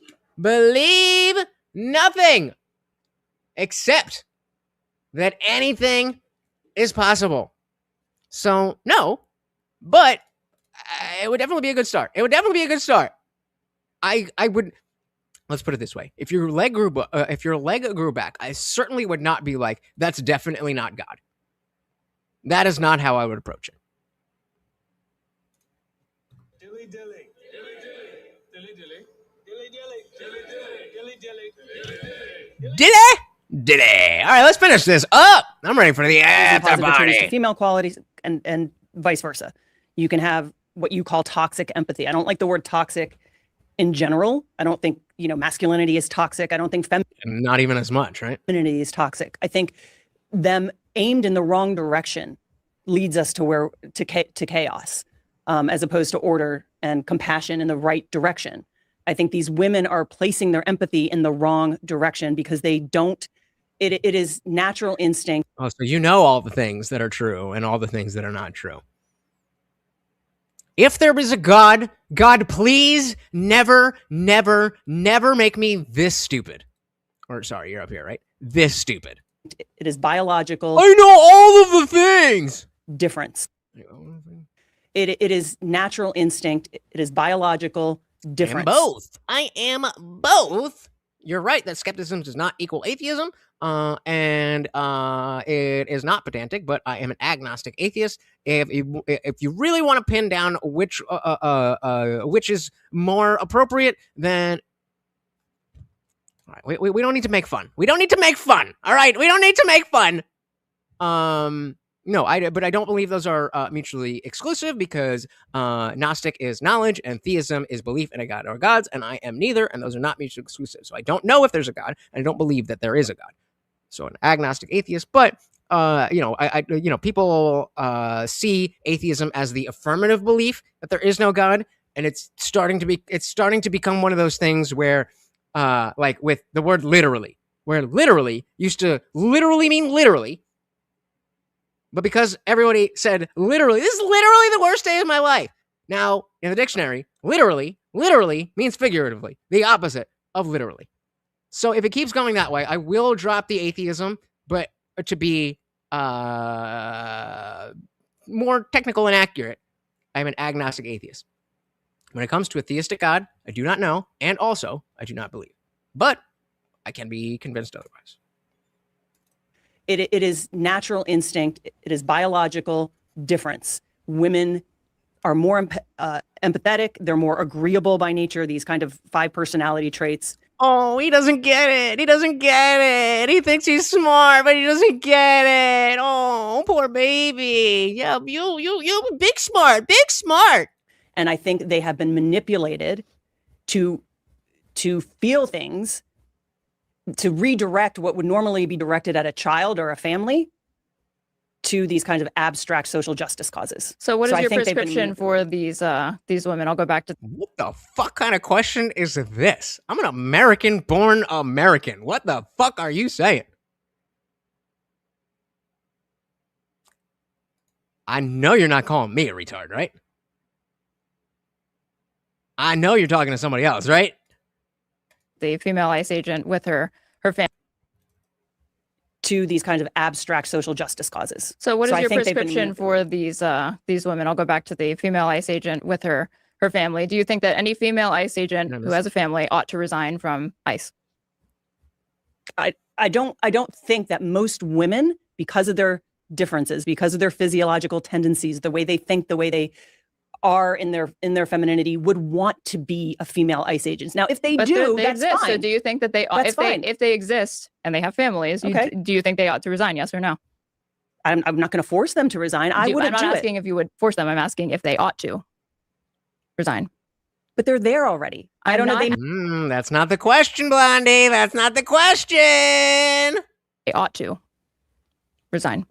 But they're there. In your personal opinion, Blondie, do you think that if a woman, right, that's what they're still talking about, the woman who has a family is an ICE agent, then in your humble opinion, should they resign? I think that's a fair question. Resign, yes or no? I want to, is the way a female ICE agents. Now, if they But do, they that's exist. fine. So do you think that they ought, if they exist and they have families, do you think they ought to resign? Yes or no? I'm not going to force them to resign. I wouldn't I'm not do asking it. if you would force them. I'm asking if they ought to resign. But they're there already. I don't know. They made the choice. Hang on. I'm not asking you to be make a fair, descriptive to be fair, observation. she's asking a direct question. It's an ought claim. She's asking yes or no from your view. Okay. Then yes. You think they ought to? Yeah. Okay. And you see this, like, this kind of cuts against your kind of vibes argument because you're finally drawing lines. Yeah, that's what it really depends on, like, if you're using, I mean, the way that atheists typically, at least since the new atheism movement, use the word is A being not A being without, or like the opposite, I think is the word I'm looking for. But like, so just with A being without. So like amoral being, it doesn't have moral claims to it. Apolitical, meaning it doesn't have a political side. Atheist, meaning doesn't have a belief in theism.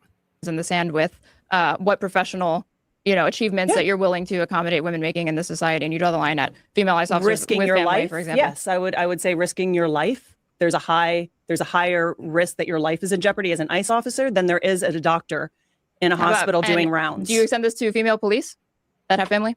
Yeah. So there should be a police force that's entirely comprised exclusively of and only of men. Depends on their role in the police force. Yeah, you can be a dispatcher if you want. Are you talking about a higher risk kind of role? I'm sure I don't know much about different roles in the police. I mean, Put a one in the chat if you are totally fine with no street cop women. Only men, only men interacting with the public. Army, can women do certain things? You mean like they're payroll not a clerks kinetic- and things like that, I'm Not just guessing? that, yeah. Or Well, PI, I'm more- not even talking about the more kind of like to the extent that a blue collar job like police work has like white collar aspects. I'm not talking about the paper pushing or the admin stuff. I'm talking about people that go onto the field, effectuate arrests, are actually out in the community enforcing law. Do you believe that should be comprised of any women? I think there are, yes, it can be comprised of women, but I'd be curious to know how many women choose that path. So how come female ICE agents with families, you're saying that's a no-go, they ought to resign in your view, but when it comes to the police force, domestic duties, law enforcement, etc., that can accommodate having women within its ranks? Why is that? I'm not saying it can or can't accommodate. I am saying you believe that it ought the to be able exceptions to. do not prove the rule wrong. That's all. You can have, if they could, first of all, if those women can live up to the standards of what needs to be. I'm not saying that they disprove it. Fair. I could be convinced to be an agnostic non-theist. If that, I don't think that crosses anything I don't think that's like an undue concession. So there you go. It's almost like Lutz will change his mind. You know, obviously, for brevity's sake, I might still refer to myself as an atheist. But going forward, you know, you make a point. So I'll be an agnostic non-theist. And I have been trying to think of a way to express that, despite the fact that I don't believe in a lot of the truth claims, that doesn't mean that I don't think Christianity is good, that we have a better system already set up. Like, that's what I think I'm trailblazing, is trying to be the guy who could be like, all right, look.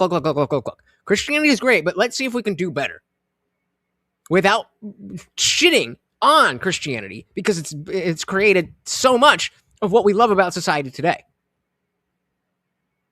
Maybe we can.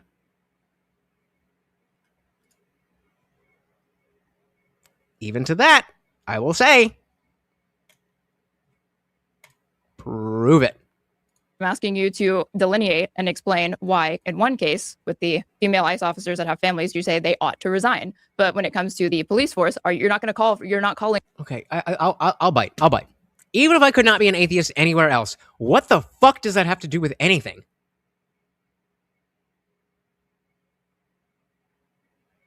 Are you saying that because people are killed for telling the truth in other countries, that the truth isn't the truth? Stupid. Why are you watching a gay channel? What a loser! He's watching a gay channel! Oh, you're gay! You're gay! You're gay! You say they Or just a child. ought to resign. But when it comes to the police force, you're not calling for female cops or ones. Tony, thank you for hanging out, brother. Very much appreciate the back and forth. You know, that's what we are here for. So glad you are here. Make sure you hit that subscribe, brother. I'm live every Monday, Wednesday, Friday, 8 p.m. Eastern, and sometimes whenever I feel like it. Let's finish this up. When it comes to the police force, you're not calling for female cops or ones that have families. But you to forced resign. me to a binary to say, should they resign or not? I would forced say, you to answer a hypothetical question, and Right, I'm asking you claims about your worldview and your normative claims. Which is fair. that's It fine. is I fair. get it. But what I'm saying is, how many women are actually as ICE officers, right? You can have exceptions to a rule. I don't know. So maybe I'll have to back away. So would I ask them to resign? No. But the thing is how many, I just don't think that you want a majority of police officers or ICE officers to be women. The fact is, those are roles better suited for men. Are there some women that can fill those roles? If they are as strong as men, if they meet the requirements, sure. And if they want to, I can't force a woman to say, First women who has children, don't do that.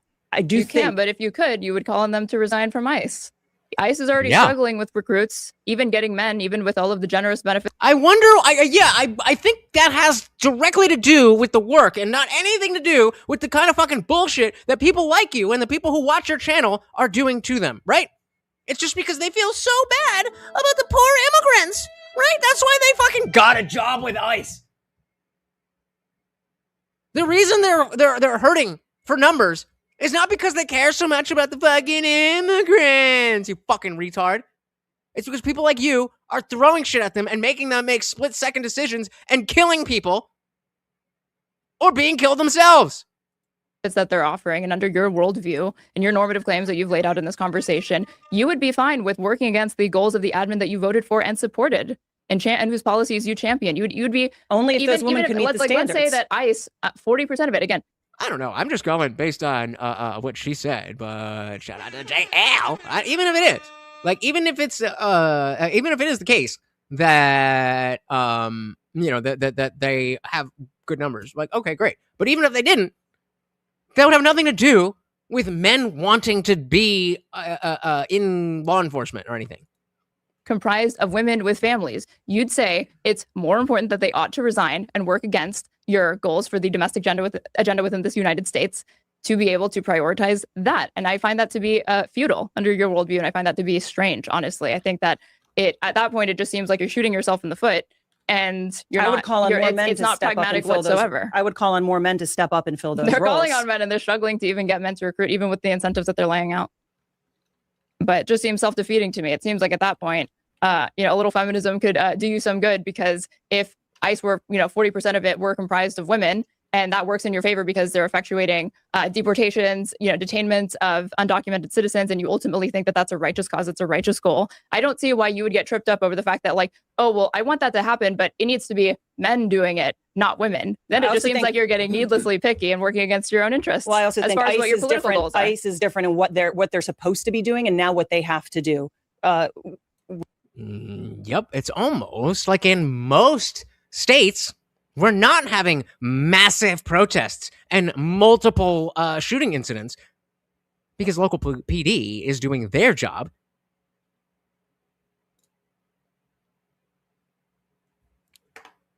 Let's GPT it. What percentage of ICE officers are female as of the latest data?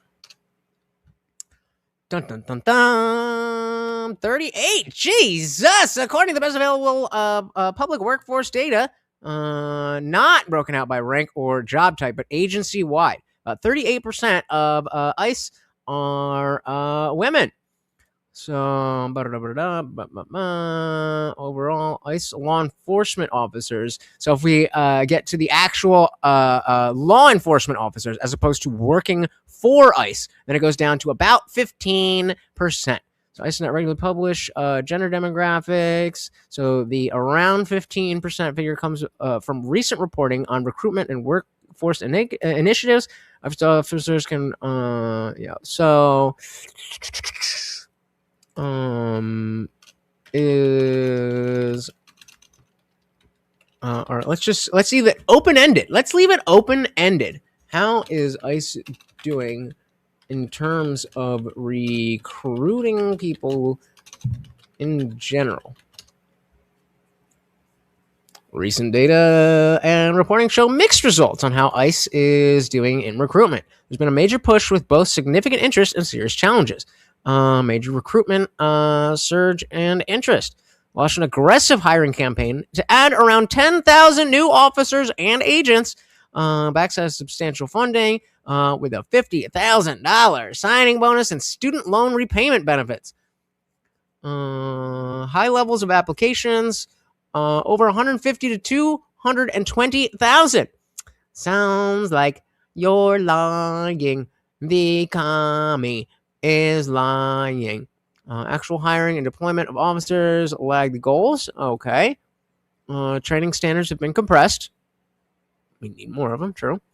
So, I mean, it seems like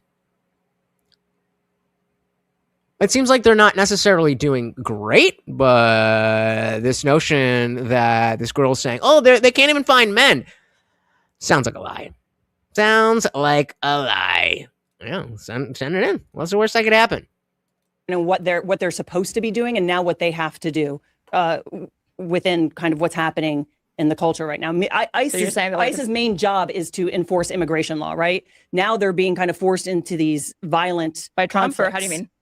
Because Trump is the one deploying them and saying that they need to be going to these cities doing all of this shit. So when you say they're forced into this position, who's forcing them? You mean Donald Trump? No. I mean, typically, if an ICE agent was just to do their job, they would go in, take the illegal immigrants or whomever they're supposed to deport and take them out of the communities, right? They wouldn't be involved in these violent conflicts if there wasn't this mass deportation program underway, which I assumed you supported. Do you not support the mass deportation program? I support what they're doing, yes. Goddamn right. But you're saying, when you said like, well, they're doing things that they're not supposed to be doing, I got the impression, you can correct me if I'm wrong, that they're coming up against conflict where that's not normally in the job description. It's not normally in the job description that ICE is going to come up against conflict?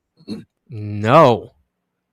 Not from people they're not going after. Not from random awfuls on the street, you dumb bitch. Obviously, if we're talking about the hardened criminals and sex offenders, yeah, there might be some fucking conflict.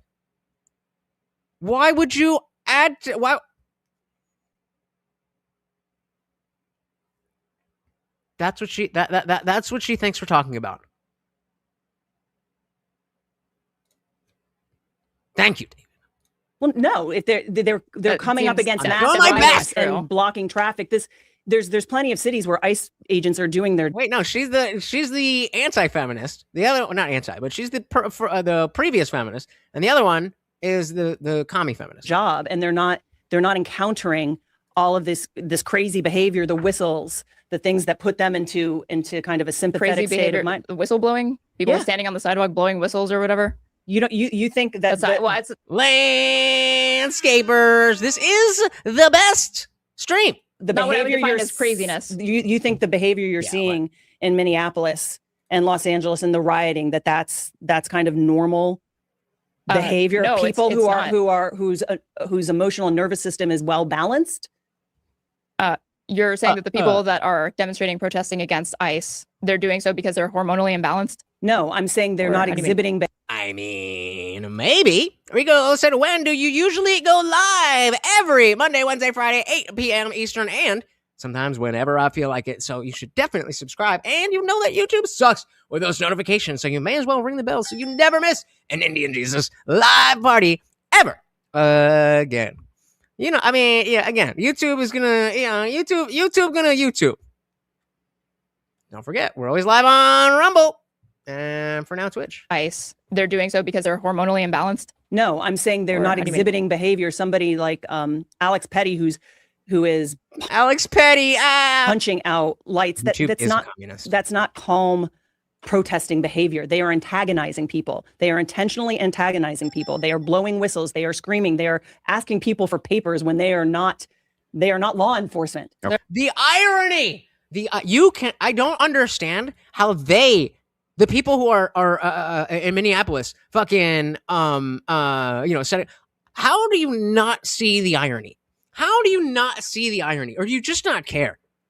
ICE is so bad because no one is illegal on stolen land, so everybody's okay except who we say is not okay based on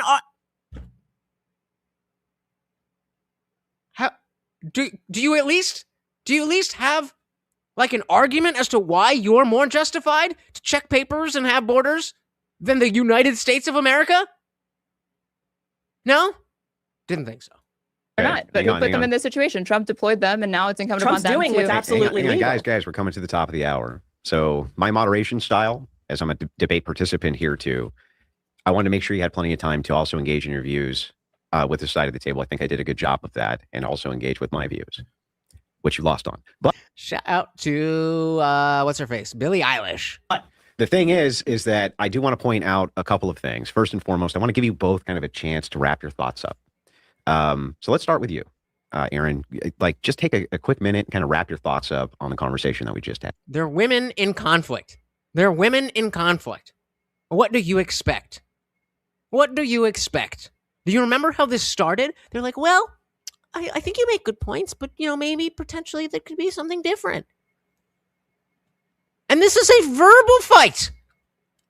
This is a verbal fight.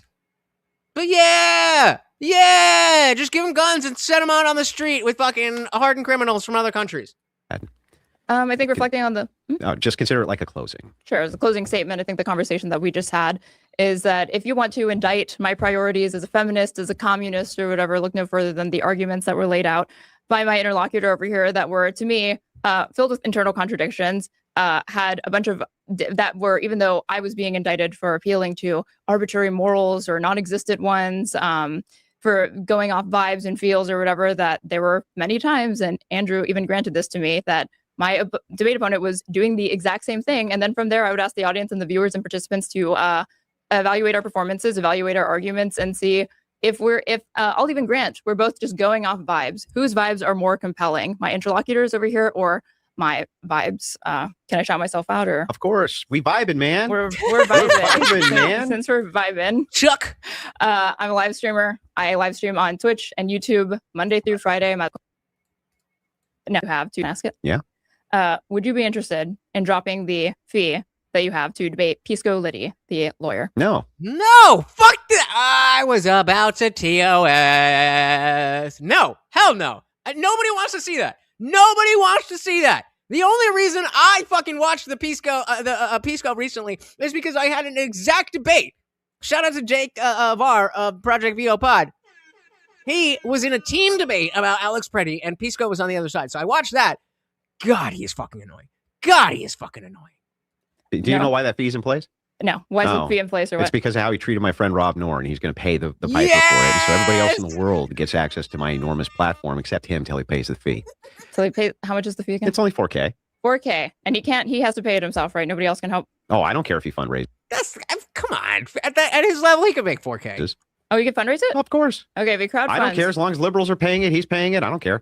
As long as they pay it, as long as they pay it, I will accept it. Now, here, to be totally fair to me, right? That's like a 3-hour stream for me on a normal night. So I don't feel like I'm asking for much. And it's a little bit of penance. He should have thought about that before he treated my buddy Rob, who's blowing up, by the way, and is going to be on Timcast tonight.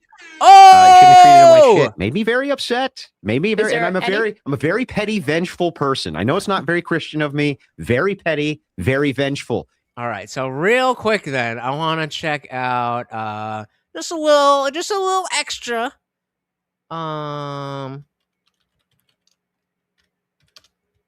Just because a boy was there. Oh, was it both of them? Oh, shit. He hosted. I still think it's objectively hilarious. That's pretty dope. He hosted. I have a different take. I'm a little offended. And Rob was there. So was it just the two of them or was it the whole Interesting. Who else is this? Stop it. That's crazy. Bring it up, Jamie. What's that? Obama monkey? Bring it up. It says Mike Lawler said Trump should issue an apology. This brings up a real point. We'll just take a little peek here. See what they got going. I read the story. I'm the host. Chance. You said after the opening, I got to do everything. What do I got to do? What do I got to do to get some respect in here, Rob? Stop. Do another Rogan interview. Stop insulting our fans of color. Yeah. Number one. Not until you do Theo Vaughn. We're not going to respect you until you do Theo Vaughn. And... Come on now. By the way, this is a Kill Tony audition here, right? You know. Yeah. Anyways, Mike Lawler. Right, Mr. Open Border himself. Let's give it's not amnesty. Just ask yourself this: what's more offensive to the black community? I'm not black. I don't know if you can tell. Yeah, so I'm glad you asked this. Rico. I really do like Andrew Wilson. I think he's great. I just don't. I'm not a Christian. I don't believe in Christianity. And so the thing that you watched, the James from Modern Day Debate, he sent out an email from DebateCon 6, and he was like, "Hey, we're gonna do this thing similar to Jubilee. It's gonna be Andrew Wilson versus 5 atheists." So I was like, yeah, I'll do that.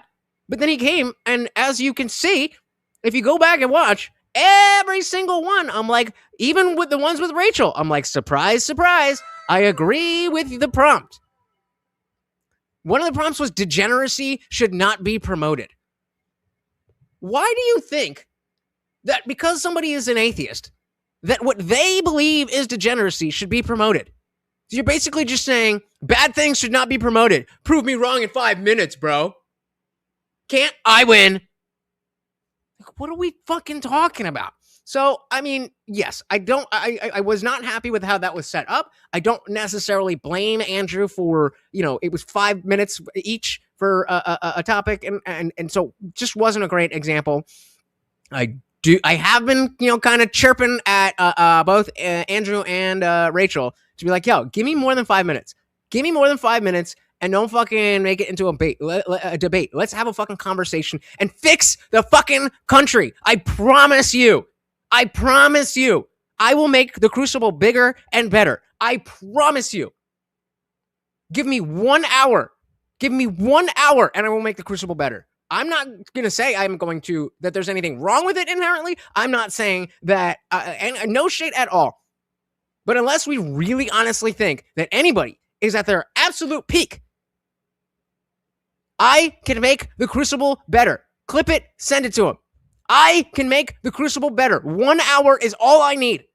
1 hour is all I need. Let's give him a couple minutes and head to the after party. But if I would find it more offensive that Chuck Schumer's out there saying 71% of Democrats want voter ID, including over 50% of Democrats are blacks. And he's saying that's Jim Crow. So on one hand, we have a little harmless joke that was obviously accidental. But it's the most racist. Oh, hey guys, get those fucking super chats in. If we're close to the goal, right? We're close to the goal. Every dollar is another push up. So that's your fault. The most The racist. most With the racist. Democrats claiming that even black Democrats are like, sure, I don't have a problem with voter ID. That's Jim Crow 2.0 because, you know, black people are incapable of accomplishing the Herculean task of getting an identification. Well, Kathy Hochul made that very clear because some of them don't even know what a computer is. So, all right, I am very, very excited to check that out. And maybe, just maybe, whatever I'm gonna snow. I don't need the snow. I don't need the snow. I got it all up here already. What are you bitching about? What the fuck did you say? That's not what he was saying. He was simply saying that degenerate behavior is typically reinforced when people don't. I know that, but the prompt is degeneracy should not be promoted. So if you're telling me that I have to debate that, then we have to define degeneracy. So what you think is degeneracy and what I think is degeneracy is its own debate. That's its own debate. Is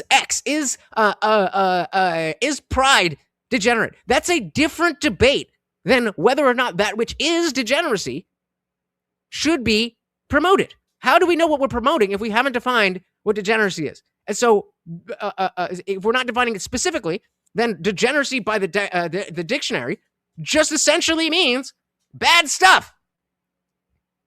Atheists are still people, you know. We're still people. We still speak English and use language the same way. Next time you do this, send in a fucking super chat. That's how we gotta do it. I ain't gonna be fucking order me around. The Crucible, I don't need to be hired. I care more about the country than I do about my own brand or about money. I know that I've got enough to do this. Like, I'm going to keep growing. I'm going to keep doing my thing. I'm not worried about that. Also, my dad's a doctor. I'm going to be all right.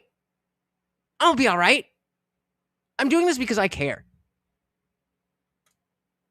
Good times. Good times. I would say her name, but she's married with kids now, so we'll leave that out. But there are too many people who definitely know who it is. What was I saying? Yeah, but oh yeah, we're talking about the degeneracy. The fact is, it's so much is assumed and so much is taken for granted from Christianity, and not all of it should not be taken for granted, but some of it is taken for granted where it shouldn't be. And I just want to have that conversation. Be like, hey, there's a lot of people like me who happen not to be Christian, but also fucking hate the left and commies and fucking degeneracy and all of that shit. And you are shooting yourself in the foot. Because if you push those people away, most of them don't care that much. So they're just going to go to the other side. I care enough that despite you fucking verbally spitting in my face, I'm still willing to have a real conversation that I think can actually help all of our fucking lives because I care. I'm not a little beta bitch anymore.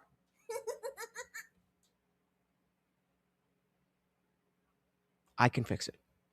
I can fix it. And when I say I can fix it, I mean I can put the correct information into the hands of someone like Andrew Wilson who can fix it. That is what I mean. Not step aside, Andrew. No. Let me help you. Let me help you. Same. And so on that note, we did not hit the goal, but you guys were very, very generous. Big shout out to all of the donations. Warehouse. We had Jennifer, a.k.a. Arrow. Tony coming in with a $2 make you holla. Jago, Texas with another $2. Guns and Cafe again. Tony again. We had Warehouse again. Full Metal Chabby coming a new member. And of course, our sponsor of the stream, predicting the future accurately, that I will not be deleting my channel because nobody can prove God. Thank you so very, very much for hanging out, guys. I really, really, really do appreciate it. Morty, come on up here. We're doing the sign-up thing. I know that you guys can be doing anything else in the world, and so I really, really, really, really do appreciate you hanging out. Even if you're, flinging shit, if you're calling me this, that, whatever, I'm here for it. I genuinely care about what we're doing here, and I understand that maybe you don't care as much as it's just some stream to you. Totally fine, but stick around and see that this is really something. We're actually building something. So thank you again, once again. That, of course, is Morty, the Overlord. Shout out to the Verdes. And I have been your host, Lutch, aka the Indian Jesus, here to resurrect the second coming of common sense. Until next time, guys, we are out of here. Peace.